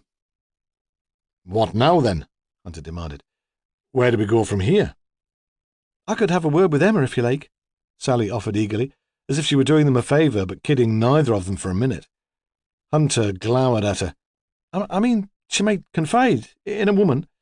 If she's been having an affair with Taverner and suspects him of murder, she'd be under a terrible strain." "And you think she'd talk to you?" Hunter said scathingly. "She doesn't even know you." "Why not? She's hardly going to talk to her husband." "It would be a tricky interview," Ramsay said. "I don't want either of them to know about the letter, not at this stage." "I don't mind having a go." "All right," he said at last. "All right. What about me?" Hunter's voice was so loud that the old men looked up from their dominoes. "Could you talk to Kim Houghton? See if she knows Taverner?" "I'll speak to her tomorrow." "I'm still very keen to trace the driver of the Mazda." "I've spoken to every Mazda dealer in the country." "Oh, we'd best try another tack then. Weren't we talking about doing a check on the pubs and clubs in Whitley? Do you think you can handle that?" "Oh, aye." Hunter studied his beer. "I think I can handle that." Sally got to the Coast Guard house early. There'd been a heavy frost, but now the headland was in bright sunshine. She parked on the track and pushed open the heavy wooden gates into the garden. It was the first time she'd been inside the walls. She hadn't realised the house was quite so smart. There was new growth on the spindly trees along the border wall. Snowdrops and aconites bloomed in the sheltered borders. Very nice, she thought, like something out of the Home and Garden magazine her mother read. She looked forward to seeing inside the house. But when she knocked at the door, Claire answered. "Oh," Claire said, "it's you. I was hoping to speak to Mrs. Coulthard. She's not here. She's gone for a walk, said she needed some fresh air." Claire sniffed. In the background, Sally heard a child's voice. "She doesn't seem to be able to settle to anything these days." "Where did she go?" "Just out on the headland. She'll not have gone far. Owen goes to playgroup this morning." Sally saw Emma silhouetted against the sun almost at the edge of the cliff. She was carrying the baby in a sling against her stomach and had buttoned her long black coat around the child, so Sally thought for a moment that she was pregnant again and felt a stab of disgust. 3 kids were enough for anyone. She realised almost immediately that it was impossible for Emma to be so pregnant so soon, and when she got closer, she saw the baby, its head lolling uncomfortably to one side, fast asleep. "Mrs. Coulthard, could I have a word?" She didn't introduce herself. Everyone on the headland knew the team of detectives working on the Kath Howe murder. "I suppose so. I was just going to walk down to the jetty and back." She was still looking out to sea, and Sally could study her face without appearing to be staring. She looked grey and tired.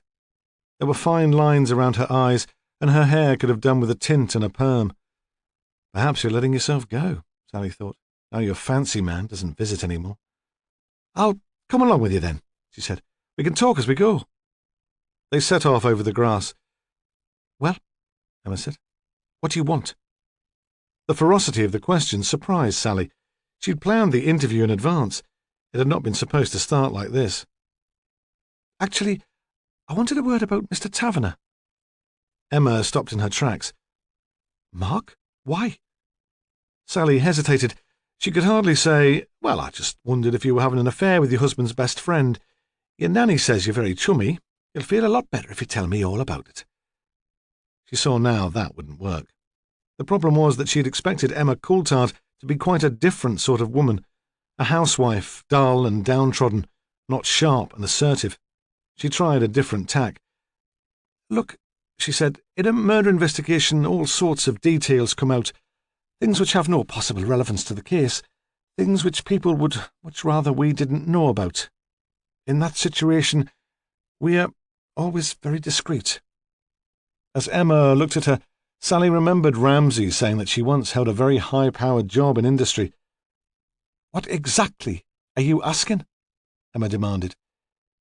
"If there's anything you'd like to tell me about your relationship with Mr. Taverner, any information which you think you should pass on." "I'm sorry," Emma said. "I really don't have any idea what you're talking about.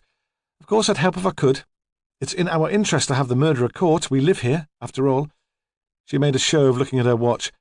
"I'm afraid I won't have time to finish that walk. I'll have to go straight back. My son starts playgroup at 10 and I've promised to give someone a lift. Don't hesitate to get in touch if there's anything I can do to help." She swept away down the hill. Sally Wedderburn was left standing on the cliff. She thought she must look like bloody Meryl Streep in The French Lieutenant's Woman, then wondered how she was going to admit to Stephen Ramsay and to Gordon Hunter that she'd cocked up. Chapter 21. It was Kim Houghton's turn to help at playgroup. There was a rota, and once a term you had to do your bit. Some of the mothers moaned about it, but Kim didn't mind. The woman who ran the group wasn't much older than her, and they always had a laugh. Besides, she liked kids, in their place. She couldn't have Kirsty messing about with sand and paint at home. There was the carpet to consider. But in the old church hall, with its smell of mildew and decay that seemed to cling to the children even after they came home, she could be as mucky as she liked. Kim always made sure Kirsty was dressed in her oldest clothes on playgroup day.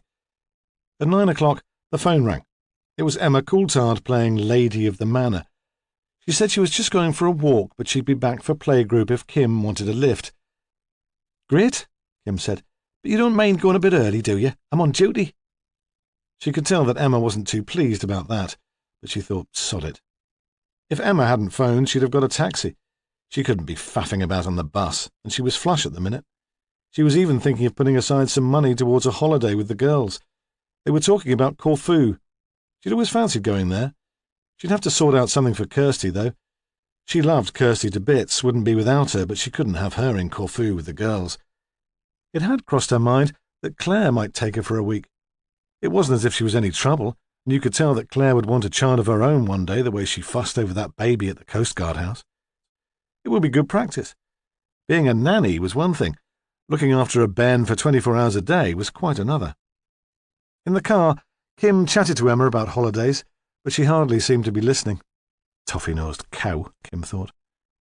The church hall was a barn-like stone building with high arched windows and a stage at one end. The heavy equipment was kept under the stage, and it was still being set up when they arrived. Emma stayed to help because the play leader said she didn't want any children left until she could supervise them properly. She stopped in the middle of fixing the heavy wooden slide onto the climbing frame to explain. "Someone tried to snatch a laddie from a nursery in Otterbridge last week. The police think it was the same person who abducted that kid a month ago. You know, he was at a birthday in McDonald's and he just disappeared. They found him wandering along the seafront at Whitley hours later. We've all been asked to take special care." Emma felt the room spin and shut her eyes tight. She couldn't imagine the horror of what the mother had gone through, and still she felt faint. When she looked again, the play leader, red-faced and muscular, was staggering across the room with a tray of sand. Emma followed her. "I could stay and help all morning if you like." She didn't want to lose sight of either of the boys. "Oh, don't be daft." The woman was bringing up 3 on her own and didn't have much patience for over-anxious mums. "We'll shut the door when everyone's here, and you know we'll never let them go until someone we recognise is here to collect them." The room was already starting to get noisy. Boys on trikes played bumper cars, taking advantage of the helpers' lack of attention. Kirsty had found the dressing-up box and click-clacked over the wooden floor in oversized, high-heeled shoes. Emma's head throbbed. She wanted to get back to the Coast Guard house and Helen. "All right," she said, "if you're sure." Still, she hung on until the children were sitting in a circle on the carpet and they'd called the register. On her way out, she made certain the door was firmly closed behind her. It was near the end of the session, when all the toys had been put away and they were singing "A Princess Lived in a Big High Tower," that a girl saw the face at the window. The girl was Louise Armstrong, who'd flounced off in a sulk because she hadn't been chosen as the princess. They'd told her she didn't have to play if she didn't want to. They'd known she'd come round in the end. When she screamed, the play leader muttered unprofessionally under her breath about spoilt brats. The Armstrongs lived in one of the posh new houses on the edge of the village. She rounded on the girl. "What's the matter now, Louise?" Owen Coulthard, the handsome prince, stopped galloping round the circle and looked. "There's a man at the window," Louise said. "A monster, or a vampire." Louise had older brothers and sisters, and despite her snobby parents, probably watched videos which weren't good for her. "Don't be silly, Louise. No one can get up there. It's too high." Then the head appeared back at the grimy window. They all stared. The man gestured in a way which was vaguely menacing. "Carry on with the game," the play leader said grimly. Neither the children nor the adults took any notice. She strode to the door, threw it open, and yelled, "What the hell do you think you're doing?" He'd been forced to climb onto an upturned bin to get to the window. He wobbled for a moment, recovered his poise, and jumped down. "I tried knocking on the door," he said accusingly. "No one heard." "We wouldn't. We were busy. If you knocked, we probably wouldn't have heard. I'm looking for Kim Houghton. Oh, there's a surprise. She spoke so quietly that only he could hear. More loudly, she said, She's busy. He began to lose his temper. So am I, lady. My name's Hunter. I'm a detective. Mrs. Houghton will tell you. Only then did Kim, laughing so much that she was red in the face and tears were running down her cheeks, come forward to put him out of his misery. I suppose you'd better come in, the play leader said. We're nearly finished. So then he had to stand inside the hall until the games were over. The children pointed and sniggered at him, encouraged in their taunts by Kim Houghton, who called out to him, We're doing the farmer's in his den now, Sergeant. You fancy being the farmer? Would you rather be the bone? She showed no inclination to drop out of her place in the circle to talk to him. At last the games were over, and the parents were let in to collect their children. Emma Coulthard must have recognised him, but she gave no sign. Kim called over to her, I don't need a lift home, thanks, Mrs. Coulthard. I've made other arrangements. Then she gave him a wink so obvious that he knew she'd only done it to embarrass him. I've a few more questions, he said, once the hall was quiet. There, she said, and I thought you'd come to ask me out for lunch. We could talk over lunch if you want to. If Ramsay interviewed witnesses on expenses, he didn't see why he shouldn't too. Nah, she said, look at me, I'm hardly dressed for it. Anyway, I've got Kirsty. Oh.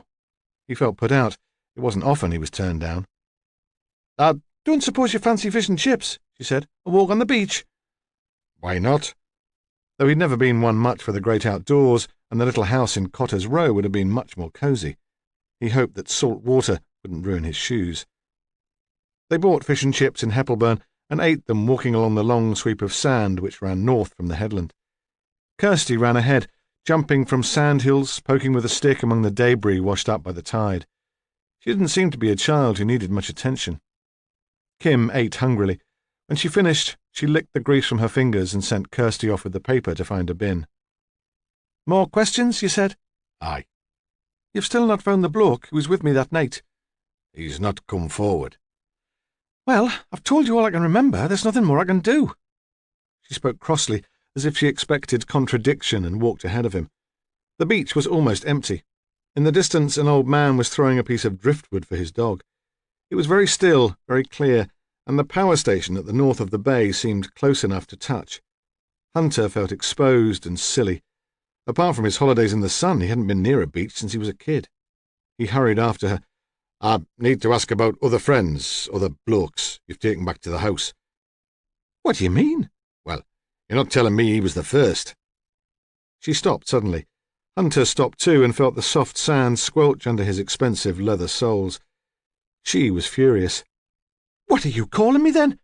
You're as bad as the old grannies in the Row. No, he said, panicking slightly. No, you don't understand. What I'm saying is, you're an attractive woman. I can't believe the chap in the red car was the first. He paused, tried to find the right word. Admirer you've had since you were divorced. She was slightly mollified. No, well, people jump to conclusions, just because I'm friendly-like. I'm sorry, I didn't mean to offend you. It occurred to him that he'd learnt a few things through working with Stephen Ramsay, though he'd never let on. Finesse, that was the word. In the past he'd have gone at this witness like a bull at a gate and got nowhere. Now he'd have her eating out of his hand. They walked for a few minutes in a companionable silence. The thing is, he said at last, you're the only one on the headland who seems to have anything like a social life. Except the Coulthards, of course, and we're speaking to them too. Whoever killed Mrs. Howe knew the place. They knew where it was safe to dump the body, for example. You do see that we have to ask about any visitors you might have had. It's nothing personal. Yeah, she said. I can see that. So, if you could give us a list of any people who came to your house, men or women, say in the month before Mrs. Howe was murdered. She looked worried again. You wouldn't hassle them, would you? Call at their homes? The old hunter would have asked if she was worried that would be bad for business, but tactfully he kept quiet. They're friends, you know, she said. I wouldn't want them to get into any bother. We'll be discreet. I guarantee it. I'll see to it myself. Oh, aye, she said, laughing. Discretion's your middle name. I can tell that. Coming to the playgroup and scaring us all out of our wits. All the same, she sat with him in the shelter of a sand dune, while he took out his notebook and she reeled off about a dozen names. She had details of some. She could give their occupations, their addresses. She even knew the names of their children. She didn't seem to resent their other respectable lives. For others, like the man in the Mazda, she just had first names and brief descriptions. Mark Taverner's name was not on the list.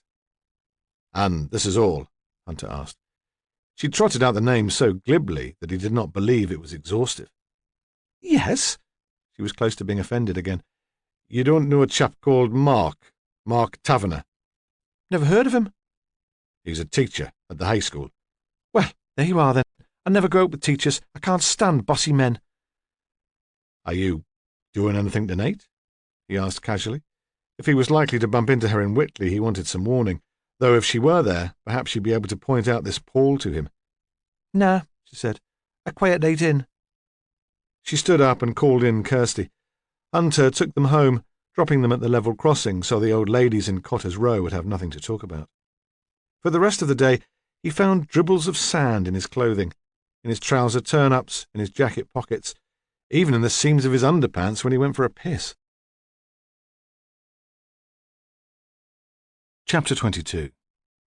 It reminded Gordon Hunter of being a boy again, Friday night and out on the prowl in Whitley. In those days, though, he'd have had a couple of mates with him for moral support and to take a turn in the fight at the bar. When it got dark, the temperature plummeted. The cars parked in the streets leading away from the seafront glistened with frost, and as he breathed in, the cold stung his throat and his nostrils. There was a thin, sharp moon, upended like a smile. The streets were heaving with people dressed for the dance floor. The lasses wore skimpy little girl frocks in pastel colours, and when they were caught in car headlights you could see their lacy panties and their underwired bras. Though they shivered and hugged themselves, that seemed to be more through excitement than a response to the Arctic conditions. When he'd been young, he'd never felt the cold either. He'd never taken a jacket to Whitley for fear it would get pinched, or that he'd get so pissed he'd put it down and forget it. Or one of his mates would throw up all over it in the taxi home. He walked along the seafront, trying to get a feel for the place again. It had been a while since he'd been there, and the pubs and clubs seemed to change hands almost monthly. Then their characters altered with the management. Kim Houghton had said she'd met Paul in the Manhattan skyline. In his youth, that had been a place for underage drinkers, a bar where a 13-year-old girl with enough makeup and bravado could get a vodka and tonic if the police weren't in and she had an older lad with her. Now, it obviously catered for an older market. It stood on a corner. Once the facade had been painted pink, but the salt wind had blasted most of the colour away. A barrel-chested bouncer in a gleaming white shirt, only just held together by straining buttons, stood outside the door, and a sign said, "Over 21s only." He didn't have to turn anyone away. The high school kids walked straight past. They wouldn't have been seen dead in there. When Hunter pushed through the swing door, he could see why. The music was loud but not ear-shattering, and ABBA's greatest hits seemed to be on a continual loop. The Manhattan's decor must have been devised originally to go with the name. There were high, tubular steel stools by the bar, and a neon cocktail glass tipped on one side, flashed on one wall. The effect had been spoilt by an attempt to turn the rest of the room into a Mediterranean taverna. A fishing net hung from the ceiling, and there was a scattering of rustic tables and chairs. Most of the space was left clear, to fit in as many drinkers as possible. Hunter did not notice the clash in design styles. He slouched at the bar and asked for a bottle of Holston, then swivelled to take in the other customers, who were lit intermittently by the flashing cocktail glass and strobe lights over the dance floor. There were a few couples in early middle age trying to recapture their youth, and some single men intent on serious drinking standing beside him at the bar.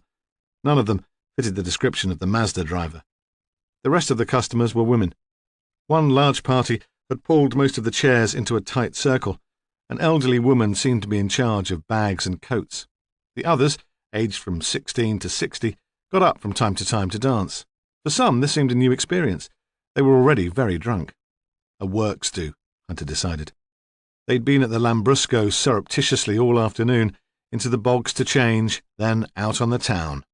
Noticing that a tall, dark woman was the butt of all the jokes, he thought it was probably a hen party. When she was too paralytic to stand up, they'd wrap her in toilet paper and push her up the street in a pram. He didn't see the hen party as regulars. When ABBA reached the end of Super Trooper again, and the dancers collapsed giggling, He wandered across the dance floor and pulled up a chair on the outside of the circle. They giggled some more, but pretended not to see him. "Ladies," he said, "I wonder if you can help me." They couldn't help him, though they would have liked to.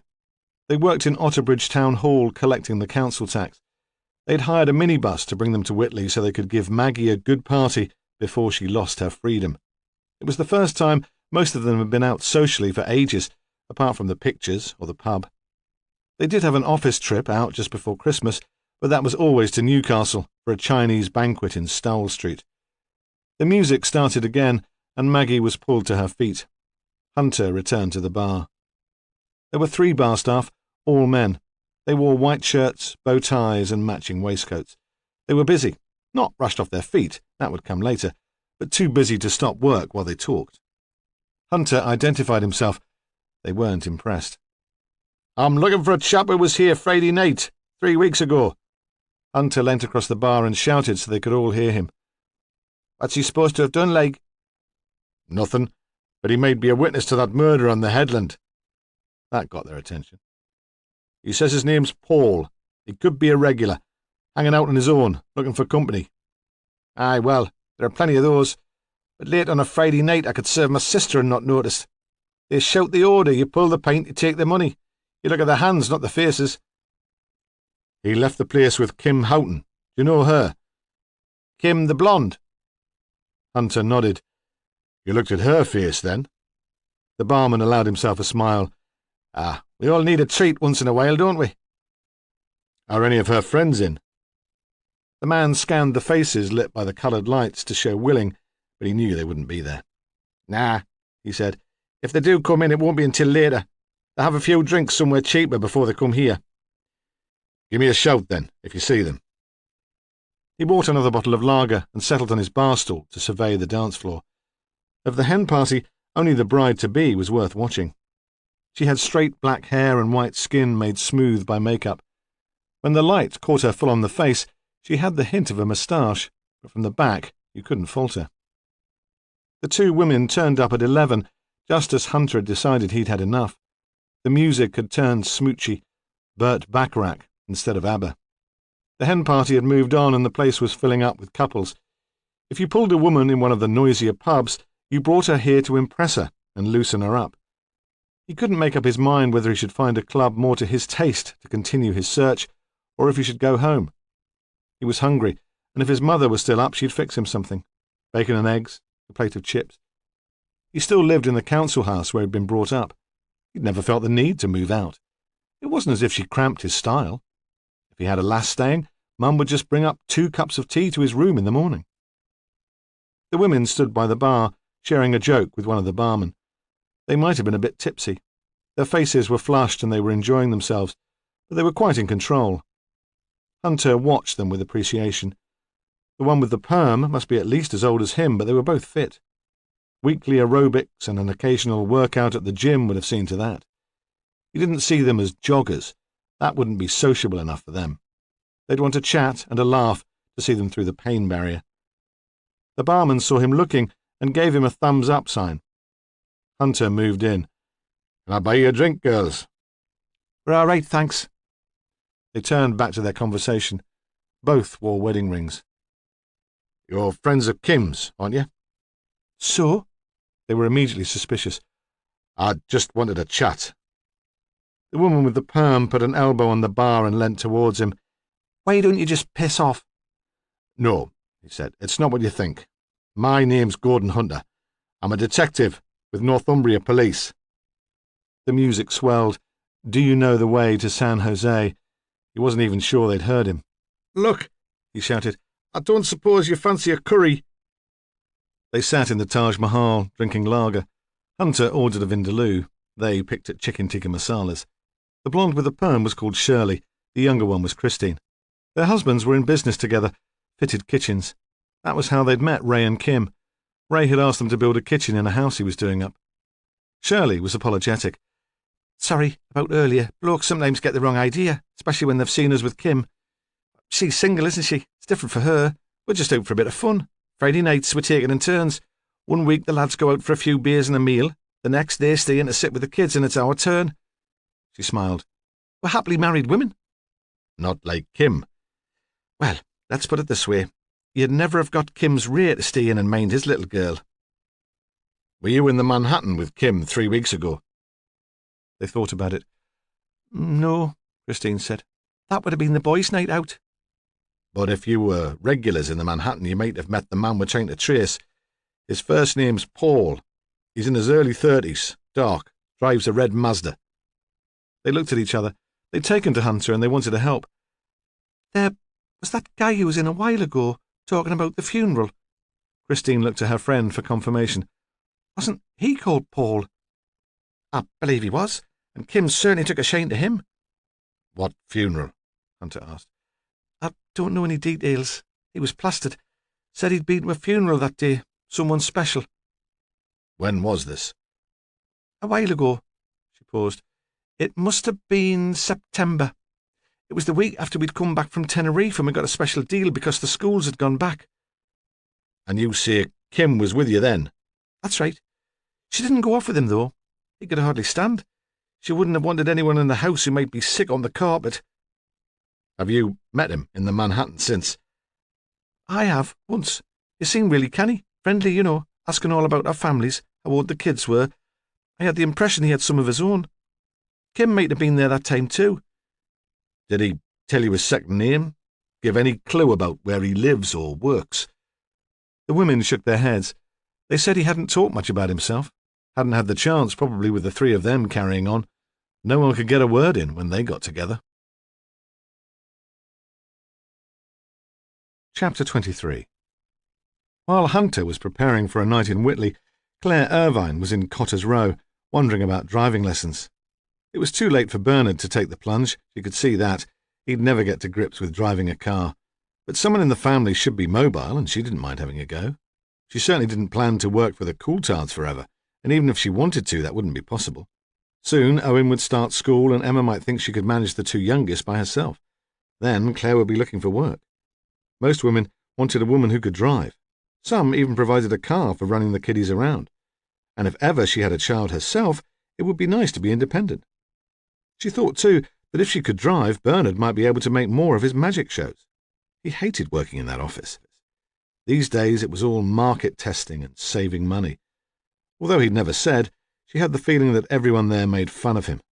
He never mentioned any friends.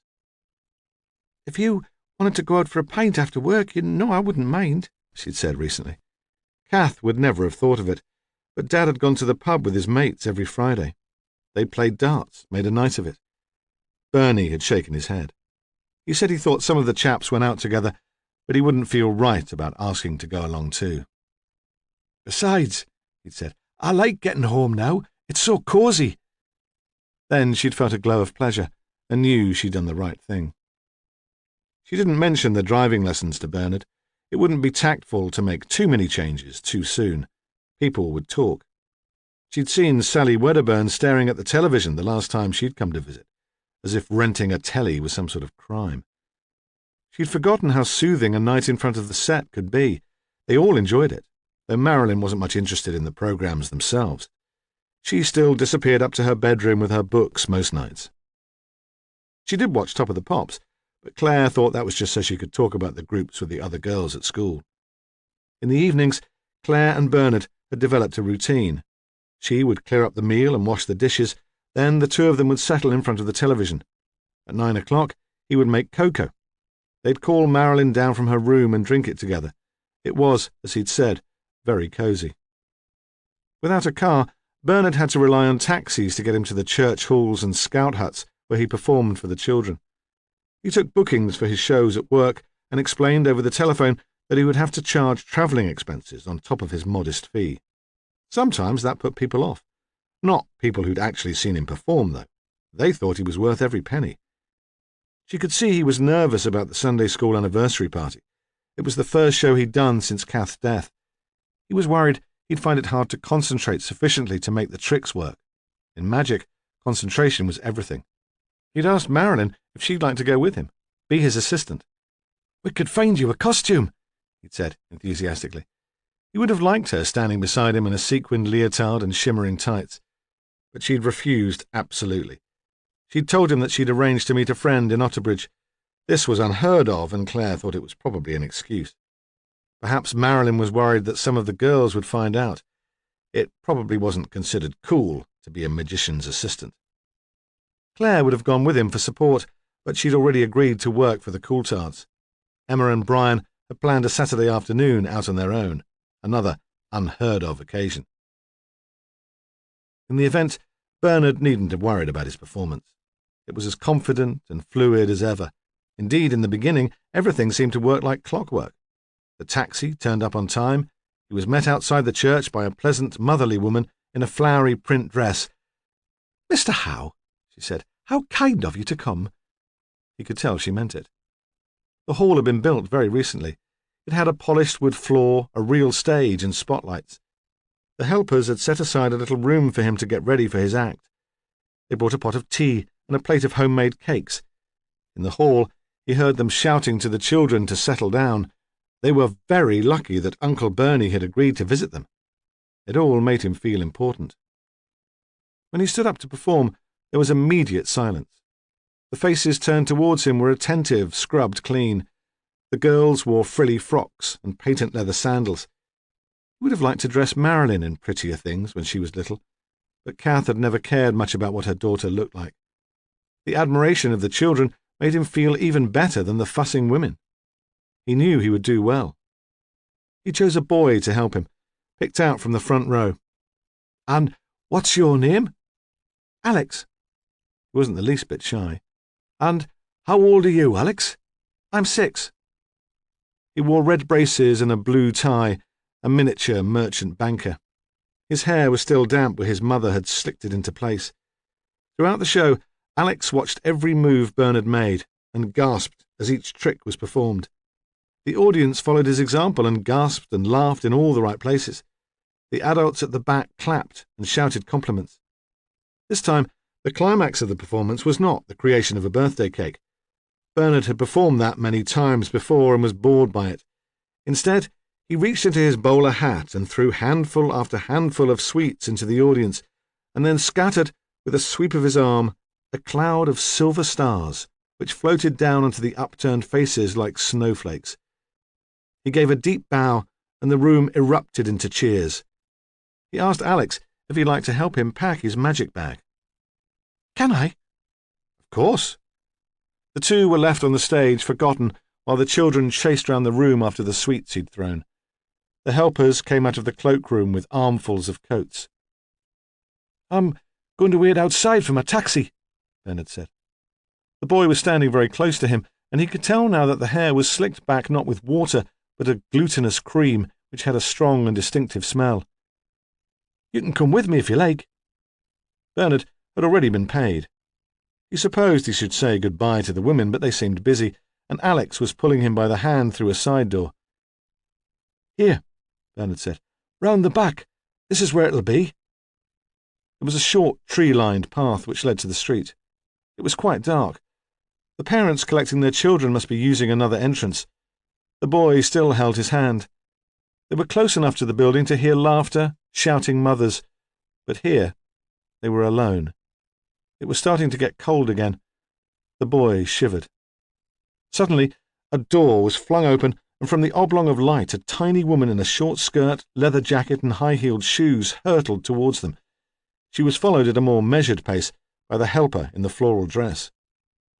The stranger grabbed Alex by the arm and pulled him away from Bernard. For a moment, she stood with her arms wrapped around the boy. Her chin was bent towards the child's hair, and it occurred to Bernard that at such close quarters the scent of the gel would be overpowering and very unpleasant. She raised her head and said to Bernard, "What the hell do you think you were doing?" It was a southern voice, deeper than he'd expected, furious. "I'm sorry? Don't play the innocent with me. If we hadn't come out then, you'd have had him away." "No," Bernard said. "Really, no. You drag him into the dark without telling anyone." She turned away from him in disgust and started on the Sunday school teacher. "You're supposed to be looking after them, not letting them wander off with any pervert who wants to abduct them. I should call the police." In the end, the woman in the flowery dress, who was, it seemed, the minister's wife, calmed the situation. She explained who Bernard was and they all agreed to put the incident down to a misunderstanding. The taxi pulled up, and Bernard was allowed to climb into it. He tried to say goodbye to Alex, but the boy wouldn't look at him. Bernard felt cheated. The day had been so promising, and now it was spoiled. Alex's mother had a short fuse and soon forgot to be angry. When she got the boy home and he told her again what had happened, she saw that no harm had been done. She even felt a bit sorry for the bastard for laying into him. The look on his face. The minister's wife was not able to treat the event so lightly. She thought about it all evening, and then, without discussing it with her husband, who tended to think the best of everyone, she phoned the police station. "It's probably nothing," she said. "If it weren't for all those other incidents, I wouldn't bother mentioning it." Before her marriage, she'd worked as a psychiatric social worker. She had met sad adults, still troubled by unpleasantness in childhood. To her discomfort, the woman on the other end of the line took her seriously and said an officer would be sent that night to take a statement. Then, the following day, 2 detectives, a man and a woman, turned up at the manse, and she had to explain again, or at least try to, what it was about Bernard Howe which had made her concerned. "It wasn't anything he actually did," she told Ramsay and Sal Wedderburn. "I mean, he was very nice. Charming, in fact." The house, like the church hall, was new, and they sat in a bare living room which still smelled of paint, looking out over an untidy garden. As it was Sunday, the minister was busy. She paused. Ramsay looked at Sally, warning her not to speak. In the garden, a noisy blackbird was gathering dry grass for a nest. The woman continued, "We have a number of elderly spinsters who run the Sunday school, and they fussed over him. They had heard, of course, that his wife had died in tragic circumstances. He played up to them. I thought at first he was just being kind. Most men are embarrassed by the attention." She paused again. "I'm not explaining this very well. It wasn't a real adult conversation. He was behaving like a spoilt 8-year-old, as if all that fussing was due to him. It wasn't normal." "I see," Ramsay said. "Did he have any difficulty communicating with the children?" "Oh, none at all. They loved him. The little boy who went outside with him wasn't frightened, and I'm sure nothing untoward happened." "Yet you felt sufficiently concerned that you contacted us." "Yes, there was something about the pair of them standing there in the shadow, hand in hand. Mr. Howe didn't seem to realise he was in a position of trust. When we went outside, the mother, of course, was frantic. It was as if he felt no more responsible for the incident than the boy. It was a sort of arrogance. He was the only person who mattered. We were inconsiderate fools to cause a scene." Ramsay leant forward. "Are you saying you think he would be capable of abducting a child?" She looked back at him, troubled. "I suppose I am. He'd do it thoughtlessly, probably not meaning to cause any harm, just for the company, not realising what people might think. The spoilt child again." Chapter 24. I knew he was a queer bastard. The weather was still cold in the evenings, and Hunter stood with his backside against the radiator. It was the Sunday night after the children's party at the church hall. The station was quiet. The 3 of them were crammed into Ramsay's office. "So, what do we do now?" "Nothing," Ramsay said. "What do you mean?" "Think about it." "What's there to think about? It's obvious, isn't it? Uncle Bernie has a taste for little boys, and his wife finds out, so he stabs her. What better motive can there be?" "Think about it," Ramsay said again. "Think about the other abductions. What were the common features?" "The kids were given sweets. He sat them on his knee and cuddled them, but he didn't actually interfere with them. That fits, doesn't it? Isn't that what the vicar's wife said? That Bernie wouldn't have had the bottle to do anything?" "You'd admire him more if he had?" Sally Wedderburn spat at him. "Oh, for Christ's sake, that's not what I said." He turned his eyes to the ceiling. "You can't speak in this place without someone twisting your words." Moody cow, he thought. Really, it took the patience of a saint to work with Sal Wedderburn. They should pay a special allowance for it. "What was the other common feature?" Ramsay asked. Hunter looked blank. Sally triumphant. "He was a driver," she said. "Different cars. One red saloon, one blue estate. But each time he drove the kids around, and then he dumped them by the side of the road. Bernard Howe doesn't drive. Just because he doesn't usually drive doesn't mean that he can't.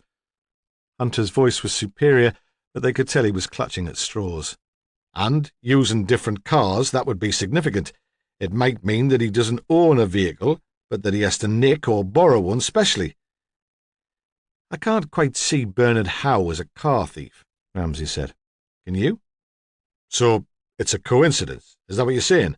The fact that he likes little boys? Sally Wedderburn turned on him again. Get real. How many calls do you think we've had about the abductions? Hundreds. Probably running by now into thousands. All from people accusing men of liking little boys. It might be a neighbour who watches their kids playing in the street, or an over-familiar lollipop man, or a football referee who puts his hand on a lad's shoulder before sending him off. We've had the lot. At a time like this, folk overreact. You can't blame them. Anyone who has regular contact with kids is going to be a target. As you say, it's a coincidence.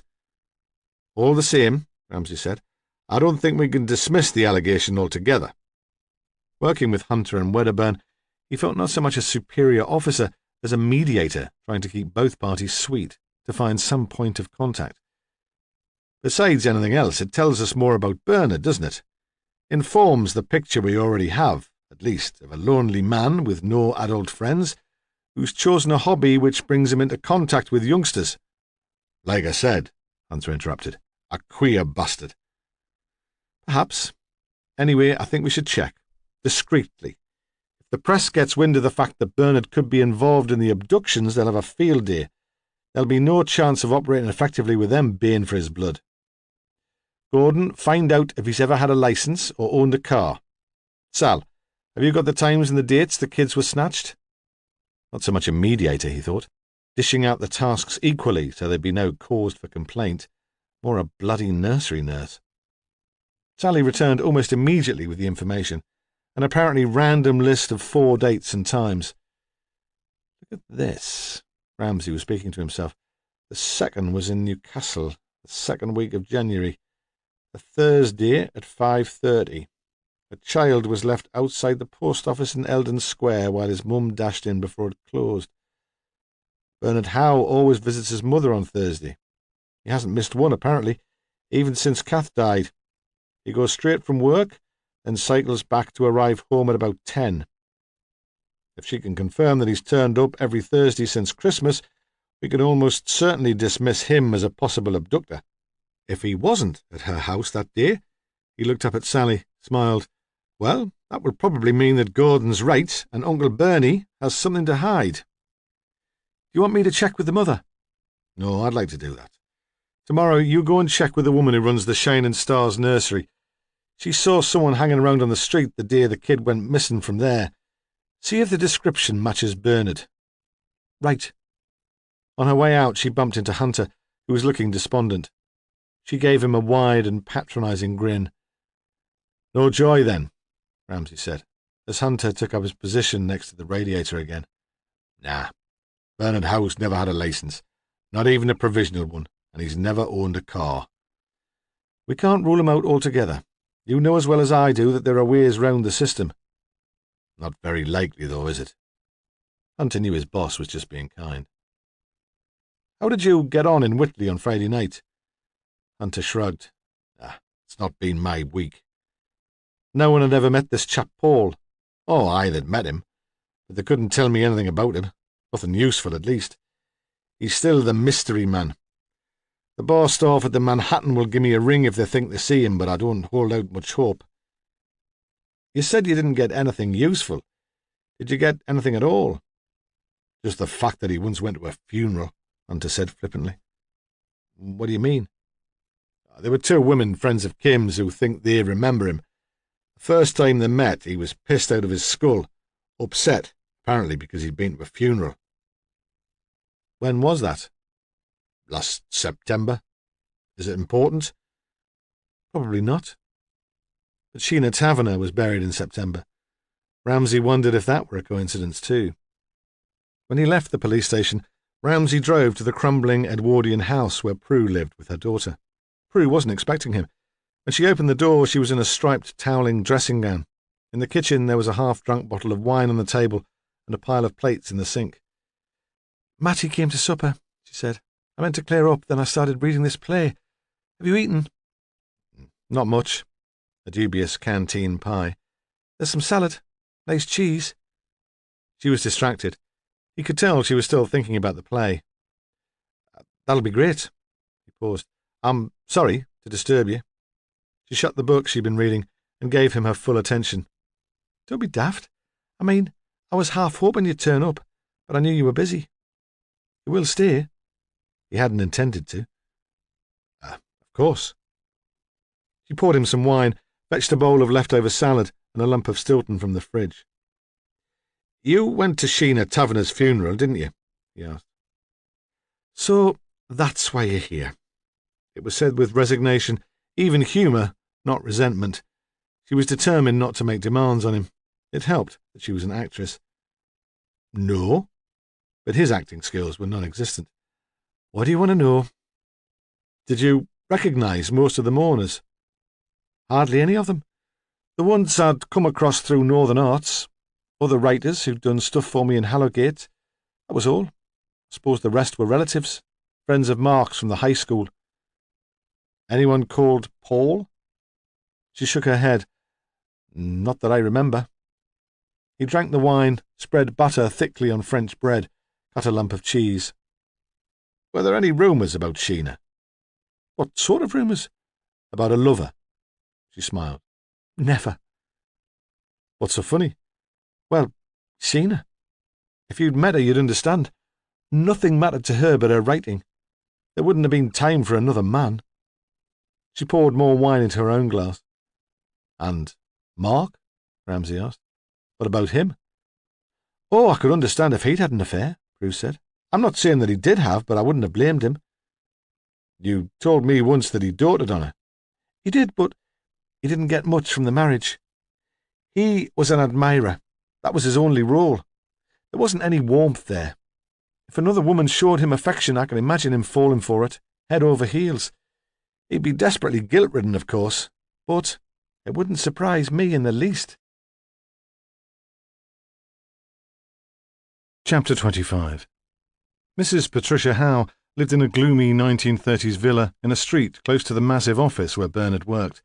The houses were generally small, squashed-together semis.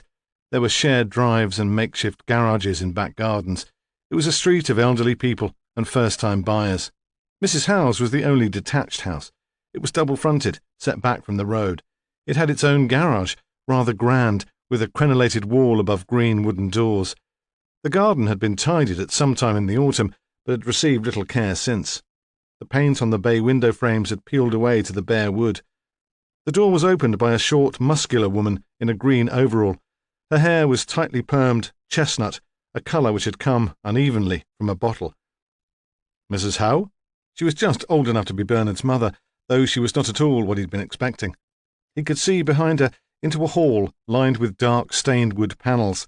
There was a musty smell of unaired rooms. Is she expecting you? The woman seemed surprised. No.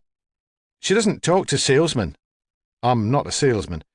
He was about to explain who he was when she added, or politicians.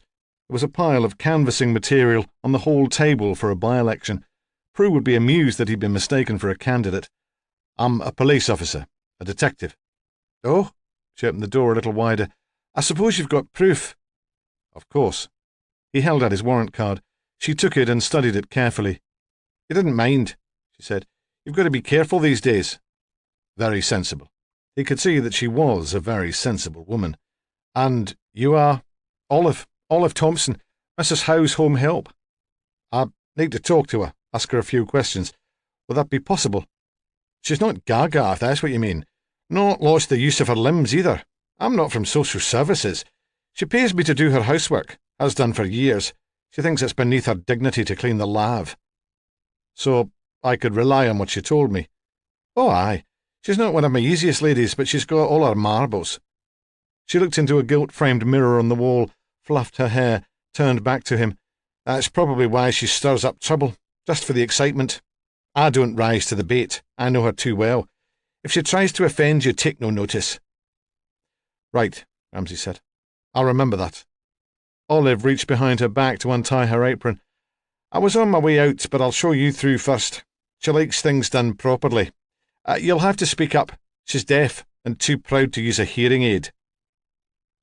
Patricia Howe was sitting in a high-backed chair by a French window. She was reading a large print library book. In the armchair beside her was sprawled an enormous, long-haired tabby cat. It was clear that she had not heard his knock on the door or the conversation with the home help, and he stood for a moment watching her read. She was a large woman, with a fleshy chin and wispy white hair pinned back from her face with a tortoiseshell comb. The resemblance to Bernard was obvious.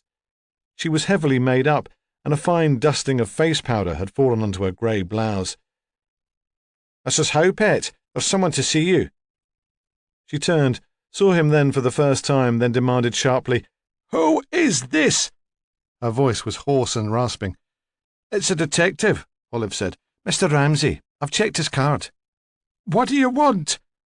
Without taking her eyes off Ramsay's face, the old woman flapped her hand at Olive to send her away. Olive went. "I said, what do you want?" "A few questions, if you wouldn't mind." "It's about Kathleen, I suppose. I'm surprised you've not been before." "Why's that, Mrs. Howe?" "Well, I knew her, didn't I? As well as anyone. She lived in my house for long enough." There was a careful emphasis on the word my. "Oh, yes, I knew her." "You didn't like her?" "I didn't kill her, if that's what you mean." It was supposed to be a joke. She stretched thin lips around uneven, discoloured teeth and cackled. The cackle turned into a violent, racking cough. "But you didn't like her?" "No." The lips clamped shut. "Why not?" He tried to speak gently, but she didn't hear. "What's that?" "Why didn't you like her?" "She didn't look after him properly. Men need looking after." "Did he look after her?" He regretted the question as soon as it was asked, realising that it was Prue speaking. "Of course he did. He brought in the money that kept her." For the first time she set aside her library book, let it fall with a crash onto the floor. The cat raised its head, then settled back to sleep. "Are you married, Mr. Ramsay?" "Divorced." "I was always telling Bernard that he should divorce Kathleen. He knew there was a place for him here if he wanted one." So, Ramsay thought, if he wanted rid of her, he didn't have to kill her, not on your account. That's what you're trying to tell me. "They lived here together, you know, when they married." "Bernard told me that." "Did he?" It seemed to please her. "They should never have moved." "I thought you didn't get on with her." She shrugged her shoulders heavily, the gesture of a gracious grande dame. "Oh, I didn't mind her funny ways." "What funny ways?" She sniffed. "She had views on everything. Opinions." "Shouldn't a woman have opinions?" "No." "Except you," he thought. "You wouldn't be without them." "Did you enjoy having a child in the house?" he asked. He couldn't imagine Mrs. Howe as doting grandmother with a pocket full of sweeties offering to babysit. "She wasn't any trouble," Mrs. Howe said. "It's a big house." "Was Kathleen a good mother?" "I suppose she was. I never interfered." Ramsay found that hard to believe. He said nothing. Mrs. Howe continued, "I thought Kathleen was too serious, too pushy. She was determined to turn Marilyn into a blue stocking. She was a pretty little thing, all that white hair. She should have had more fun." They sat without speaking. A grandfather clock ticked in the hall. Mrs. Howe's stomach rumbled and she belched gently into her handkerchief. The room was heated by large painted radiators and an open fire, and was very warm. Ramsay felt drowsy, and he wondered if Mrs. Howe was falling asleep. Translucent pink lids covered her eyes. "Bernard and I always had fun," she said. "He never met his father, you know. There was only ever Bernard and I." Ramsay didn't ask if the man was dead, or if he'd deserted them, and Mrs. Howe didn't elaborate. Perhaps she'd never married. "Oh, we had such good times, the two of us. Such wonderful times, before he married Kathleen. We went to the cinema every week, then out to supper. We made an event of it. You could then. I wore gloves and a hat. Oh, yes, we turned a few heads. He was a good-looking man." She opened her eyes and made a theatrical sweep of the arm towards an upright piano which stood against one wall. He played the piano like an angel, and even then he worked magic. He performed for me. He knew how it diverted me." She sighed. "Ah, we were such very good friends." "You must have been disappointed when they moved to Cotter's Row." She shrugged. "One must learn, mustn't one, to let go?" But her eyes were hard and bitter. "It must be a comfort that he visits so regularly." She brightened again. "Oh, yes. Our Thursday evenings are very special times." "What do you talk about on his visits?" "Everything. He has no secrets from me. His work, his plans for the future." "Himself," Ramsay concluded silently. "That's why he comes. Not to keep you company. Certainly not to help with practical chores around the house. Not even because you cook cauliflower cheese for his supper. But for the pleasure of talking about himself." "Did he seem concerned or anxious in the weeks before Kathleen's death?" "No. If anything, he was happier. More the boy he used to be." She grinned horribly again. "I thought he'd got himself a mistress. Someone with style. I wouldn't blame him." "Did he bring Marilyn to see you?" "Hardly ever. Once on a blue moon. According to Kathleen, I was a subversive influence." "When did you last see her?" "On my birthday, the end of January." "That was a Thursday too." "Of course. It's always Thursday." "There must be weeks when he can't get to see you," Ramsay said. "When something turns up at work or at Marilyn's school." "No," she said firmly. "He's a good boy. He always puts his mother first. The last time he missed a Thursday night was more than a year ago, and he only stopped at home then because he had flu." "Are you sure of that? He never came on a different day instead?"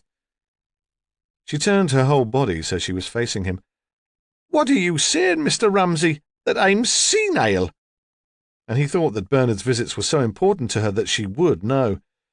She shut her eyes and waved her hand impatiently to indicate that he should go. On cue, the cat raised itself and hissed.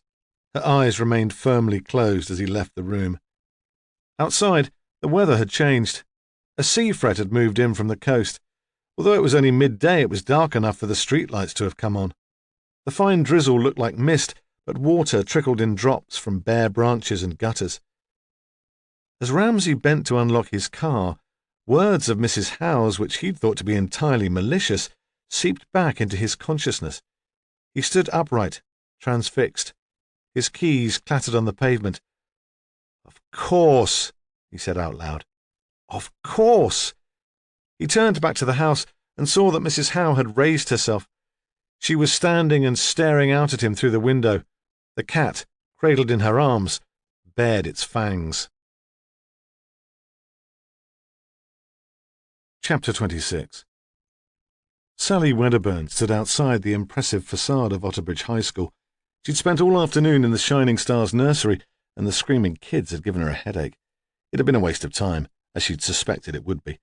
No one had seen an overweight, middle-aged man on the evening Tom Bingham was abducted, nor a bicycle. Miss Frost's recollection of the man waiting outside in the street was vague. Youngish, slimish. She wasn't even sure about hair colour. She'd only really seen a silhouette, and street lamps gave such a peculiar light. Sally was at the high school on Ramsay's instruction. She was waiting for Marilyn. The wind carried flecks of ice, and she pulled her coat around her as she paced backwards and forwards along the pavement to stop her feet from freezing. She was too nervous to stand still. After making such a hash of her interview with Emma Coulthard, she was grateful that Ramsay was giving her a second chance. She was desperate not to screw up again. An electric bell rang, and children began to stream past her, pushing and jostling through the gates. She had to concentrate. It wouldn't do to miss the girl.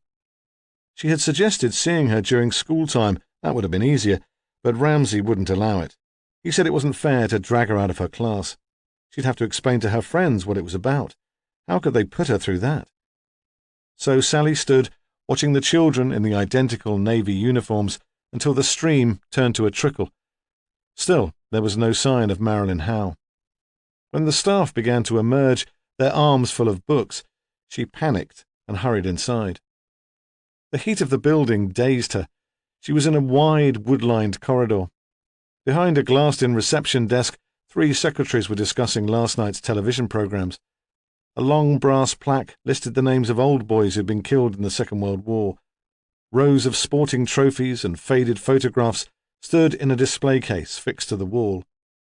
She was wondering if Ramsay's instructions on discretion related to secretaries too, when a middle-aged woman clattered down a flight of stone stairs behind her. "Can I help you?" The teacher was on her way out and paused in mid-step, turning back to ask the question. Before Sally could answer, a crescendo of music came from further along the corridor. No, she said, "thank you, I'm waiting for a pupil who's in the orchestra." "Go through," the woman said. "Wait in comfort. You might enjoy it. They're rather good." And she was gone. The heavy doors swung together behind her. The orchestra was rehearsing in a hall which still smelled of the midday meal. There was a stage, but the players were sitting in the well of the theatre on moulded plastic chairs behind a forest of music stands. A sandy-haired, flamboyant man in a pink shirt was conducting. Sally was relieved to see Marilyn sitting in the front row with the other violins. She leant against the back wall of the hall in the shadow. Only then did she recognise Mark Taverner amongst the group. He was playing clarinet, partly hidden by a line of full-grown, acne-covered boys. When the rehearsal finished, Sally stayed where she was. The children seemed in no hurry to leave. They chatted as they put instruments into cases, and then they sauntered out. No one noticed her. Marilyn lingered behind to stack the chairs and fold the stands. A couple of girls called polite goodbyes to her, but they didn't stop to help her. Sally thought Marilyn would always stay behind to clear up.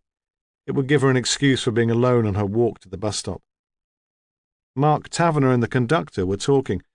Suddenly, the conductor looked up at the clock on the wall, shuffled together his music and hurried out. He shouted back to Mark, "Sorry to leave you to sort things out here. I'm due in Whitley Bay Playhouse in 20 minutes. Auditions for cabaret." But Mark made no attempts to help Marilyn with the chairs. As soon as the conductor had disappeared, he strode after him in a hurry without a word. Sally emerged from the shadow and walked into the main body of the hall. Marilyn was struggling with the last music stand. Sally nodded towards the door through which Taverner had disappeared. What was wrong with him? "Mr. Taverner? He's a pompous git, that's all. He thinks we should only play serious music, and that he should be conductor." Sally was reassured. She'd had the impression that Marilyn was pompous herself, something of a goody-goody. Now it seemed she was like any other teenager, slagging off her teachers. Marilyn picked up her school bag. "What are you doing here?" "I'd like to ask you a few questions. I could give you a lift home. Better than waiting at the bus stop on a night like this." "I suppose so." "Shall we go for a coffee somewhere, or do you have to get straight back?" "They know I had orchestra. They won't be expecting me until 6 when the late bus gets in.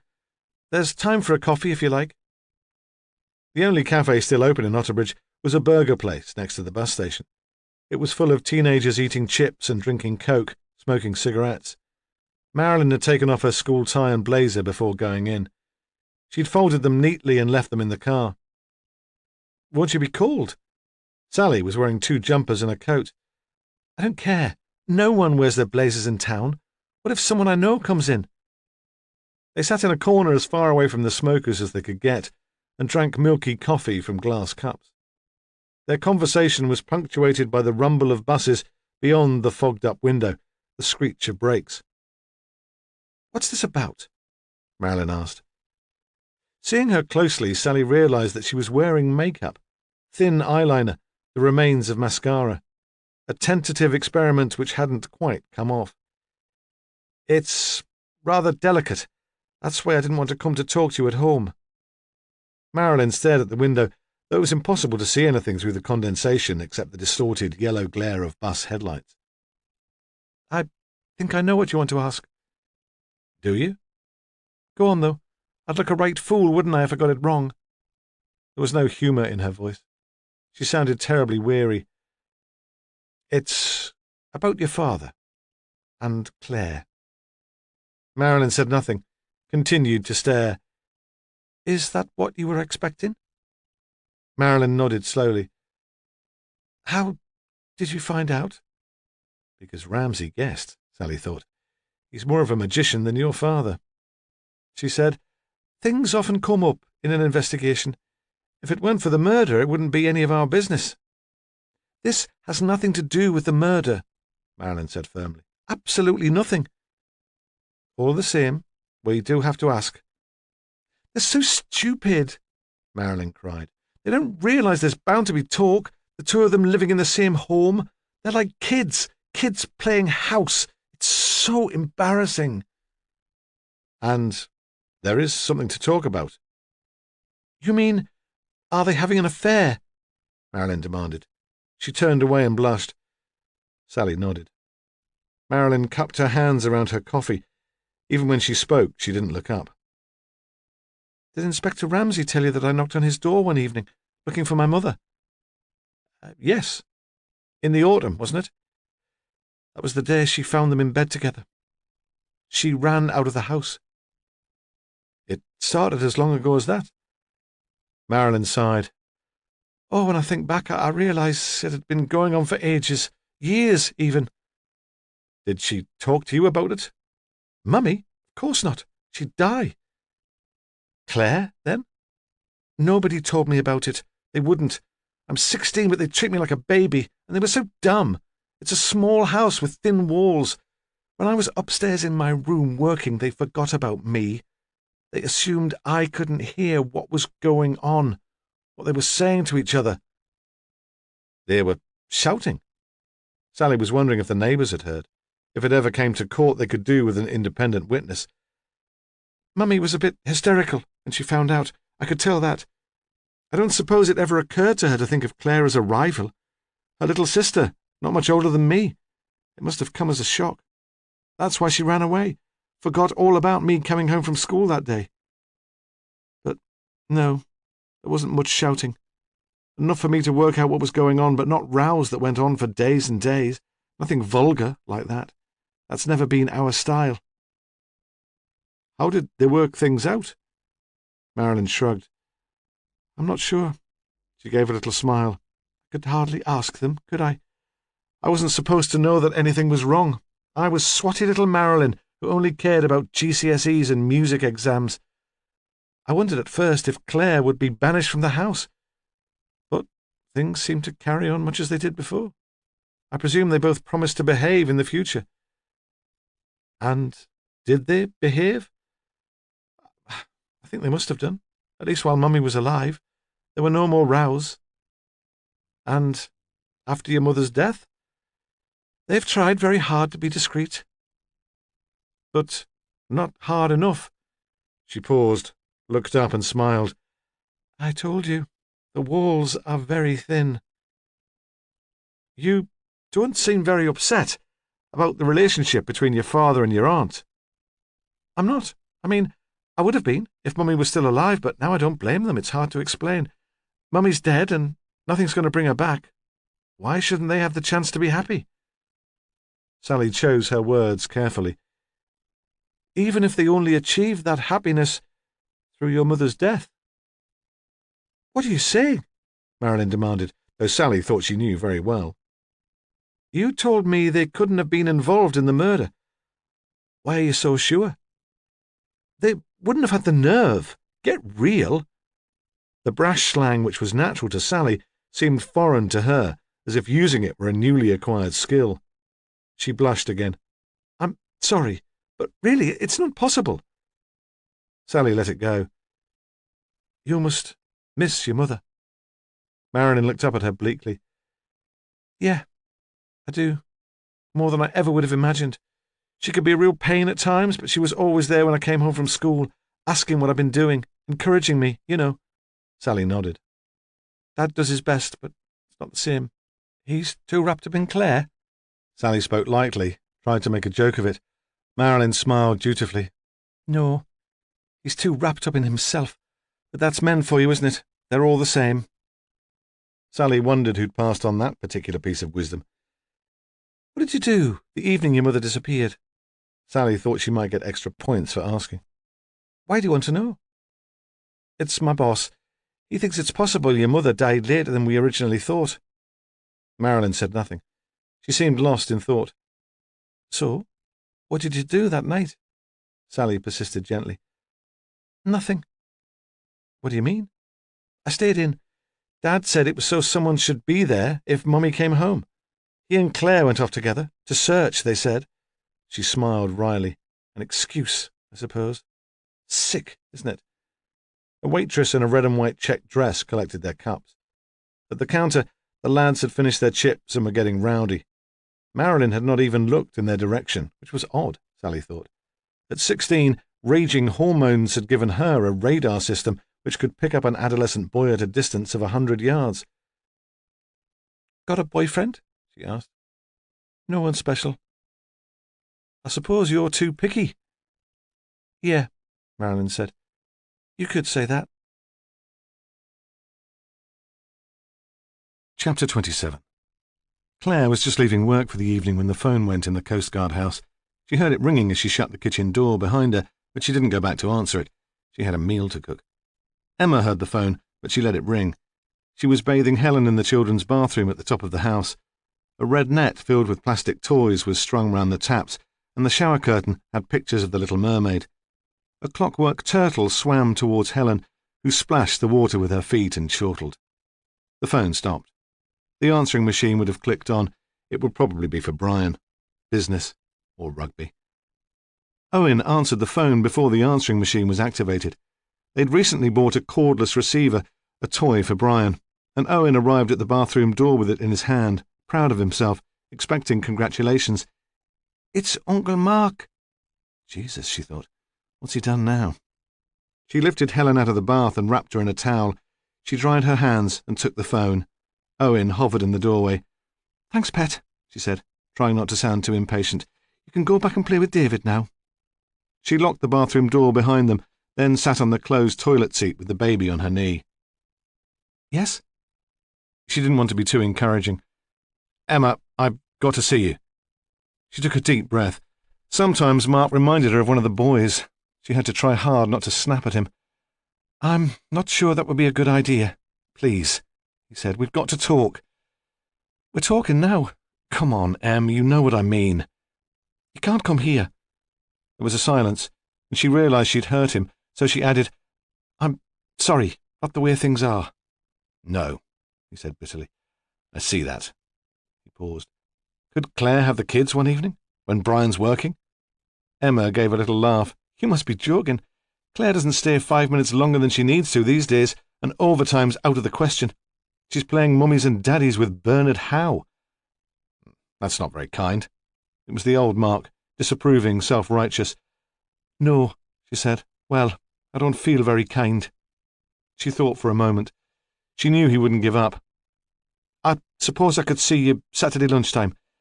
Brian's working and Claire doesn't mind coming up during the day. Where shall we meet? You could always come here, to the house. She thought of the Otterbridge house full of Sheena's books and Sheena's pictures, still smelling somehow of Sheena, and always cold. She shuddered. No, she said, not there. A pub, somewhere halfway between here and Otterbridge, so it won't take me too long to get home. The Lamb in Puddywell, he said. He hadn't had to think about it, and it surprised her that Mark, who hardly ever went into pubs, could come up with a name so easily. 12 o'clock. I'll see you there. Before she could answer, he rang off. She pushed the button on the phone and set it on the floor. She wished she'd had the courage to stand up to him. She shouldn't have said that she'd see him. The bathroom door rattled. The noise startled her and she realised her hands were shaking. Brian shouted, What are you doing in there? He sounded amused, not irritated, which made a nice change. Bathing Helen. What do you think I'm doing? She thought. Why the locked door? Teaching her modesty at an early age? She smiled, despite herself. No. Habit, I suppose. She stood up, holding the shrouded baby against her shoulder, and let him in. He kissed her lightly on the lips. He'd been making more effort lately, and she was aware of a sudden and surprising surge of affection. They stood together in the steamy room, the baby between them. The smell of talcum powder and the heat made her feel quite faint. He began to undress, carefully, as he always did.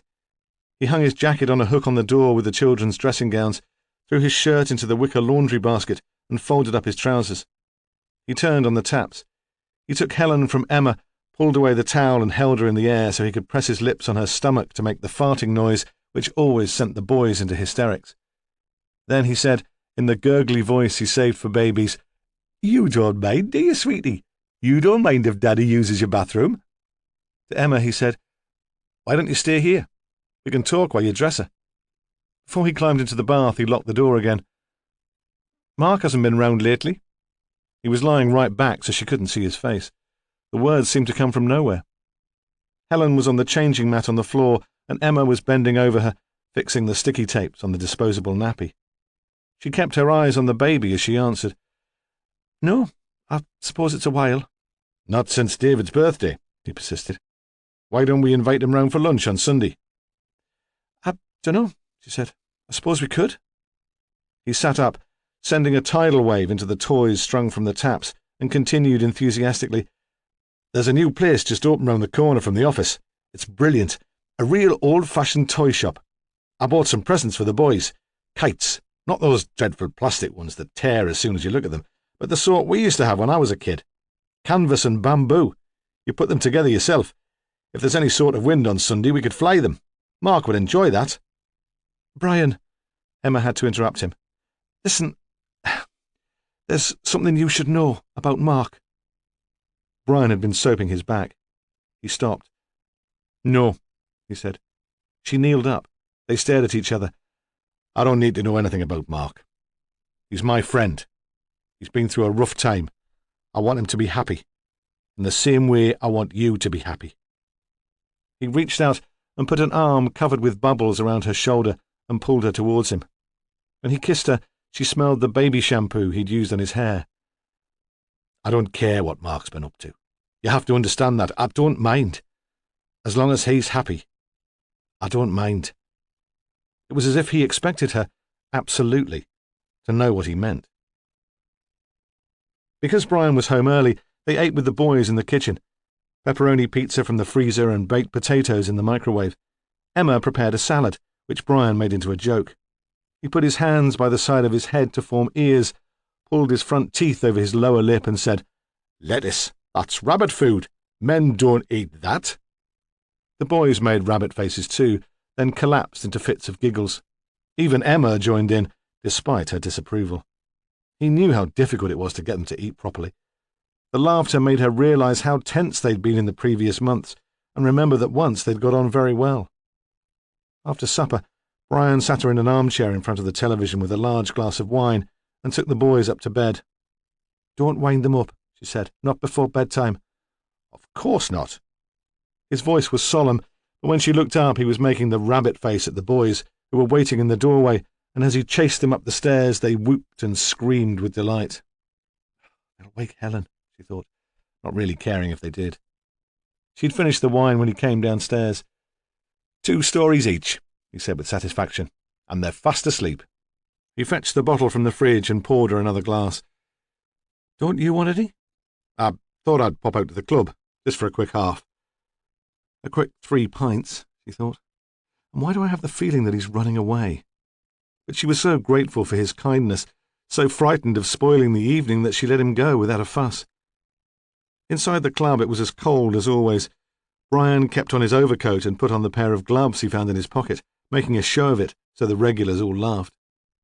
He was halfway through his second pint when Kim Houghton turned up with a new man in tow. Brian watched her from his seat by the bar. He'd had his own fantasies about Kim Houghton in the past. He'd imagined what it would be like to knock at the door of the little house in Cotter's Row, to be taken inside. The man was a jerk in a sheepskin jacket and black patent shoes.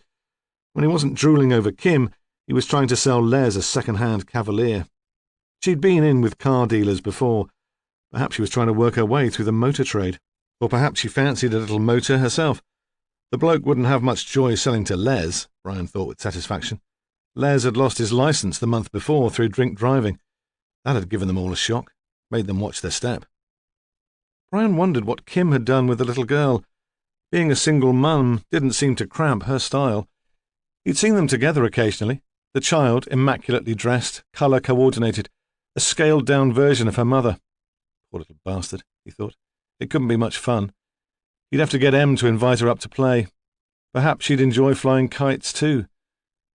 He'd just rescued Les from Kim Houghton's boyfriend by demanding another pint when the door opened and 2 police officers came in. They were in plain clothes, but everyone knew what they were. It was the flash young man and the bonny woman with red hair.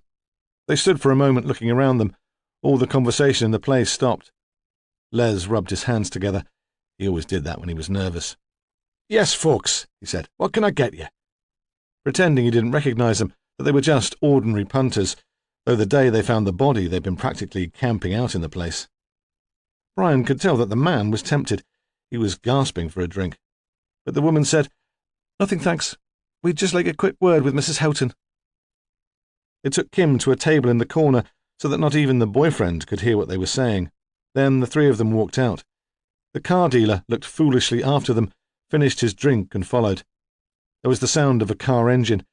He must have started his company car and driven away. "What was all that about, then?" Brian said. "Do you think she's been arrested?" Les gave a gappy grin. "Nah," he said. "No handcuffs." He gave a lecherous wink. Brian felt himself becoming flushed, though handcuffs had never featured in his fantasies about Kim Houghton. He'd imagined a wardrobe full of dressing-up clothes, a school uniform, black stockings, tarty red underwear, but nothing really kinky. He decided he'd go. Emma would appreciate it if he wasn't too late back. Besides, Les wouldn't want to risk a lock-in for after-hours drinking with the police on the headland. It was even colder outside than in the club, and he walked quickly past the jetty and into Cotter's Row. There were still lights on in Kim Houghton's house, but he was surprised to see that the car the detectives drove was not parked there. It was pulled up right against the pavement outside the Howes place, and from inside came the sound of raised voices. Chapter 28. "How did you know?" Sally had demanded. "How did you know that Bernard and Claire were having an affair?" "It was something Bernard's mother said. I suppose we should have realised before. Considered it, at least.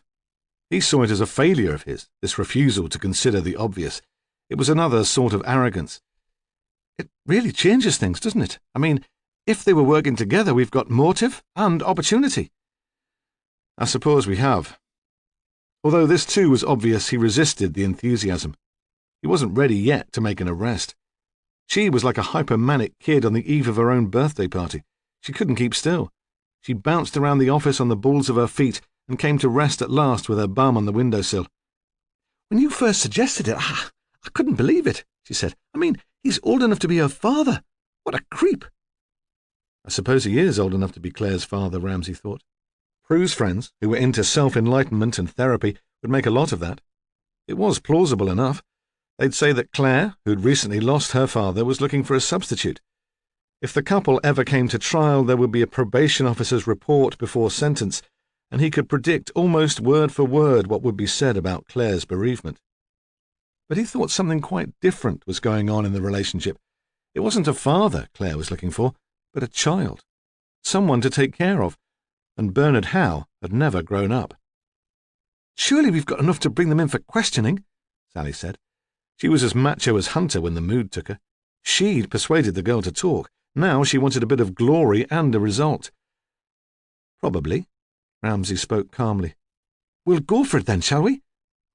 "No," Ramsay replied. "Not yet. We'll talk to them at home, separately, if we can. That shouldn't be a problem. They're not sophisticated enough to put up any resistance." "But why not here? Formal questions, in the interview room with the tape running. They'll be blaming each other within minutes." "Because the press will get to know." He was annoyed by her callousness, disappointed in her.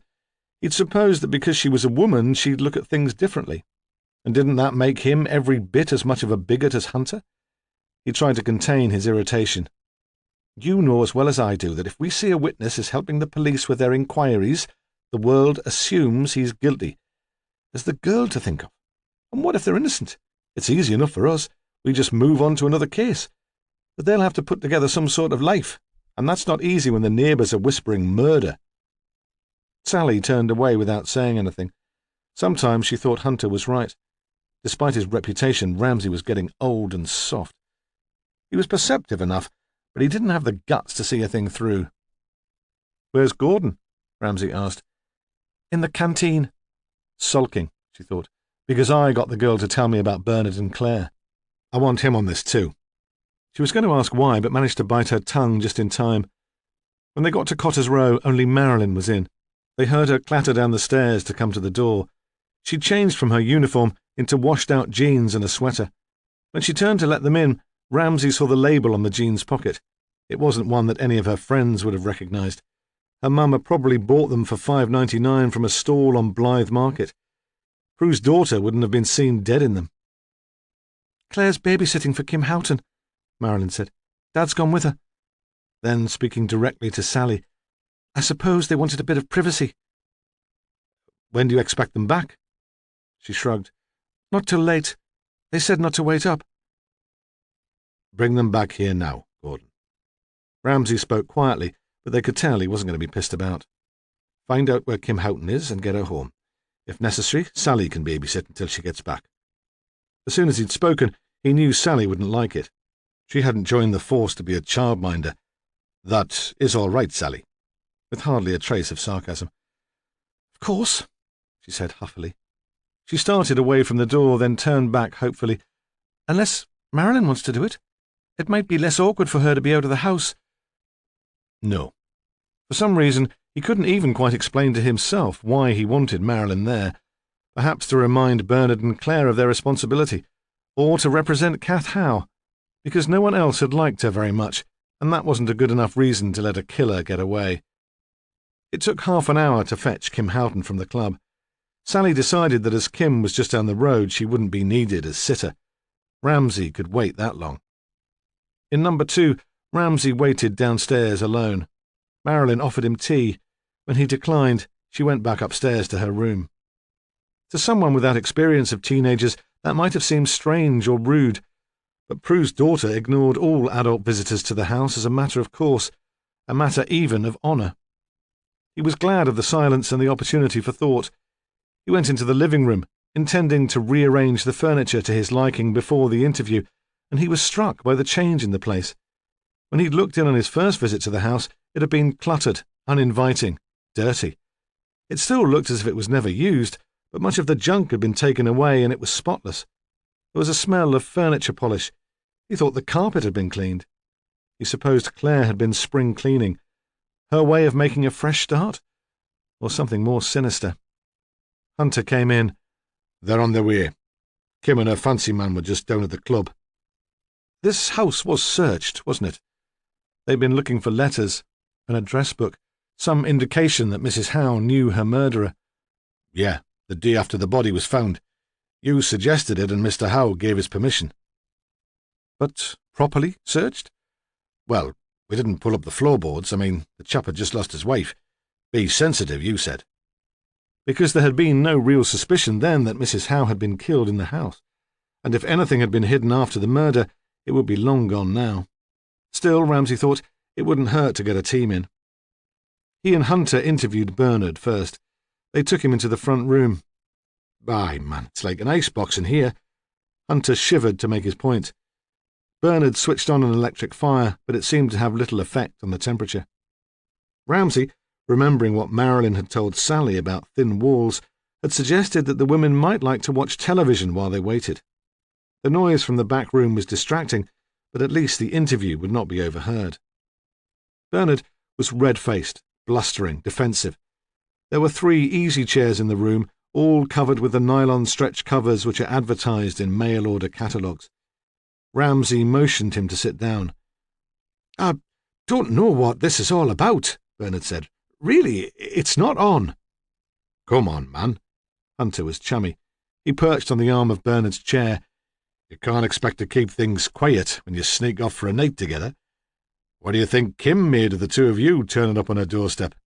She'll not have thought you were there to play Scrabble." Bernard blushed a deeper crimson, said nothing. "Oh, didn't you turn up together? Is that how you worked it? Claire went first, then you trotted on down when the coast was clear?" There was no answer. Hunter's voice hardened. "Is that how you worked it?" "Yes." It was a scarcely audible mumble. "Well, all this secrecy has really landed you in the shit." Hunter was all smiles again. "You do see, Bernard, that the only way to get out of it is to answer all our questions. If you lie to us again, we'll think you've got something else to hide. Aside your little affair, I mean." He got up from the arm of the chair, looked down on his victim. You do see that, Bernard, don't you? Yes. Despite the cold, he'd begun to sweat.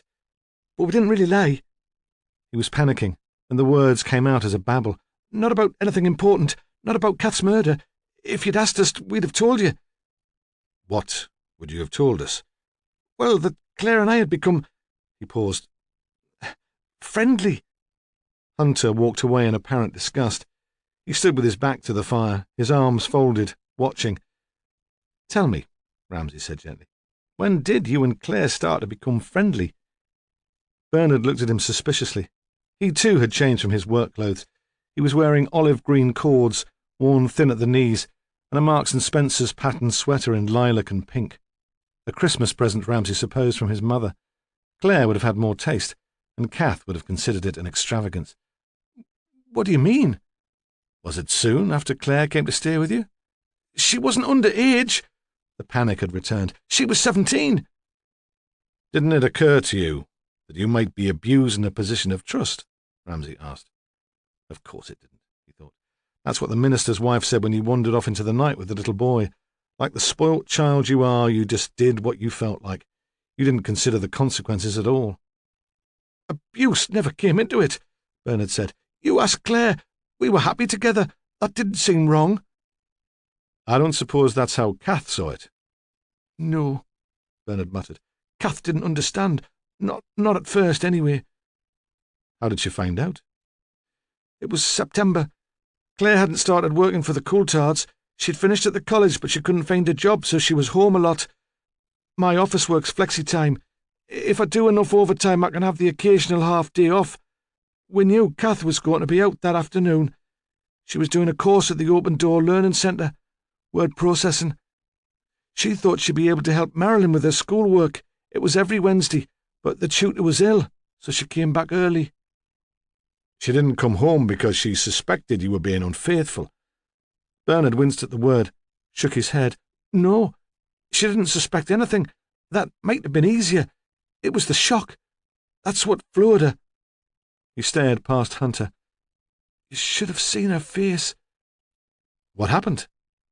She ran out into the street. It was getting dark. I heard a screech of brakes, some fool driving too quickly up Cotter's Row. I thought she'd killed herself, but she was only frightened. You went after her? Of course. I was worried. We both were. Were you? Ramsay's voice remained polite but faintly sceptical. Yes. We didn't want to hurt her. That's the last thing we would have wanted. That's why we'd kept our friendship secret. Not because you were afraid Kath would want it to stop, that she'd cause a scene. Not exactly. He paused. When we'd made sure she hadn't been run over, we thought it would be better to give her some time alone. That's what she wanted. I was booked to do a magic show. I took Claire with me. I thought by the time I got back, Kath would have calmed down. And none of you considered Marilyn, Ramsay thought, coming home and finding no one here. Had she calmed down? In a way. It was horrible. She cried. I'd never seen her cry before. She wasn't angry. She blamed herself. When we got in, Marilyn was in bed and Kath was sitting in her chair in the kitchen with tears running down her cheeks. I'd have done anything to make her stop. So, you and Claire promised to break off your relationship? No. He seemed astounded by the notion. We couldn't do that. We love each other. I don't quite understand then what happened. When we'd had time to think about it, we realised that nothing need happen, that things could go on just as before. That's not how Marilyn tells it, Ramsay thought. She told Sal that Claire and Bernard stopped being friendly when her mother found out.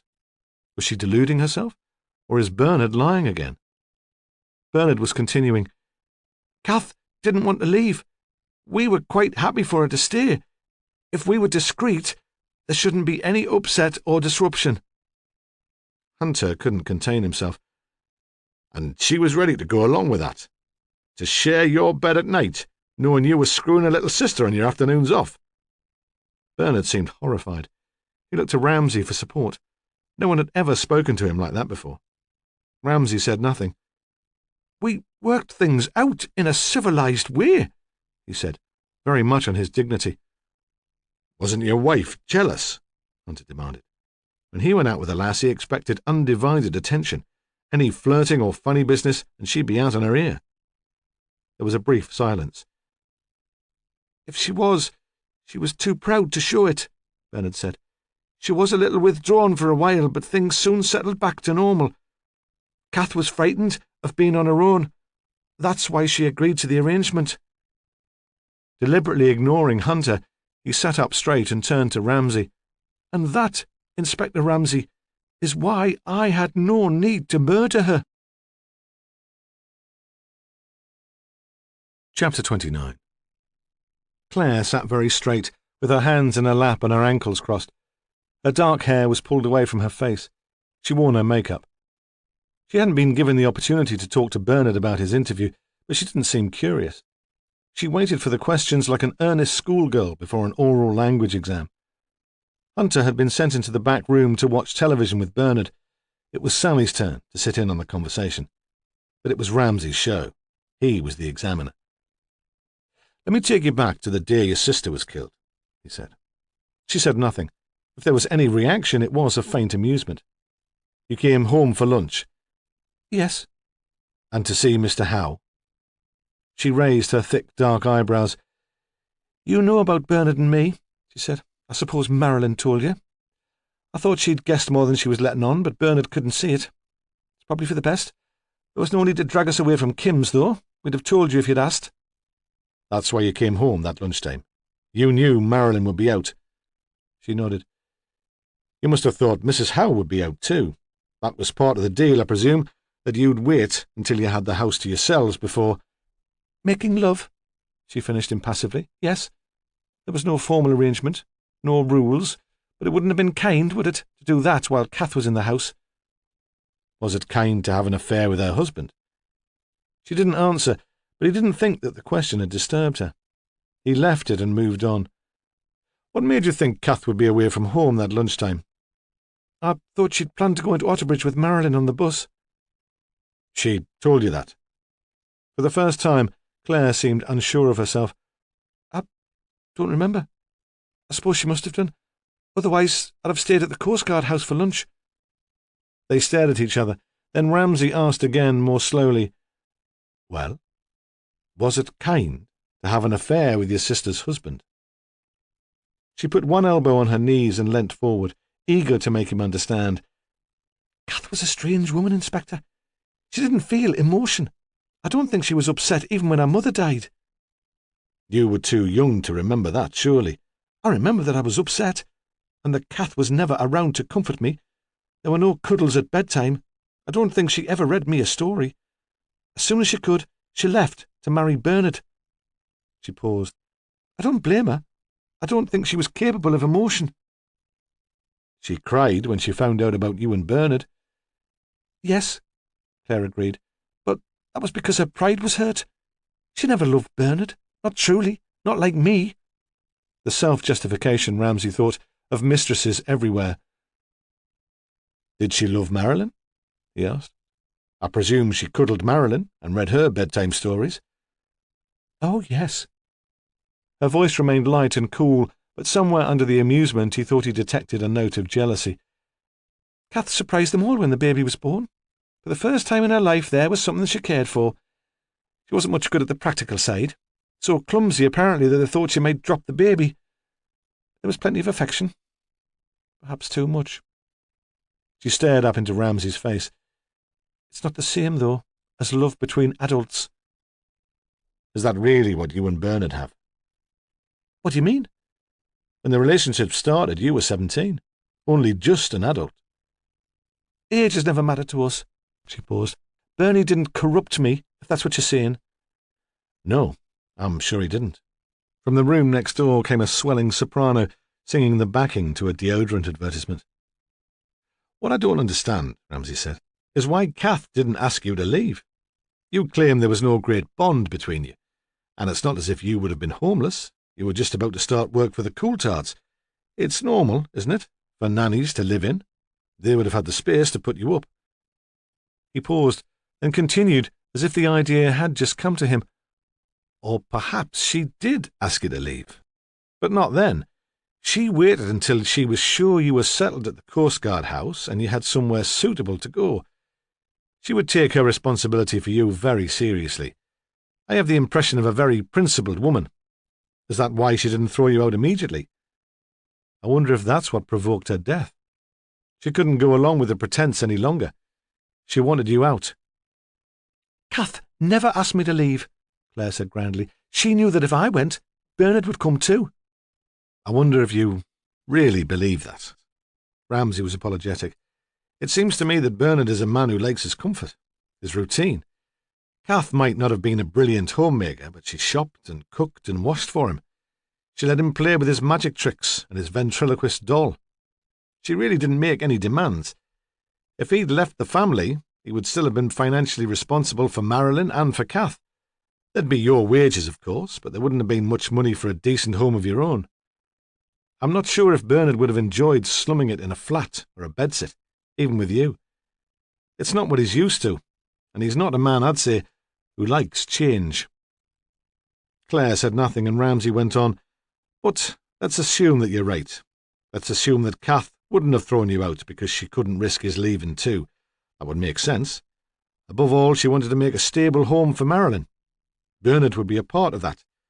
That alone would explain why she was prepared to tolerate the position. Quite, Claire said. But I can envisage certain circumstances which she would never be prepared to tolerate. He looked at her as if expecting a response. I don't understand. I don't think, for example, she would put up with your living here if you were pregnant. You're not pregnant, are you? No. Because if you were, Kath would find it impossible to pretend to herself that Bernard was just being kind to you, a substitute father. She would have to admit that the relationship was, how did you put it, a love between adults, and a new baby would be competition for Marilyn. It really wouldn't work, would it? I'm not pregnant! The words came out as a scream. No, Ramsay said. He was quiet and sympathetic, more like a doctor than a policeman, thought Sally, who was watching spellbound, all thought of the earlier criticism of her boss forgotten. No, you're not pregnant. But you'd like to be, Claire, wouldn't you? Sally thought the girl was going to scream at him again, but she nodded silently. Sally wanted to go up to her and put her arm around her and tell her not to let Bernard bug her because all men were bastards. Except Ramsay, who was a bloody genius. But Ramsay was going on, ignoring Claire's obvious distress. I've seen you with the Coulthard children, he said, but I suppose it's not the same if they're not your own. Bernard always said he didn't want any more children. She gave a little smile. He said it was the mess and the clutter he hated. Nappies in buckets, spilled food all over the floor. But that was because Kath wasn't very good at it. It doesn't have to be like that. She looked down at her feet. And that was probably an excuse. He knew Kath wouldn't like it. He was afraid of her. Did you think you'd talk him into it? There's plenty of time, after all. You're very young. I wasn't sure. She looked up bleakly. He can be stubborn when he wants to be, and he's not so young. But you thought that with Kath out of the way, there'd be more chance he'd change his mind. She nodded enthusiastically, and they realised again that she was hardly more than a child herself. I thought he'd see how well I'm running the house, how cosy and cheerful everything is, and he'd see that if I can manage to hold everything together when I'm working, a baby wouldn't need to get in the way. He didn't see it like that, though, did he, Claire? Bernard wants you all to himself. He doesn't understand how important it is to you to have children. How can he? I tried to make him understand, she cried. I arranged for us to be on our own this evening so we could discuss it, but he wouldn't listen. Ah, what a terrible waste, Ramsay said. After you'd made the plans. Bernard will never know what you went through, what courage it must have taken. You knew Kath didn't go to Otterbridge. You said you needed to talk to her about Bernard and arranged to meet her at the jetty at lunchtime. No one could see you in all the sleet and the rain. Still, it must have taken some nerve. Stab her, push her into the water, throw the knife after her, then walk back to the house as if nothing had happened. Poor Claire. You killed your sister, and it was all for nothing. But while he was speaking, he knew it couldn't have happened that way, because at lunchtime the tide was out, and he couldn't believe a body could lie unnoticed on the shore all afternoon. She looked at him open-mouthed. Or did it happen later? He asked. You slipped out of the Coast Guard house while the party was in full swing and killed her then. No, she said in a whisper. I didn't kill Kath. How could you think that? I lost my father and my mother. She was the only relation I had left. He regarded her gently, with pity. Then it was Bernard, he said. Bernard killed her, for you. And that's why you didn't tell us about your affair. No, she said again, more firmly. She'd quite regained her composure. Neither of us killed her, and there's no way that you'll be able to prove that we did. Without asking his permission, she stood up and walked out. The exam was over. Ramsay had come in his own car, which he'd parked in the alley at the back of the houses to avoid the impression of a police raid. Bernard showed him out through the kitchen door into the yard. The others had left already. Ramsay switched on his torch to light his way through the debris. There was an old tin bath with a pile of clothes pegs lying in the bottom, a wheelie bin, and a ceramic tub which looked as if it had been newly planted with seedlings. Perhaps Claire was trying to extend her civilizing influence to the yard as well as the house. As the torch beam flashed past the shed, which had once been the outside lavatory, he saw that the door was closed with a heavy padlock. What did Bernard own that was of sufficient value to be locked away? His bike, but that was still propped against the wall in the corridor inside. He thought again that he had grounds for a thorough search of the house and the yard, but imagined the effect on the family of a team ripping the place apart, and put off the decision again. A splintered wooden gate led from the yard to the alley beyond. Ramsay stood there for a moment and looked through the uncurtained window into the house. Bernard and Claire stood in the kitchen facing each other. She put her hands on his shoulders. He pulled her awkwardly towards him, so her head rested on the pink and lilac sweater. He stroked her hair. Ramsay was moved by this sentimental gesture, then thought his sergeant would think him a sentimental fool. Although Bernard Howe's domestic situation obviously fascinated Hunter, he would sneer at it. How could anyone take that relationship seriously? Ramsay imagined that the information was already being passed on to the other members of the team. He had a bloody harem, I tell you, paunchy fat bastard. 2 women, and one of them young enough to be his daughter. He tried to keep the envy from his voice, but he'd probably not manage it. He felt a voyeur that by standing there looking in, he was sharing Hunter's salacious interest in the family. He unhooked the latch and moved into the alley. From his car, he could see up the headland to the Coast Guard house, lit by a security light gleaming white through the greyness and the drizzle. A beacon, he thought, metaphorically at least. What most of the families in Cotter's Row aspired to, a BMW in the garage, a machine to wash dishes, a nanny to mind the children. Comfort and security. Wasn't that why so many people played the lottery every week? He had climbed into the car and begun the slow drive down the narrow alley when it came to him that the situations between the Coultards at the top of the hill and the Howes at the bottom might be very similar. Bernard had managed his compliant menage-a-trois without disturbance or conscience. Why should Emma Coultard not be doing the same thing? He had assumed that if she was sleeping with Mark Taverner, she would want to keep the fact secret from her husband. But the 2 men were friends. Friends who shared everything. Perhaps they were sharing Emma, too. Chapter 30. It was Friday night. At the club, Les had hired a stripper, and for once the place was full. There were cars parked all along the jetty. When Emma left the house to fetch a bucket of logs, she could hear the music, a thumping, insistent bass. Kim Houghton could hear the music even inside the house. It taunted her. A night at the club wasn't her idea of a thrilling evening, but it was better than staying in on her own. She'd asked Claire if she'd like to babysit, but Claire had refused, which was pretty snotty of her considering the fiasco which had happened during the week. Kim had almost said to her, "Here, lady, I think you owe me an evening, at the very least. How do you think I felt being dragged out of the club by 2 police officers in front of all those people?" But Kim hadn't said that. You could never tell how Claire would react, and if she decided to take offence, Kim could have lost a regular sitter, and a cheap one. She was tempted to wait until Kirsty was asleep and go out anyway. Kirsty hardly ever woke up once you put her to bed, and even if she did, she was a sensible kid. She wouldn't do anything silly or make a fuss. The club was only just down the road, so she could pop back every hour or two to check everything was okay. Once she got there, she was bound to meet someone she knew. Some bloke who'd buy her a few drinks for the pleasure of her company. Then she thought she'd better not risk it, in case the cops were still lurking on the headland. There wasn't any police presence on the headland that night. Ramsay had sent the team home. "We could all do with some time away from the case," he'd said. "Put it in perspective. Come back with some fresh ideas." Hunter thought it wasn't perspective they needed, but proof, evidence.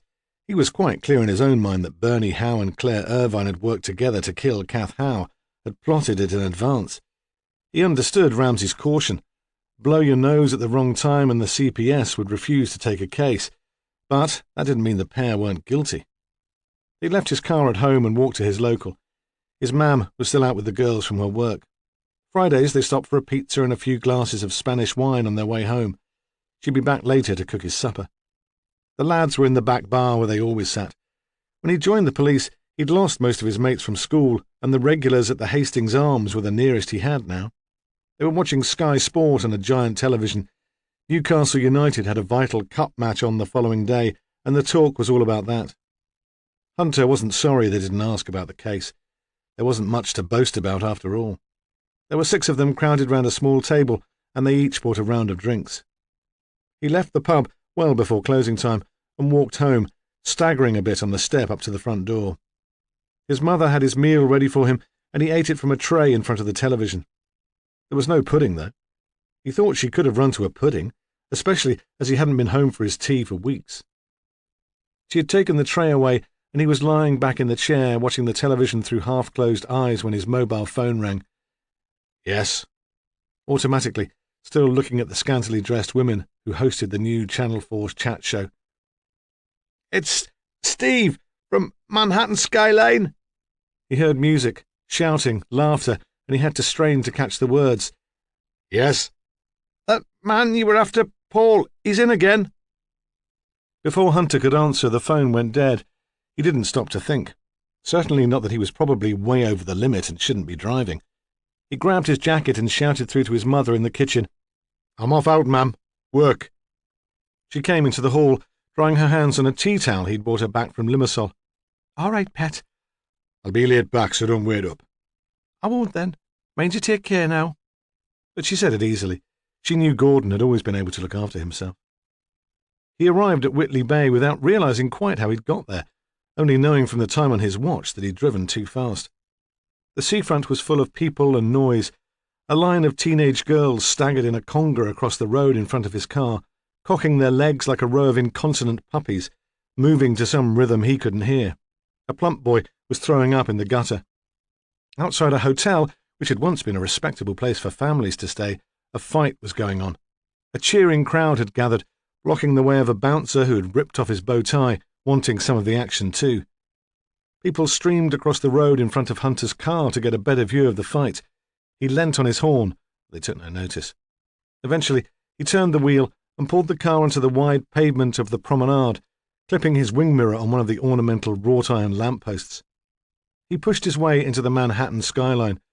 Customers were waiting 4 deep at the bar, and he almost produced a riot by elbowing through them until he was facing the man in the patterned waistcoat who'd been working the week before. "Is he still here, then?" The man, concentrating on pulling a glass of beer, seemed not to hear. Hunter thumped his fist on the bar. "You phoned about the bloke I was looking for. You said he'd come in." The barman set the glass down carefully. "Aye, he did." "Well, where is he now, then?" "I don't know, do I?"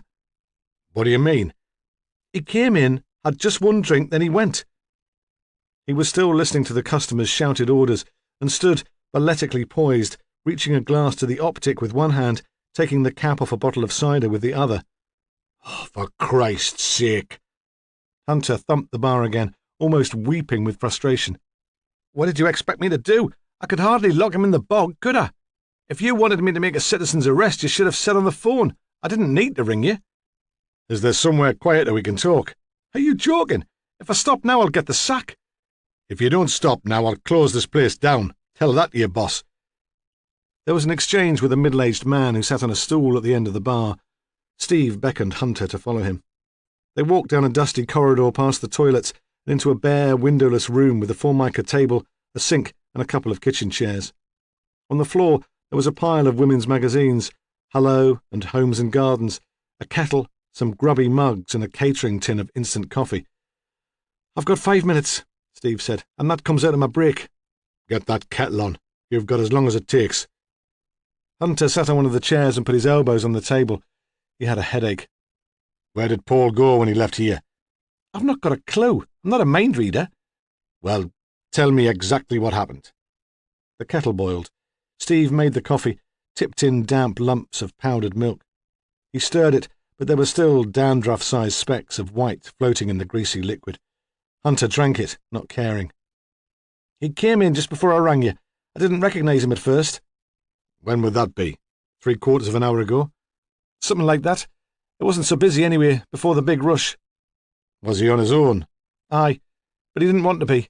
He was looking for Kim Houghton. That's when I realised it was him. He asked if she'd been in." "Had she?" "No, I've not seen her for a while now. I told him that." "Why did he come here looking for her?" Hunter was speaking almost to himself. "He knows where she lives. Why didn't he go to her home? Unless he thought we'd be on the headland, looking out for him." "You're the detective, but I don't think he was capable of what you'd call rational thought." "What do you mean?" "I'd say he'd had a few. Only one pint in here, but if you ask me, he'd been drinking before he arrived. It wasn't roaring drunk, but a bit on the emotional side. It takes some people that way." "Why? What did he say?" "You don't understand. You don't know what it feels like to be lonely." Steve put on a fair imitation of a maudlin drunk. "Something like that. He got even more sorry for himself when I told him Kim wasn't about." "But he didn't tell you where he was going next?" The barman shook his head. "If he'd been an ordinary customer, I'd have been glad to get shot of him. I thought he'd start crying in his beer. I can't stand the ones that turn suicidal." "No, me." They shared a moment's silence in contemplation of people who wasted the effect of good beer. Steve seemed to have forgotten his boss's instructions to be back in 5 minutes. He lifted his empty mug to offer Hunter another coffee, but Hunter was overtaken again by a sense of urgency and shook his head. "Have you got a description of him?" "Nothing different from what I told you last time." "What was he wearing?" "Black jeans, white shirt, newish black leather jacket." "Right. I'll see you then." He fought his way through the crowd and into the street. He checked Idles, 42nd Street, and the Big Apple. Occasionally he glimpsed a leather-coated back, dark hair, but when he got a closer view the man was too fat or too young. He only accosted one suspect, and he turned out to be a Scot with a Glaswegian accent and a wife called Gillian who'd been hiding in the ladies. Then he went outside and looked in the side streets and the car parks for a red Mazda, thinking he must look dead dodgy. If some wooden-top saw him, he'd be pulled in on suspicion of nicking cars. Eventually, he gave up. It occurred to him that he should get someone round to the headland in case Paul turned up there looking for Kim, and even that he should go himself to warn her. She might invite him in. In the end, he didn't do anything. He was supposed to be off duty. He was tired, and he realised now, still pissed. All he wanted was to get home without bother and go to bed. When his mam heard his key in the lock, she got up to make him cocoa. He took it to bed with him and swore out loud because she'd forgotten to turn on his electric blanket. Kim Houghton started on the vodka as soon as she'd put Kirsty to bed. It was a present from a security alarm salesman who travelled abroad a lot with his work. She didn't usually like drinking alone, but tonight she was so fed up that she thought she deserved a treat. She wouldn't be able to sleep anyway. The music from the club would keep her awake, and the thought of all those people having a good time. Kim watched the late film on the television and then went upstairs. She was standing at the window about to draw the curtains when she saw a car she didn't recognise parked on the other side of the street, outside Bella Charlton's house. Bella's nephew and his family must have come to visit her at last. It annoyed Kim to imagine the old witch still up, having a party, while she was on her way to bed, alone. Chapter 31. Emma awoke with a start to the sound of Brian's alarm. She'd taken a pill the night before and hadn't even heard Brian come in. Probably just as well, she thought, looking at him. He scarcely stirred when the alarm went off, and the smell of beer and stale cigarette smoke still clung to the clothes he'd folded up on the chair. She got up to make tea and found that the boys were already out of their rooms. They were sitting on the kitchen floor surrounded by string and brown paper. They'd unearthed the kites which Brian had bought and hoped to keep for a surprise until the following day. Owen was looking at the picture on the box. "Can we fly them?" "Not today. You'll have to make them first, and Dad's going to work." "He's not gone to work yet." "No, he's still in bed." When she took a cup of tea to Brian with the usual couple of paracetamol, they were sitting on the bed. Owen was fixing together lengths of bamboo cane, and Brian was propped on one elbow, bleary-eyed, supervising the construction. "Dad says we can fly them." Owen was triumphant. He'd already got the hang of playing one off against the other. "Did you?" she asked. Brian shrugged. She could tell he was disappointed, but he hadn't been able to refuse. "Do you have to go to work?" At weekends he didn't make appointments. It was just a matter of catching up. She held her breath, wondering what she'd do about Mark if he decided to stay. He hesitated.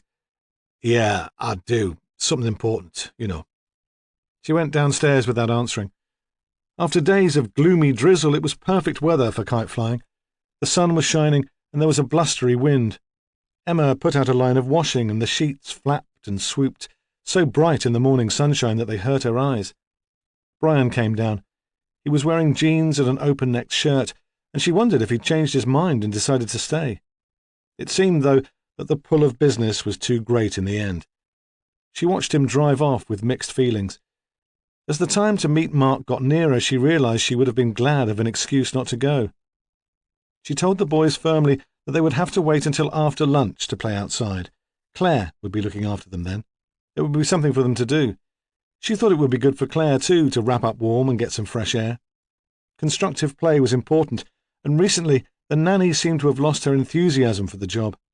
It was almost as if she resented the time she spent with the children.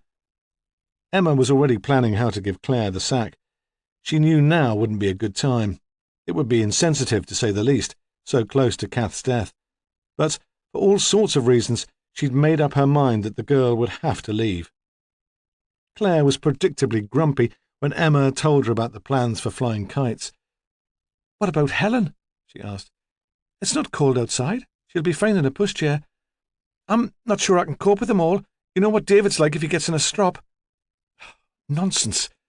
Emma, who was already irritated by the demands being placed on her by Mark, felt like giving the girl a shake. "Where are you off to, then?" Claire demanded. She watched Emma button her smart coat and take her car keys from the hook on the kitchen wall. "I'm meeting a friend for lunch," Emma said snootily, implying, "Not that it's any business of yours, anyway." "You won't be back late, then?"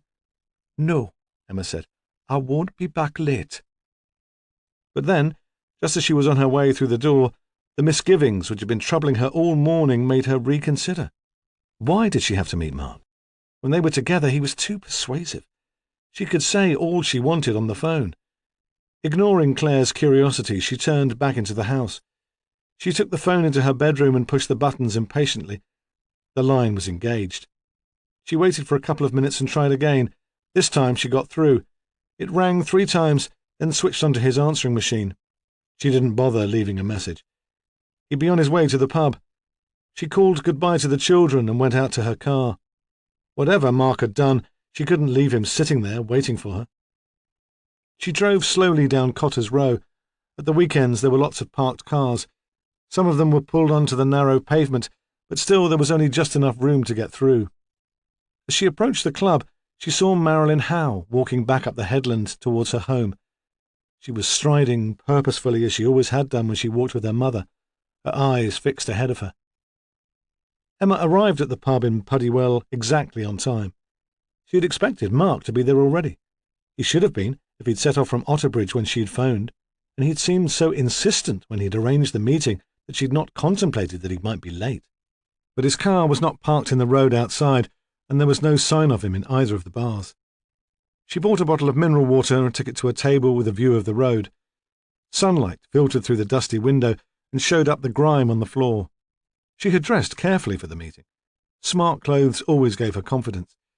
Now she wished she'd worn something more suitable, less conspicuous. The pub was almost empty, and the barmaid, a large, jolly girl who seemed scarcely old enough to serve, was inclined to chat. "Are you waiting for someone?"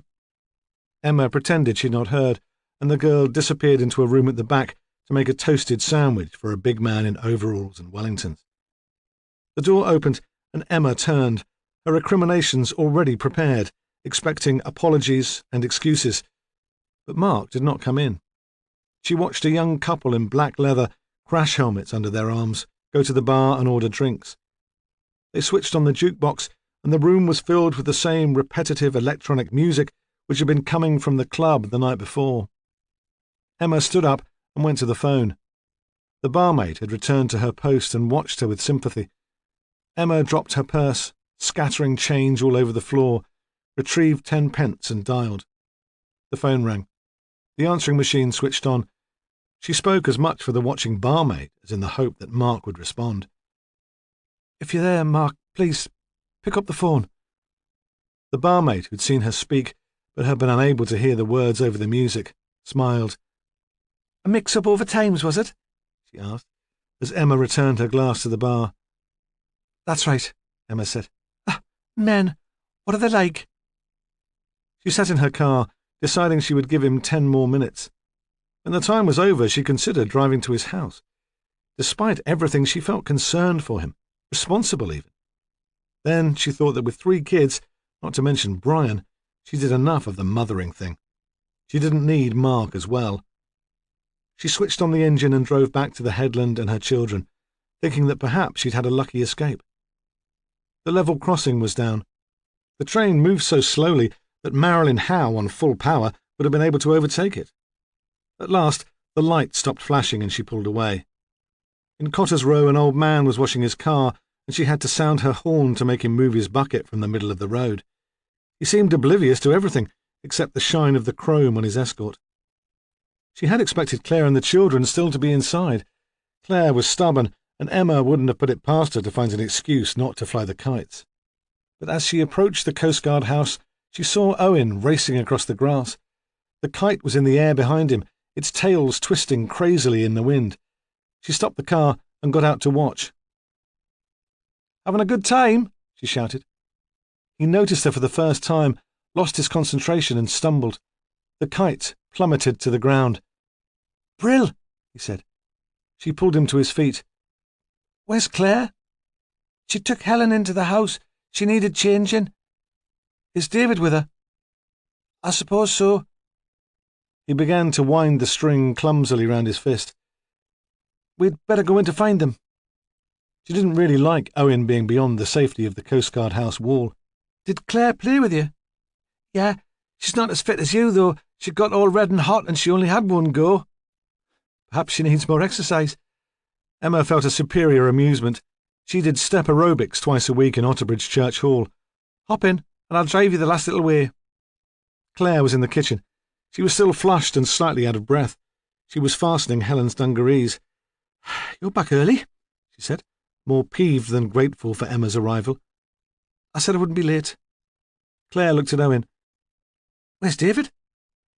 "I don't know. I asked you to keep an eye on him while I changed Helen." Owen was unconcerned. "I know, but he came up with you for a wee." "Get Owen some juice," Emma said to Claire. "I'll see to him." They had built a downstairs bathroom next to the utility room, so the boys could come in from the garden without carrying mud to the rest of the house. "David," Emma called, "what are you doing?" There was no lock on the door and she pushed it open. The plastic step which David used to reach the toilet was in its place, but there was no sign of the boy. She told herself to stay calm. She shouldn't overreact. She went back to the kitchen, then shouted his name up the stairs. There was no reply. "When did you last see him?"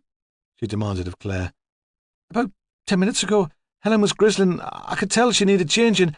I asked the boys to come in with me, but they wouldn't. I warned you I wouldn't be able to cope with them all outside."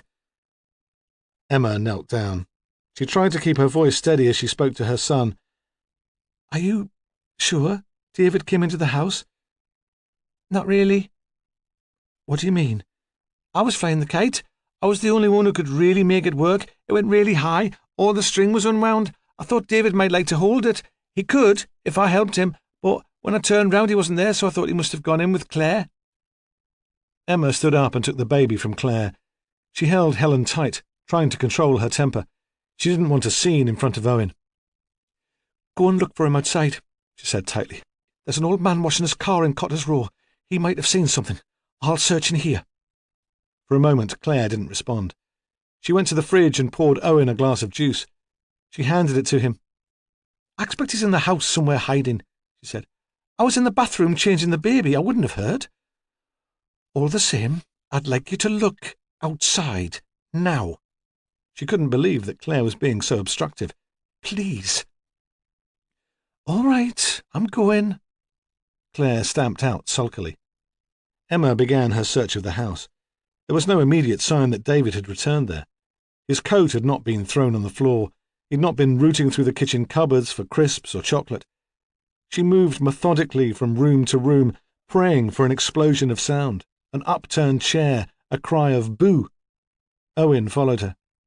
They walked in silence. Emma opened cupboard doors and looked under beds. When she was convinced David wasn't in the house, she returned to the kitchen. She sat Owen on her lap. "Can you remember anything which might help?" she asked, trying to keep her voice normal, unhurried. He shook his head and began to cry. Until now, Emma had been able to believe that this was one of the regular scares she inflicted on herself. If she lost sight of Owen for a moment in a supermarket, or he was the last to come out of playgroup, she convinced herself that some harm had come to him. It had become an automatic anxiety, a superstitious way of warding off danger. Now she knew that the danger was real. When Claire appeared back at the kitchen door, Emma looked up at her without hope. "You didn't see him?" "No," Claire said. "No one's seen him." "I'll phone the police then." It was a relief to have something to do. She dialed 999. Later, she phoned Brian at the office, but there was no reply. Chapter 32. The police set up a roadblock just beyond the level crossing. Brian Coulthard saw it on his way home, but nobody stopped him. The two officers standing in the sun weren't interested in cars coming onto the headland, only those on their way off. Ramsay sent Sally Wedderburn to wait with Emma Coulthard at the Coast Guard house. At first, she'd objected. "I've had nothing to do with the child abductions since I joined the murder team." "Don't you think this is connected with the murder?" he asked, as if he was surprised she had not worked it out for herself. She hadn't liked to ask what he meant. Still, she'd been reluctant to go. She and Emma Coulthard hadn't exactly hit it off when they first met, and this support role wasn't really her thing. She wasn't much good at comforting conversation and endless cups of tea, letting the kids play with her radio and climb all over her lap. All the same, she supposed it was an opportunity of a sort. When she got there, Emma Coulthard hardly seemed to recognize her. The woman was sitting on a stool in the kitchen. She was very upright, and her face had a hard, sculpted look, caused by all the muscles tensing through an effort of will. Sally realized she was afraid that if she relaxed for a minute, she'd break down. She had the other children to think of. Sally admired that. "Is there any news?" Her voice was controlled too. Sally shook her head. "Not yet. They've put a roadblock down by the level crossing. They're stopping all the cars. It's too late. He'd been gone 20 minutes when I phoned you." "Not necessarily. There's been a convoy of trains to the power station this afternoon. The crossing's been down for a lot of that time. Besides, it's not certain yet that David's been abducted, is it? You said he was the sort to run away. We've a team searching the shore. There are plenty of places he could be playing, and the roadblock's there as much to ask for witnesses as anything else. People visiting the headland might have seen him." "Yes." The logic of the reply seemed to reassure her. "Yes, I see." Where's your nanny? We'll need to talk to her." "I sent her home. I know it's not really her fault, but I was afraid I'd have a go at her. Say something I might regret later. We need someone to blame, don't we, at a time like this? Besides ourselves, of course." Then she did seem about to break down, but the door opened and Brian Coulthard came in. He ran across the floor towards his wife. His black shoes were very shiny, and Sally thought he moved like one of the ballroom dancers who take part in Latin American competitions on the television late at night. He took Emma up in his arms and held her while she sobbed out the story. Sally mumbled something about having to call the office and wandered through to the living room where a small body sat forlornly on the floor. She let him press the buttons on her radio and talk for a moment to Inspector Ramsay, who was waiting for news at the police station. Hunter stopped at the roadblock on his way through to the headland. It didn't hurt to give the lads a bit of support, and whenever he saw his mates in uniform doing a routine task like that, it made him feel good he still wasn't one of them. A blue estate was coming down the road from the direction of the club, and he pulled his car into the verge and got out to watch a PC flag it down. The driver was dark, unshaven. He looked like Hunter felt after 12 pints of lager and a couple of hours' kip on a strange sofa. "Could you give us your name, please, sir?" "Huber. Paul Huber." "Any identification to confirm that, sir?" He pulled out a wallet and handed over a credit card. "Are you the registered keeper of this vehicle?" "No. It belongs to the company I work for, Otterbridge Motors." "That's the one with the big showroom at the retail park off the bypass?" "Aye." Later, Hunter was to have nightmares about that scene. He ran it over and over in his head, because he almost stood aside and let the man drive away. He watched the PC look in the boot and ask his questions about a small lad wandering the headland on his own, and he almost failed to make the connection. But not quite. At the last moment he stepped forward, almost shoving the constable out of the way as he stuck his head through the driver's window. "Mr. Huber," he said, "what was your business on the headland?" Then, when there was no immediate reply, "Been to visit Kim Houghton again, have you?" "I don't know what you mean." He wouldn't be a bad-looking chap, Hunter thought, if he had a shower and a shave. He knew how to dress. The leather jacket was folded up on the seat next to him. "Kim Houghton's got a friend named Paul, a guy just like you, and he was on the headland the night before a woman was murdered. We've been asking him to come forward, but he never did. Strange that, isn't it? In a case when an innocent woman's been killed, you'd think he'd be only too pleased to help the police. And now a little boy's gone missing too. So tell me, Mr. Paul Huber, what is it exactly that you've got to hide?" The man leant forward so his head touched the steering wheel. Then, to Hunter's disgust, he began to cry. They wasted no time in interviewing Hooper. The boy was still missing. Ramsay was aware throughout of the clock on the wall, the minutes ticking away. "Where is he, Paul? Where's David?" The question, like a refrain, punctuating the other questions. At first it was impossible to work out what was going on. It wasn't that he was uncooperative. He seemed only too eager to answer their questions, except the important one, which he seemed not to hear. "Where is he? Where's David?" He said he wanted to explain. He needed help. So did Marie, though she'd never admit it. That's why he'd spent the night on the headland, because he wanted to think. At first, Ramsay left the questions to Hunter, who found it hard to get a word in. "I didn't mean them any harm," Hooper said. He leant right across the table. It seemed he was going to grab Hunter by the shoulder to make him understand. "You do believe me about that, don't you? I wouldn't have hurt them for the world." "Who are we talking about here?" Hunter demanded. "Mrs. Howe or the little laddie? And what exactly did you do with the little laddie, Paul?" "I put him back." Hooper sat back. He was surprised, indignant. "I put them all back, you know I did. I bought them sweets, played with them, and then I put them back, on a busy street, with lots of people, so I knew they'd be safe." "Who did you put back, Paul?" "You know, stop playing games." He hit the table with the palm of his hand. Mad as a snake, Hunter thought. He hated interviewing loonies. You never knew where you were with them. Hooper continued, counting on his fingers as he listed the names. "The first was William Sams. The second was called Toby. I never knew his other name. That was in Newcastle outside the post office in Eldon Square. The third was Ricky Elton. I took him from the McDonald's on the estate where I work. The fourth was Tom Bingham. He came to me. I was looking through the nursery window and he came running out. He thought I was his dad. I pretended I was. It was our secret. 4 boys. I never took a girl. I thought a girl might get upset more easily and cry. I would have liked to take a girl, but I couldn't risk it. Not unless it was someone who'd met me before." He paused, then blurted out guiltily, "Kim Houghton's got a girl. Kirsty. As pretty as a picture." "And that's why you went back to the headland, wasn't it, Paul?" Not to see Kim, but to see Kirsty. That's why you were looking for Kim in Whitley last night. Because Kirsty wouldn't have got frightened and upset, would she, Paul? You wouldn't have been a stranger to Kirsty. It was Ramsay, speaking for the first time. Hooper was startled, as if he'd forgotten the inspector was there, but he nodded fiercely in agreement. So, why didn't you do it? Ramsay asked. Why didn't you just knock at the door and ask if you could take Kirsty out? Kim wouldn't have minded. Hooper mumbled something. Or wouldn't that have been as much fun? Not as much fun as snatching a child when no one was looking.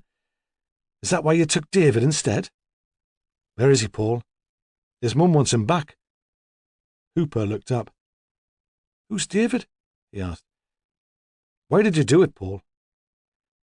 Marie and I have been trying for a baby for ages, he said conversationally, as if he were talking to a mate in a pub, not answering a question. We went for all the tests. We put our name down for treatment, but we couldn't afford to go private, and there's such a queue. It's more common than you think, you know, infertility. Then, while we were still on the waiting list, Marie fell pregnant. We couldn't believe it. She had a little boy, Jordan, as round as a barrel and bouncing with health. That's what everyone said. He died. Cot death last autumn. No one knows why. He'd be 3 if he'd lived. So it was back to the beginning of the queue, wasn't it? And money in the NHS tighter, and the waiting list even longer. We put down our names to adopt, or foster, but they wouldn't have us. They said we were too emotional after the baby died, unstable. He broke off abruptly, began chewing his fingernails. Where's David? Hunter said. David Coulthard, the little boy you took from the headland this afternoon. I didn't take anyone from the headland, he repeated automatically. Then, in a more animated voice, he went on, It was like you said. I went to Whitley last night looking for Kim. I'd been really low. I thought I could have a few beers, go back to Kim's house, play with Kirsty in the morning. I told Marie I was working away. Didn't you realise we'd been looking for you? Hunter demanded. If you'd met up with Kim, she'd have phoned us straight away. No, he said. I didn't think. And they realised that was probably true. He was too wrapped up in himself, in his own need for comfort. Kim wasn't there, so I drove out to the headland. I looked in the club because I thought she might be in there having a drink with her friends. Then I waited outside the house. Kim wouldn't have recognised the car. We take different ones from the garage. It depends what's been sold. I didn't knock at the door. There might have been a babysitter. I wouldn't have known what to say. What did you hang around there for? Hunter asked. I thought Kirsty might be on her own, he confessed. Kim leaves her sometimes. She doesn't deserve a kid, does she? But Kim was there. I saw her draw the bedroom curtains. I suppose I could have gone in, but by then I couldn't face her. Or that chat, having to be nice. You don't have to do that with kids. So I drove down to the jetty and went to sleep in the car. Until 2 o'clock in the afternoon? Hunter asked, as if he didn't believe a word of it. Yeah, I mean, I wasn't asleep all that time. I went for a walk along the cliffs to clear my head, like I said, thinking. I knew it couldn't go on. If you hadn't picked me up at that roadblock, I'd have given myself in anyway. He looked up at Hunter. How did you know I was there? We didn't. Hunter was quickly losing patience. We were looking for David Coulthard, the little boy you abducted from the headland. Now stop pissing about and tell us what you've done with him. I've already told you I didn't take a little boy. I would have liked to spend some time with Kirsty, but I didn't see her either. Ramsay slipped silently from the room. Paul Hooper was biting his thumbnail again and looked very much like a little boy himself. Chapter 33. In Cotter's Row, Ramsay waited for Sal Wedderburn to join him before knocking at the door. He saw her walking briskly down the track, her hands in her jacket pockets. He knew she would be glad to have escaped the coastguard house. "How are the Coulthards bearing up?" She shrugged. "It gets harder, the longer it is without news." "You left someone with them?" "Grace Newton." Ramsay nodded. Grace was soft and plump, famous for her laziness. She was irritating to work with, but she'd be unflappable, reassuring. Do you know where Emma Coulthard went this lunchtime? Sally said. To meet Mark Taverner. She came right out with it in front of her husband.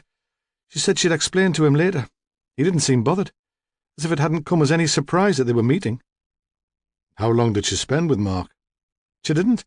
Apparently he arranged to meet her in a pub and he never turned up. That's how she was back on the headland earlier than she'd expected. Has he phoned the Coulthards since, with any explanation? Not so far as I know. Sally was impatient to knock on the Howells' door and get on with the interview, but he stood on the pavement for a moment and considered what this could mean. Wild explanations occurred to him, a bizarre conspiracy theory in which Mark had phoned Emma to keep her off the headland while her child was taken. Ramsay was distracted by the coincidence. I suppose his car might have broken down, he muttered. Something like that. Are we going in then? Sally demanded. We'll talk to Mr. Taverner later, when we've finished here. Marilyn opened the door. She was wearing the same jeans, the same jumper. Is there any news? She asked. Claire told me what happened. You read about these things, don't you? But you never dream they'll happen here. Ramsay had the impression she was repeating a phrase she'd heard. Perhaps the neighbours had said the same thing about her mother's death. Where's Claire? In the back room. She lowered her voice. She's ever so upset. Is your dad in? No, he's working this afternoon. A private party. The taxi came a while ago. He needed a taxi to carry all the stuff he's got. He's trying a new act, ventriloquism and magic combined, so he had to take Charlie. Charlie? The ventriloquist dummy. Ramsay wondered what the men on the roadblock would make of that, then thought, with a constriction of the stomach, that they might not even stop the taxi. They were looking for a private car. They might just wave it through. Where's your dad working? I don't know. Newcastle, I think. Somewhere smart. Jesmond, Gosforth. Does he keep an appointment diary? Yeah, but he'll have it with him. Why? We'll need to talk to him. He might have seen something. Are you joking? He was in his room practicing. You could have the Blythetown band marching in the street outside and he'd not notice. Can we go through then and talk to Claire? Sure. Although the fire wasn't lit, Claire was sitting in her usual chair by the side of the grate. She was still wearing her outdoor shoes and her coat. There was a newspaper on her knee, but Ramsay could tell she wasn't reading it. I suppose Mrs. Coulthard told you it was my fault, she said, still staring at the paper. I haven't spoken to Mrs. Coulthard. Ramsay took the other seat, Bernie's seat, beside her. I told her I wouldn't be able to manage the three of them outside. She knows David's a tinker. He hasn't got any sense of danger. He's always running off and he'd follow anyone. I think she probably blames herself more than you. Yeah, well, it's my living, isn't it? I might never work again if people get to hear about this. You haven't asked if there's any news of David. I'm not daft. You'd have told me if you'd found him. She turned for the first time to face him. You haven't found him? He shook his head. She stared back at the newspaper. Ah, that's it then. Someone's had him away. You'd have found him if he was still on the headland. Not necessarily. What do you want? Do you mind if Sally looks round? We're searching all the houses in Cotter's Row, in case he just wandered in through an open door. Is that the sort of thing he might do? He might, she conceded. She wiped a hand across her forehead. Her cheeks were flushed, but still it didn't occur to her to take her coat off. She paused for a moment. Ramsay nodded to Sally, who left the room. A nanny's not supposed to have favourites, Claire went on. But he was the one I liked best, though he wasn't easy. He was always into mischief, like I said, a real tinker. Tell me what happened today. I only agreed to go in as a favour. I don't usually work weekends. Did Mrs. Coulthard tell you why she needed you to work? A lunch appointment, she said. She was all tarted up. Was it usual for her to go out on a Saturday? No. If she's going to meet her friends, it's usually during the week. Weekends most people spend with their families, don't they? I suppose they do. Unless they're policemen, he thought. When did she ask you? Was it a last-minute arrangement? Not really. She fixed it up a couple of days ago. She wiped her forehead again. So I got there and the kids were already wound up. Their dad had bought them kites and they wanted to go out to fly them. Did you go out straight away? No. I gave them dinner first. To be honest, I thought if we waited a bit, the weather might change. Not even Mrs. Coulthard could expect me to take them out in the rain. But it didn't rain. No. Claire turned in her chair so she was facing him again. So I thought I'd better get it over with. I put on their coats and I took them out. I had Helen in the pushchair, and the boys carried the kites. David wanted to help, though the kite was bigger than him. They played nicely enough for half an hour, then I realised Helen needed changing, so I said, "That's it, boys, time to go in now. You can play a game with your dad tomorrow." But they weren't having any of that, were they? David threw a tantrum. He's that sort of age. If I'd had him on his own, I'd have picked him up and carried him into the house. I don't stand any nonsense. But I had Helen in the pushchair screaming, and Owen with a face like thunder. He looks just like his mother when he's in a mood, and he's stubborn as a mule. So I said, "OK, you can stay for a bit longer, but you'll have to keep an eye on David." And I took Helen back to the house. Of course, Mrs. Coulthard picked that minute to turn up. "Did you see anyone else out in the headland?" She shrugged. "A couple of dog walkers. It was sunny, that sort of day." "But no one you recognised?" "An old lady with a Jack Russell who lives at the end of the row. The Laidler kids, they're allowed to run wild." The gang who'd found Mrs. Howe's body, Ramsay thought. "Was there anyone who took a special interest in the children?" "Not that I noticed. I had my hands full." "Yes," he said. "Of course."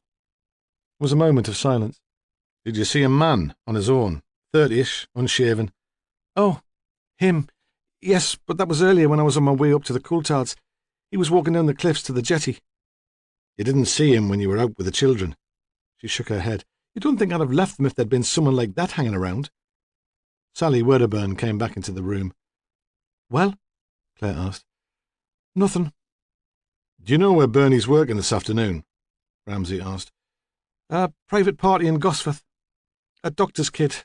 Bernie went there last year too. That's why he had to work out a different routine. You can't do the same act twice." "Where exactly in Gosforth?"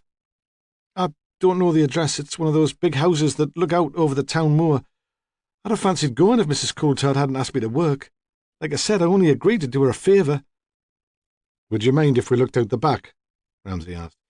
"A team's searching all the yards in the street, but it'll save you being disturbed later if we do it now." "Do what you like," Claire said, but she didn't move. "I'll open the back door for you," Marilyn said. She'd been in the room all the time, sat up to the table, listening. They trooped through the kitchen after her. Claire stayed where she was. Even with just the three of them, the yard seemed crowded. They had to duck to avoid the washing on the line. A row of large vests and elephantine underpants billowed gently. God, Sally thought. It was enough to put you off marriage for life. Her boyfriend was slim and fit, but perhaps Bernie Howe had once been like that. Ramsay stood in front of the shed. It was red brick like the house. There was one small window which was so covered in coal dust and cobwebs that it was impossible to see in. He tried to pull the padlock open, but it was locked. "Where's the key?" "In the kitchen," Marilyn said, "but there's nothing inside. Claire bought the padlock. She's trying to persuade Dad to keep his bike in there, but he never remembers." "All the same," Ramsay said, "I think we'll check." "OK." He watched her return to the kitchen and take a key from a shelf just inside the back door. Like the padlock, it was shiny and solid. The key turned smoothly, but the paving stones in the yard were so uneven that at first he could only pull the door open a fraction. "There's a knack," Marilyn said. "You have to lift it." She stepped forward. "I'll do it if you like." No," Ramsay replied quickly. "That's all right." Because even with the door open just a few inches, the late afternoon sun slanting over the back wall into the yard lit up a patch of the concrete floor. The floor wasn't dusty, which is what he would have expected, but there was a dark stain, as if oil had been spilled there. Ramsay hoped that it was oil. Chapter 34. Ramsay hesitated. He heard gull cries, the distant sound of a train. Inside the house, Claire must have switched on the television because there was a short blast of music, followed by excited speech. From the shed, silence. He turned back to Marilyn. "I'll tell you what you could do," he said. "Put the kettle on. I'd love a cup of tea." "All right." She returned to the house. Ramsay shut the kitchen door firmly behind her and gave the shed his full attention. He gripped the door close to the hook through which the padlock had been fastened and lifted it, pulling it towards him at the same time. Sunlight flooded in. Now, the stain on the floor, rusty-coloured, looked more like blood than oil. The corners were still in shadow. The shed was split into two compartments. One presumably had housed the privy. In the other, coal was stored. The spaces were separated by a chest-high brick wall and looked like animal stalls. There were no tools. Bernard Howe obviously had no interest in DIY, except a small trowel which had been newly purchased, Ramsay thought, to plant up the tub in the yard. A defunct vacuum cleaner lay on its side. In one corner was a pile of threadbare clothes destined for a charity shop. A plastic sack with Age Concern written on it had been folded over the partition wall, and on top of the pile of clothes lay a small child. His head was thrown back uncomfortably. His arms, palms upwards, were outstretched. The boy was alive, but sleeping. His face was dirty and stained with tears. He opened his eyes and began to whimper. Sally crouched beside him, making reassuring noises, but she seemed afraid to touch him, and it was Ramsay in the end who picked him up. He was still half asleep and he didn't struggle. He'd wet his pants, and Ramsay felt the damp seep through David's quilted trousers and onto his shirt. He was holding the boy so close that he could feel his heart beating. "Give Grace a call," he said. "Tell her to put the Coulthards out of the misery. Tell her not to give any details, just that he's alive and well. She can come and fetch him. I don't want the Coulthards turning up on the doorstep. We'll have discretion all round. I want no lynch mobs here." "How did Claire hope to get away with it?" Sally demanded. "She didn't even stop us coming out here to look." "I don't think there was any intention of getting away with it. It was a gesture. If it was Claire," he thought, still unsettled by the coincidence of Mark Taverner's failure to keep his appointment with Emma. Remembering the padlock key lying on a shelf close to the kitchen door, which was always kept open. So obvious. Brass, like the padlock, and shiny. Hunter would tell him that he was making things too complicated, and that for once in his life he should accept that the obvious answer was probably the true one. I know she was daft about babies, but did she really think she could keep him here, like some sort of doll? Sally had worked herself into a rage. Just because she didn't fancy motherhood herself didn't mean she couldn't get upset when kids were ill-treated. The thought of the kid locked in the dark shed, scared out of his wits, made her want to vomit. The kitchen door had a glass panel, and through it Ramsay could see that the room was empty. The kettle had switched itself off, but there was no sign of Marilyn. He supposed she'd wandered through to chat to Claire and had her attention caught by something on the television. Unless she'd been watching from the kitchen, had seen them retrieve the little boy and had gone to warn Claire. "Go in," he said sharply to Sally. "Don't tell them anything. Just make sure neither of them do a runner." Then he stood in the yard, still holding the silent 3-year-old, waiting for Grace to arrive to take him away. He hoped the high walls would protect him from the prying eyes of neighbours. He supposed, considering it for the first time, that Prue would think herself too old to have another child. Grace turned up in the back alley, driving Emma's car with the baby seat in the back. David allowed himself to be strapped in without any fuss. "You'll arrange for medical checks," Ramsay said. "The GP's a friend of the family. He's already on his way." She leant back against the car. "What do I tell the family?" "Nothing. Say you don't know how he came to be found." "Oh, that's true enough, isn't it?" "I'm sorry, I don't know much myself yet. Tell them I'll be up later this evening. I'll talk to them then." She drove away. After the disruption of the search in the Row, Ramsay had expected the car to draw attention. A nosy neighbour in an upstairs window seeing the child would be enough to start a crowd. But the street was unnaturally quiet. Then he realised there was a cup game, a 5 o'clock start to suit the television. The first time Newcastle had reached the semi-finals for years. They'd all be in their front rooms, draped in their black and white scarves. In the back room, the women were sitting in silence. Marilyn was reading a book, Lord of the Flies. "I'm sorry about the tea," she said. "I started reading when the kettle was boiling, and I got engrossed.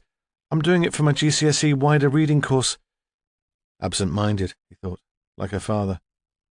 "When do you expect Bernard home?" he asked. Marilyn looked up from her book to the clock which stood on the mantelpiece. "Any time now." Claire stirred. "Have you finished? Are you going to leave us in peace? I've a meal to cook." "I thought you'd like to know," Ramsay said. "David Coulthard's been found." "Is he all right?" "Apparently." "Oh, brilliant." But her attention was held by the television. "I thought I'd go down in the records as the nanny from hell." She didn't ask where he'd been discovered. "I suppose he did wander away, get hidden somewhere?" "Something like that," Ramsay said. "Then, I wonder if you'd both mind going to the station with Sally to make a statement, for our records, to clear the matter up. I'll be along later." "Now?" Claire said. "Bernie'll be in any minute wanting his tea." "If you wouldn't mind. We'll drop you back later." He could see that Sally was working up a head of steam. Imagine her exploding with, "What sort of games do you think you're playing, lady? I suppose you want us to believe that the kid shut himself in your shed?" "If I could just have a word, Constable, please." Shocked by the formality, she followed him into the hall. There, he said, "Take her through her statement again. Don't give anything away. Hang on to her until I get back. And while you're there, get someone to trace the taxi driver who dropped Bernie Howe in Gosforth. I want the exact time he was picked up. And find out where Mark Taverner's hiding." "What about the girl?" "Take a statement from her, too. I don't want to hear on her own when her dad gets back." When they had all gone and he had the place to himself, he went to the kitchen, switched the kettle back on, and made himself a mug of instant coffee. Newcastle must just have scored, because through the wall he heard a concerto of yells and cheers. He took his mug into the backyard and knelt to look at the stain on the shed floor. He was quite certain it was blood, but it was not, as he had feared, the child's blood. David had not received even a scratch. Ramsay knew the rules. If he suspected that this was a scene of crime, he should seal it off, call in the experts, make every effort to reduce contamination of the forensic evidence. But if this was the scene of the crime he believed, it had happened weeks ago, and contamination would have already occurred. And he was curious. He started with the shed. In the compartment half filled with coal, there was a tin bucket and a shovel. He moved the coal from one corner to another until he was satisfied that nothing had been hidden beneath it. He rummaged through the pile of discarded clothes. There was nothing but a short piece of bamboo which had fallen from the kite David had been flying. He must have held on to it while he was carried away. Ramsay remembered what Emma had said. "His speech is very poor for his age. They say there's nothing really wrong. Boys are often slow developers, but he gets frustrated when he can't communicate." It seemed unlikely then that David would be able to tell them who had abducted him. They would have to work that out for themselves. Ramsay returned to the yard. His back ached. The shed wasn't quite high enough for him to stand upright. He noticed that since his last visit, the plants in the ceramic tub had come into flower. There were early polyanths, yellow and deep scarlet. On impulse, he took the bamboo cane and poked it into the loosely packed compost and soil in the tub, prodding carefully through the roots, trying not to disturb the flowers. Then, when he was sure something was hidden there, he fetched the trowel from the shed and lifted out each polyanthus separately and set it on the yard. He took a pair of disposable gloves from his pocket and pulled them on, then fished in the tub with his hands. Despite his care, loose soil spilled onto the paving stones. He reached into the tub like a child in a lucky dip and pulled out a kitchen knife, an ordinary bread knife with a plastic handle and a serrated blade. The knife that had killed Kathleen Howe. He replanted the polyanthus and went back to the house to await the arrival of Bernard. Chapter 35. When Ramsay got back to the police station, he saw Marilyn sitting in the waiting room. She was reading a magazine which must have been left by another visitor. It was full of glossy pictures of film stars, articles on fashion and shopping, and how to keep your man. She seemed engrossed. She looked very tired. Her face was the same colour as her white hair. "They've finished with me," she said. "I'll get someone to take you to your grand's," he said. "Your dad's there." "What about Claire?" She didn't ask what Bernie was doing at his mother's. Ramsay didn't explain. Bernie could tell her what was happening in Cotter's Row, about the scene of crime officer in the backyard, the constable at the front door fending off the neighbours and the press. "Don't worry about Claire. I'll bring her over later." "How's the little boy?" "He's fine." He had spoken briefly to Grace. She'd told him that the Coulthards weren't demanding explanations at this stage. They were just relieved that the ordeal of waiting was over. He knew he would have to visit the Coast Guard house. He was starting to suspect how much Emma Coulthard had deceived him, but he could allow them time with their son before he intruded. In the interview room, he found Claire with Sally Wedderburn and Newell, another member of his team. He gave his name for the tape and sent Newell away, then sat impassively and let Sally get on with her questions. "Why did you do it, Claire?" Sally asked wearily. It wasn't the first time the question had been asked. "Why did I do what?" Claire wasn't intimidated by the surroundings or the questions. She certainly wasn't intimidated by Sally Wedderburn. In her stolid, solitary way, she almost seemed to be enjoying herself, to be enjoying at least Sally's discomfort because the interview wasn't progressing as she'd hoped. "Why did you bring David Coulthard down the hill and lock him in your shed." "I didn't." "So, how did he get there? You tell me. You're the police officer." Ramsay could sense that Sally was on the verge of losing her temper, but he didn't intervene. She'd come across more irritating suspects than Claire Irvine in her career, and he wouldn't always be there to bail her out. She took a deep breath. "You are not suggesting that a 3-year-old locked himself in your shed?" "Why not? He could have, as a sort of game. Hide and seek. I've told you he was that sort of kid." "And locked the padlock from outside?" "Well, someone else could have done that, couldn't they? Not realizing he was there." "What sort of someone else are we talking about here, Claire? You don't exactly get a stream of visitors through your backyard, do you? Or have I missed something?" "It could have been Marilyn. Or Bernie."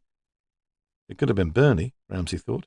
His taxi didn't collect him until after David Coulthard went missing. He said, "We've talked to Marilyn and Bernie. Neither of them touched the padlock this afternoon." "Well, it wasn't me. What would be the point?"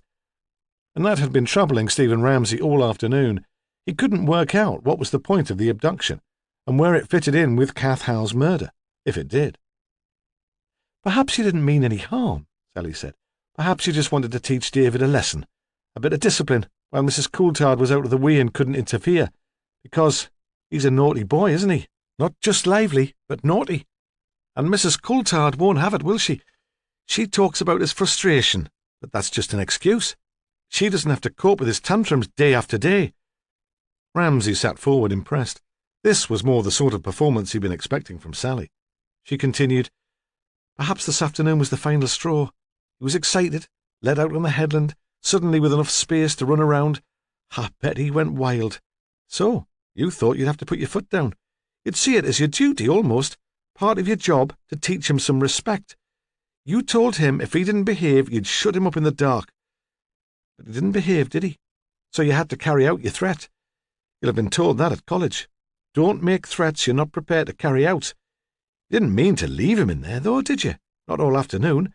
Just while you took Helen up to the Coast Guard house to change her nappy. You knew he'd be safe in there." Claire sat very still. She stared ahead of her and said nothing. Encouraged, Sally went on. "Then Mrs. Coulthard spoiled it by coming home early. You couldn't tell her you'd locked David in a coal hole as a punishment. She wouldn't have been very impressed by that. My impression is that she doesn't have time for old-fashioned discipline. I don't suppose she even lets you smack them. So, on the spur of the moment, you made up a story about him disappearing. After all these child abductions, she believed it, and worried herself sick all afternoon." Claire began to clap her hands, very slowly. "Very good," she said. "Oh, yes, very good. I almost believed it myself." "Do you admit that's what happened?" "Of course not." Claire was dismissive. "I love kids. I've been properly trained. I wouldn't treat any child like that. Besides, Miss Cleverclogs, when Mrs. Coulthard got in, she sent me out down the headland to look for David. If it had happened, like you said, why didn't I just let him out of the shed and pretend I'd found him wandering? He couldn't tell her any different. He can't talk. Anyway, what would the other kids do while all this was going on?"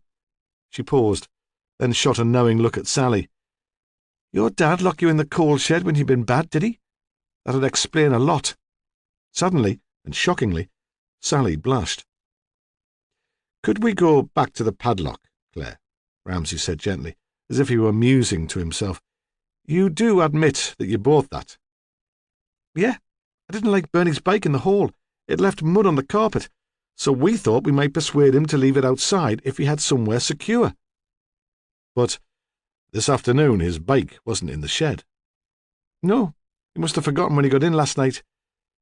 "You didn't remind him?" "Nah. He'd had enough nagging from Kath." She must have thought that sounded callous because she added limply, You know what I mean. "But when I came to talk to you a couple of nights ago, his bike was in the hall then too." "So? It's going to take him a while to get used to it." "There's a stain on the shed floor," Ramsay said. She didn't answer. "At first, I thought it was oil from Bernie's bike, but now it seems Bernie doesn't keep his bike there very often. For some reason, he seems to have taken a real dislike to the shed."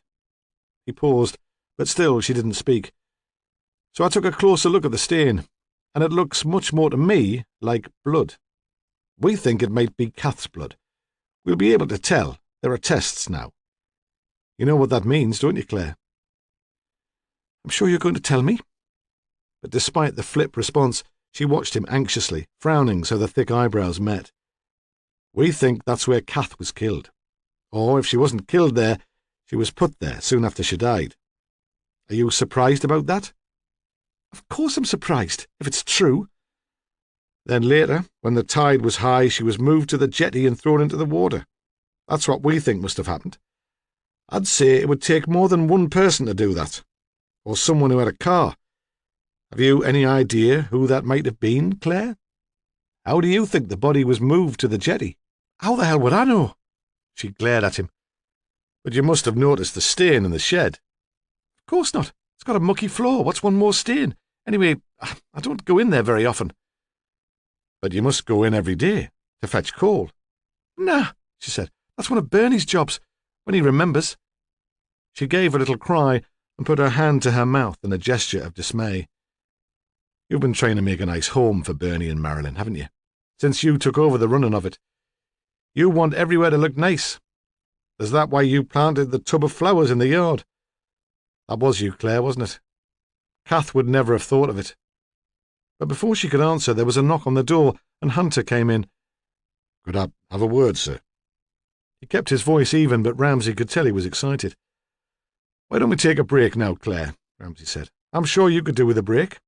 Sal, you make certain that Claire gets a cup of tea. In the corridor, Hunter couldn't keep still. He paced backwards and forwards, talking all the time. I've been taking a statement from Hooper, he said. The child abductor. I know we've cleared him of the Coulthard abduction, but I started the interview.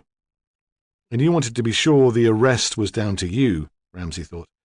So I decided I'd take him over that Saturday when Kath was murdered. All along we thought he might be a possible witness. Did he see anything on the headland? Not exactly. When he left Kim Houghton's house, he went to the phone box by the club to call his wife. To check she was all right, he said, but it was to establish his story about him working away for the weekend, to say he was on his way home. He chatted for a few minutes, then he left the headland. Guess what he did next? Ramsay had begun to guess what Paul Hooper had done next, but he was a kind man, and he didn't want to spoil Hunter's story. At the end, he even pretended to be surprised. Has anyone tried to contact Mark Taverner this afternoon? He asked. Aye, like you said, but all we get is the answering machine. He'll be at home. Fetch him in. I want to talk to him before I go. And where will you be off to then, sir? Ramsay smiled, pretending again, letting Hunter believe he was relishing the job. Where do you think? Chapter 36. He took Sally Wedderburn with him to Newcastle. In the car, he explained to her what it was all about, but since Claire's dig about her own childhood, she seemed to have lost interest in the case. She wasn't even shocked. Ferndale Avenue was full of parked cars, and they had to stop in the next street and pull up onto the pavement. As they walked to the house, they had glimpses through an occasional uncurtained window of family groups gathered round Saturday evening television. At Mrs. Howe's, the curtains were drawn. There was a curtain at the front door, too, and they waited for Bernard's mother to draw it back before she let them in. She seemed too excited to be surprised to see them. Come in, she said, sounding almost jolly. She was wearing a maroon velveteen dress, a best frock put on for the occasion, and held the cat to her shoulder so it looked like a fur stole. It stared at them with watery eyes, its fishy breath wafted to them across the doorstep. Come in, Mrs. Howe said again, with a touch of impatience. We're having a little recital. Bernard has often told me how musical Marilyn is, but I hadn't realised until now the extent of her talents. They stepped into the hall, and they did hear rather plodding piano music coming from the living room. If we're lucky, we might persuade Bernard to do some magic for us later. She released the cat, leaving it stranded on her shoulder, and clapped her hands in appreciation and as a childish gesture of delight at the piano piece, which had just stopped. Ramsay realised she had achieved just what she'd always wanted. Her son was back home with her, for a while at least. Through an open door, Ramsay saw a Victorian dining table laden with the remnants of a high tea. The living room was as hot as it had been on his previous visit, but Bernard was sitting with his chair pulled up close to the fire. He was wearing carpet slippers. When he had returned to Cotter's Row, after performing his magic tricks to the children of Gosforth, Ramsay had explained that he and Marilyn might be more comfortable if they moved elsewhere for a while. It seemed odd that he'd chosen to bring carpet slippers with him. Then Ramsay realised that these slippers had been bought by Mrs. Howe and kept at the house in Ferndale Avenue for Thursday evenings, and in readiness for the time when Bernard, as he surely would, recognised his mistake and returned home. As they entered the room, Marilyn turned on the piano stool to face them. Bernard looked up from the fire, but he did not stand up to greet them. Ramsay thought he was full of food, as lazy as the cat now settled on Mrs. Howe's knee. Sally sat on an upright chair in a corner. Her face was lit from below by an ugly table lamp with a porcelain base. It made the skin under her eyes look dark, like bruises. "I wonder if I might have a few words," Ramsay said. "Where's Claire?" Bernard asked. "Is she all right?" But really he seemed not too bothered. He was asking because it was expected of him. "Oh, yes. She's been very helpful." For the moment Ramsay had forgotten about Claire. What would happen to her now? "I expect you're wondering what's going on at Cotter's Row. You'd like me to explain what all our people are doing there." "Routine, you said." Bernard shifted. On the arm of his chair there was a glass bowl containing chocolates in brightly coloured cellophane wrappers. He reached out and took one, unwrapped it carefully, and dropped it into his mouth. "Because that child was found in our shed." "There's a bit more to it than that." "Oh?" He shook his hands out in front of him and began to stretch and flex his fingers. Ramsay supposed it was an exercise to keep his hands supple for the tricks of illusion. He found the movement and Bernard's contemplation of the dancing fingers so irritating that he wanted to scream at the man to sit still. Instead, he continued calmly, "We found blood on the floor of your shed." "But I thought the boy was fine, that there was no harm done." "He was imprisoned for 2 hours. A terrifying experience for a child that age." Because he was looking out for it, he saw Sally Wedderburn in her corner tense, then force herself to relax. "But an accident, surely? That's what I was given to understand." "No," Ramsay said. "No accident." The hands fluttered to rest in his lap. "And the blood?" "I'm surprised you didn't notice that. You must have been in there every day for coal." "Yes, and it was clear enough when you pointed it out, but we didn't notice it. None of us did. We had other things, I suppose, on our minds." "There will be tests, but we believe the blood is your wife's." "You think Kathleen was killed in our shed?" He didn't seem shocked by the thought. Rather, he seemed to think it mildly amusing. Here in his mother's warm living room he obviously thought himself above suspicion, quite safe. "Perhaps. Or left there until it was convenient to dispose of the body." Bernard seemed to consider the matter. His head was tilted to one side, so the long strands of his hair almost reached his shoulder. "Dispose of the body how, Inspector?" he asked at last. "We believe that it was loaded into the boot of a car, parked in the alley behind your house and driven to the jetty. Again, there are tests which will prove the matter." A smile appeared on Bernard's round, white face. "It's clear, then, that you can't suspect one of us, Inspector. The shed must have been used without our knowledge. We don't own a car. We don't drive." "Of course," Ramsay continued, as if Bernard had not spoken, "it's possible that the murderer had help to move the body." There was a moment of silence. The cat sneezed, then began to pad rhythmically, catching the velveteen material of Mrs. Howe's frock in its claws. She continued to stroke it. Ramsay thought that her deafness had probably excluded her from the conversation. They had been speaking rather quietly. She gave the impression of listening, but had no idea what they'd been talking about. Certainly now she seemed unaware that they had stopped, and when Ramsay spoke directly to her, clearly and loudly, she answered without hesitation, assuming perhaps that it followed naturally from what had gone before. "Do you drive, Mrs. Howe?" "I do. I learned as a girl in the war, in the Land Army." It was hard to imagine her dressed in overalls driving a truck. "And you own a car?" "Certainly. A Standard 10. I gave Bernard lessons in it. I could tell almost from the beginning that he would never make a driver. His coordination was satisfactory, but his concentration let him down. He would have been a menace on the road. Do you still drive, Mrs. Howe? Of course, why should I not? I'm old, but I'm not senile, Inspector. She gave a complacent smile. It seemed not to occur to her to ask why the questions were being asked. Regularly? I give Olive a lift to the supermarket once a week, so she can stock up on groceries for me. In the old days I'd enjoy a spin in the countryside, but alas, not any more. I'm too anxious at the prospect of breaking down. She shook her head, grieving for her jaunts into the hills. It would be different if Bernard would come with me occasionally, but he claims he's too busy. Mother!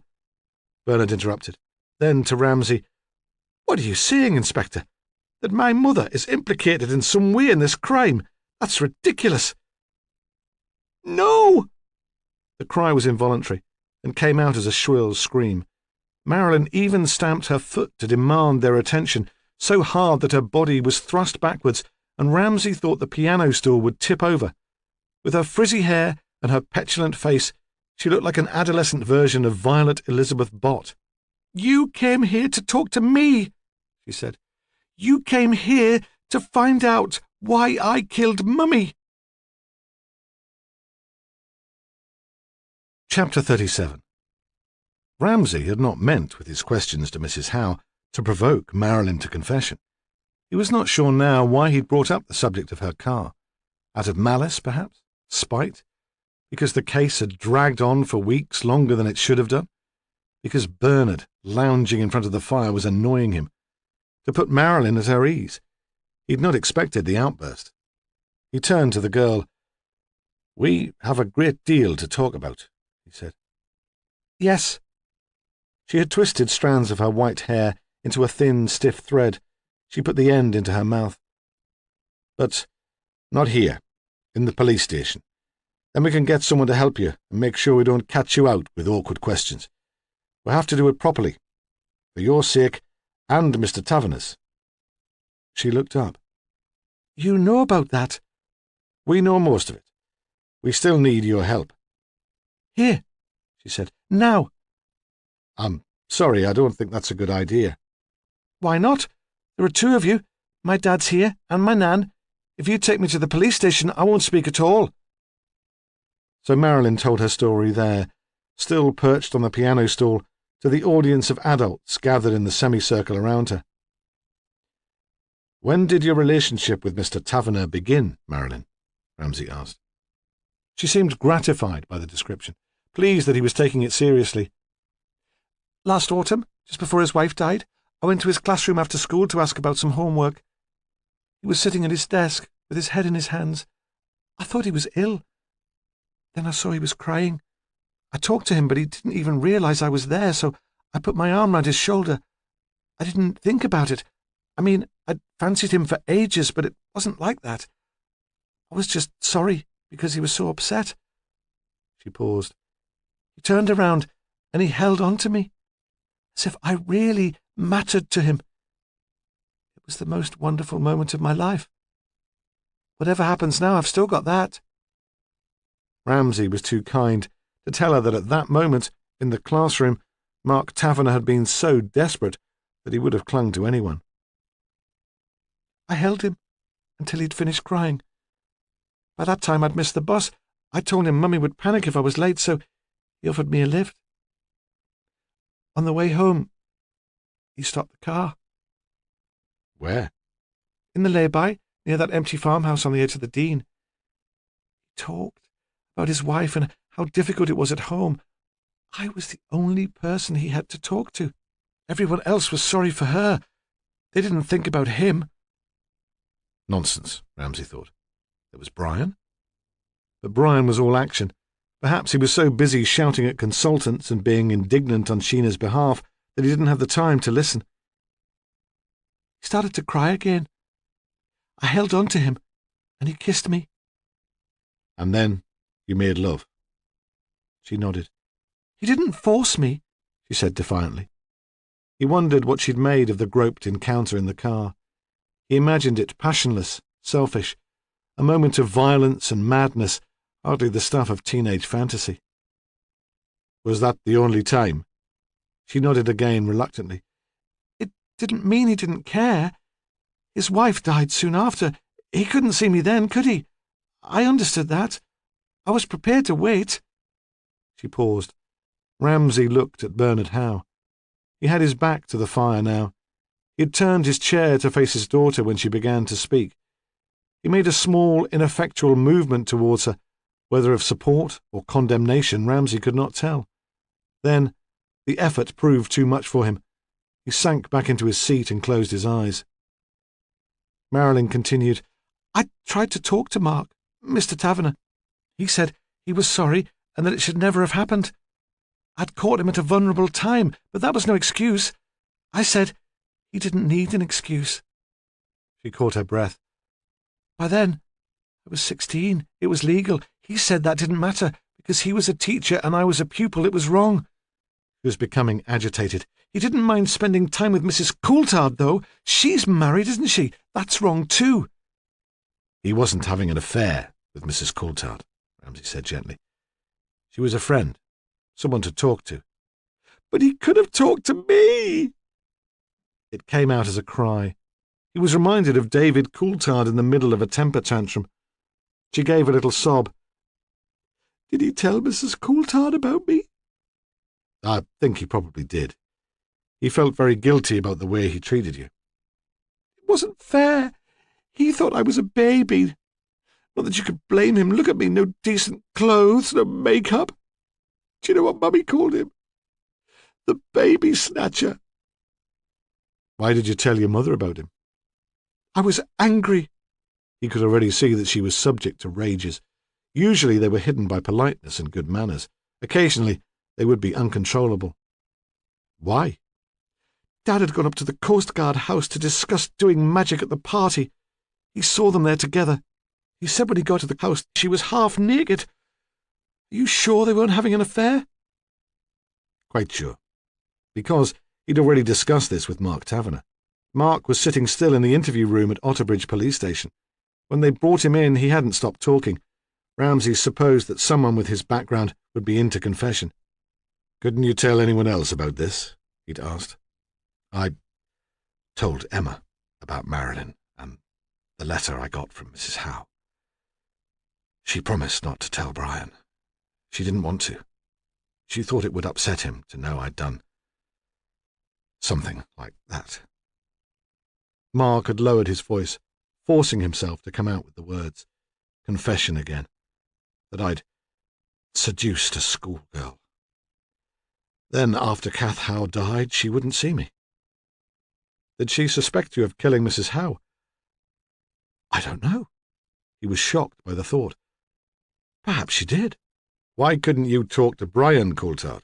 I had the impression you were very close. I tried, several times. It was as if he didn't want to know.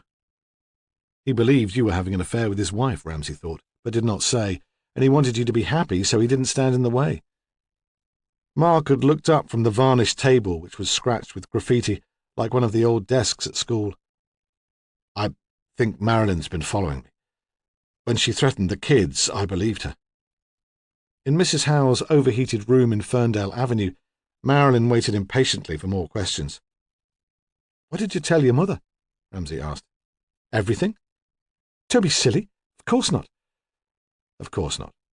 Because if Kath Howe had known what had gone on in the teacher's car, she'd have rushed up to the school immediately, accusing him of rape, demanding his prosecution and immediate dismissal. And because kids never told their parents everything. What exactly did you tell her? That Mr. Taverner fancied me, that he'd given me a lift home and kissed me, that as soon as I left school, we'd live together. The fantasy. Marilyn continued, I didn't mean to tell her. I was angry, and it all came out. So she wrote to him, threatening to tell the authorities. I couldn't understand why she made so much fuss. There was the same age gap as between Claire and Dad, and she put up with that. There was a silence, broken by Mrs. Howe's snoring. Her head had tilted back and her mouth was open. The cat jumped from her knee to be closer to the fire, but she didn't wake. I think we should go to the police station now, Ramsay said. It wasn't only that he wanted a watertight case. It was because he wanted her to plead guilty. He couldn't bear the idea of her going through a trial. No! She screamed. She flung her arm in front of her like a Nazi salute, warning him to keep his distance, threatening to push him away if he should try to move her. A gesture again of the furious child. I want to tell you how I did it. And in the end, it was easier to sit back and listen. In the stuffy room, he'd run out of energy. If she had a tantrum, he didn't want to have to drag her away. I didn't plan it, she said more calmly. No. But she was driving me crazy. It was bad enough before, never letting me out of her sight, always wanting to know what I'd been up to. After I told her about Mr. Taverner, it was 100 times worse. She'd sent him the letter. You'd have thought that would be enough for her. But it wasn't. That Saturday morning, she wanted to come to school with me. She said she'd sit in the back of the hall, check that nothing was going on.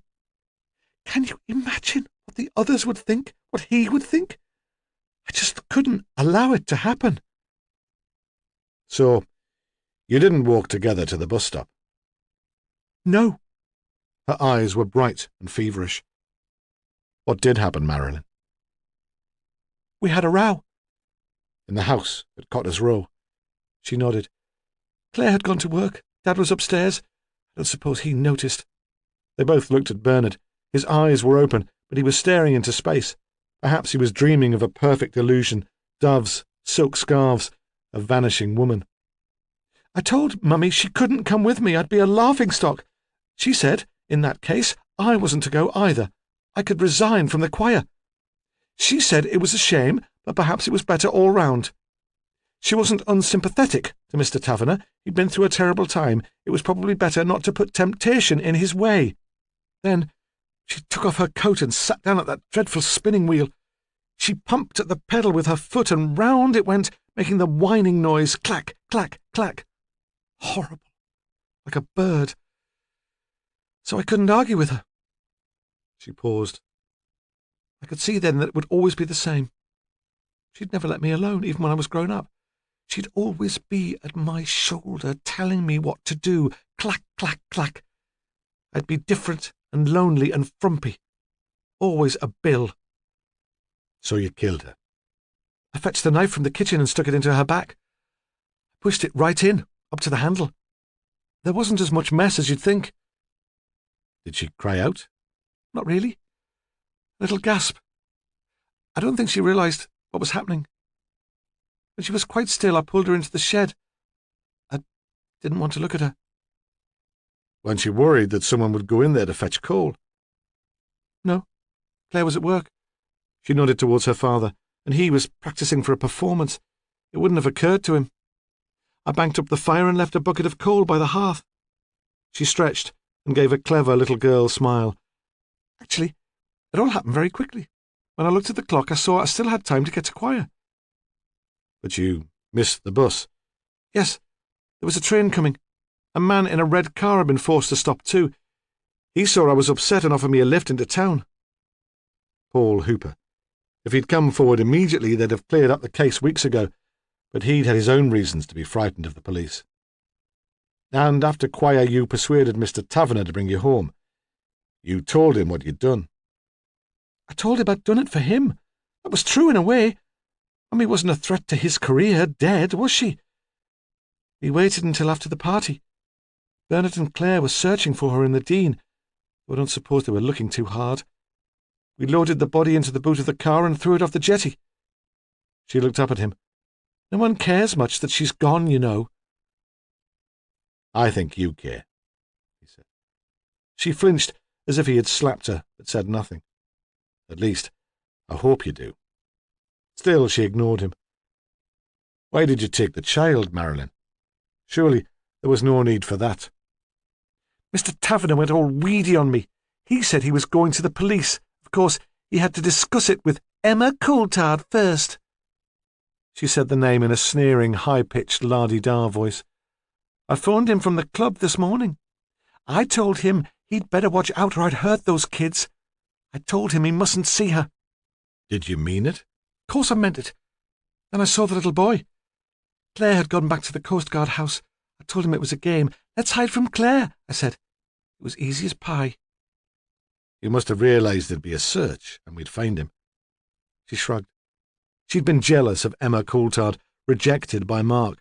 She'd snatched David to get her own back. There'd been no logic to it. You'll have to come with me now. She pulled her fingers through the wiry hair in an attempt to make herself presentable. I know. She nodded again towards her father. He doesn't have to come, does he? Not unless you want him to. Bernard Howe did stir sufficiently to come to the door to see them off. He put his hand for a moment on his daughter's shoulder. I'm sorry, he said. About Kath. I should have done something about her. She pulled away and stood for a moment on the step, waiting for Ramsay and Sal Wedderburn to join her. Then she strode off down the street, her back straight, her arms swinging at her side. That is the end of The Baby Snatcher. It was written by Anne Cleeves and read by Simon Mattox. This has been an ISIS Audiobooks presentation.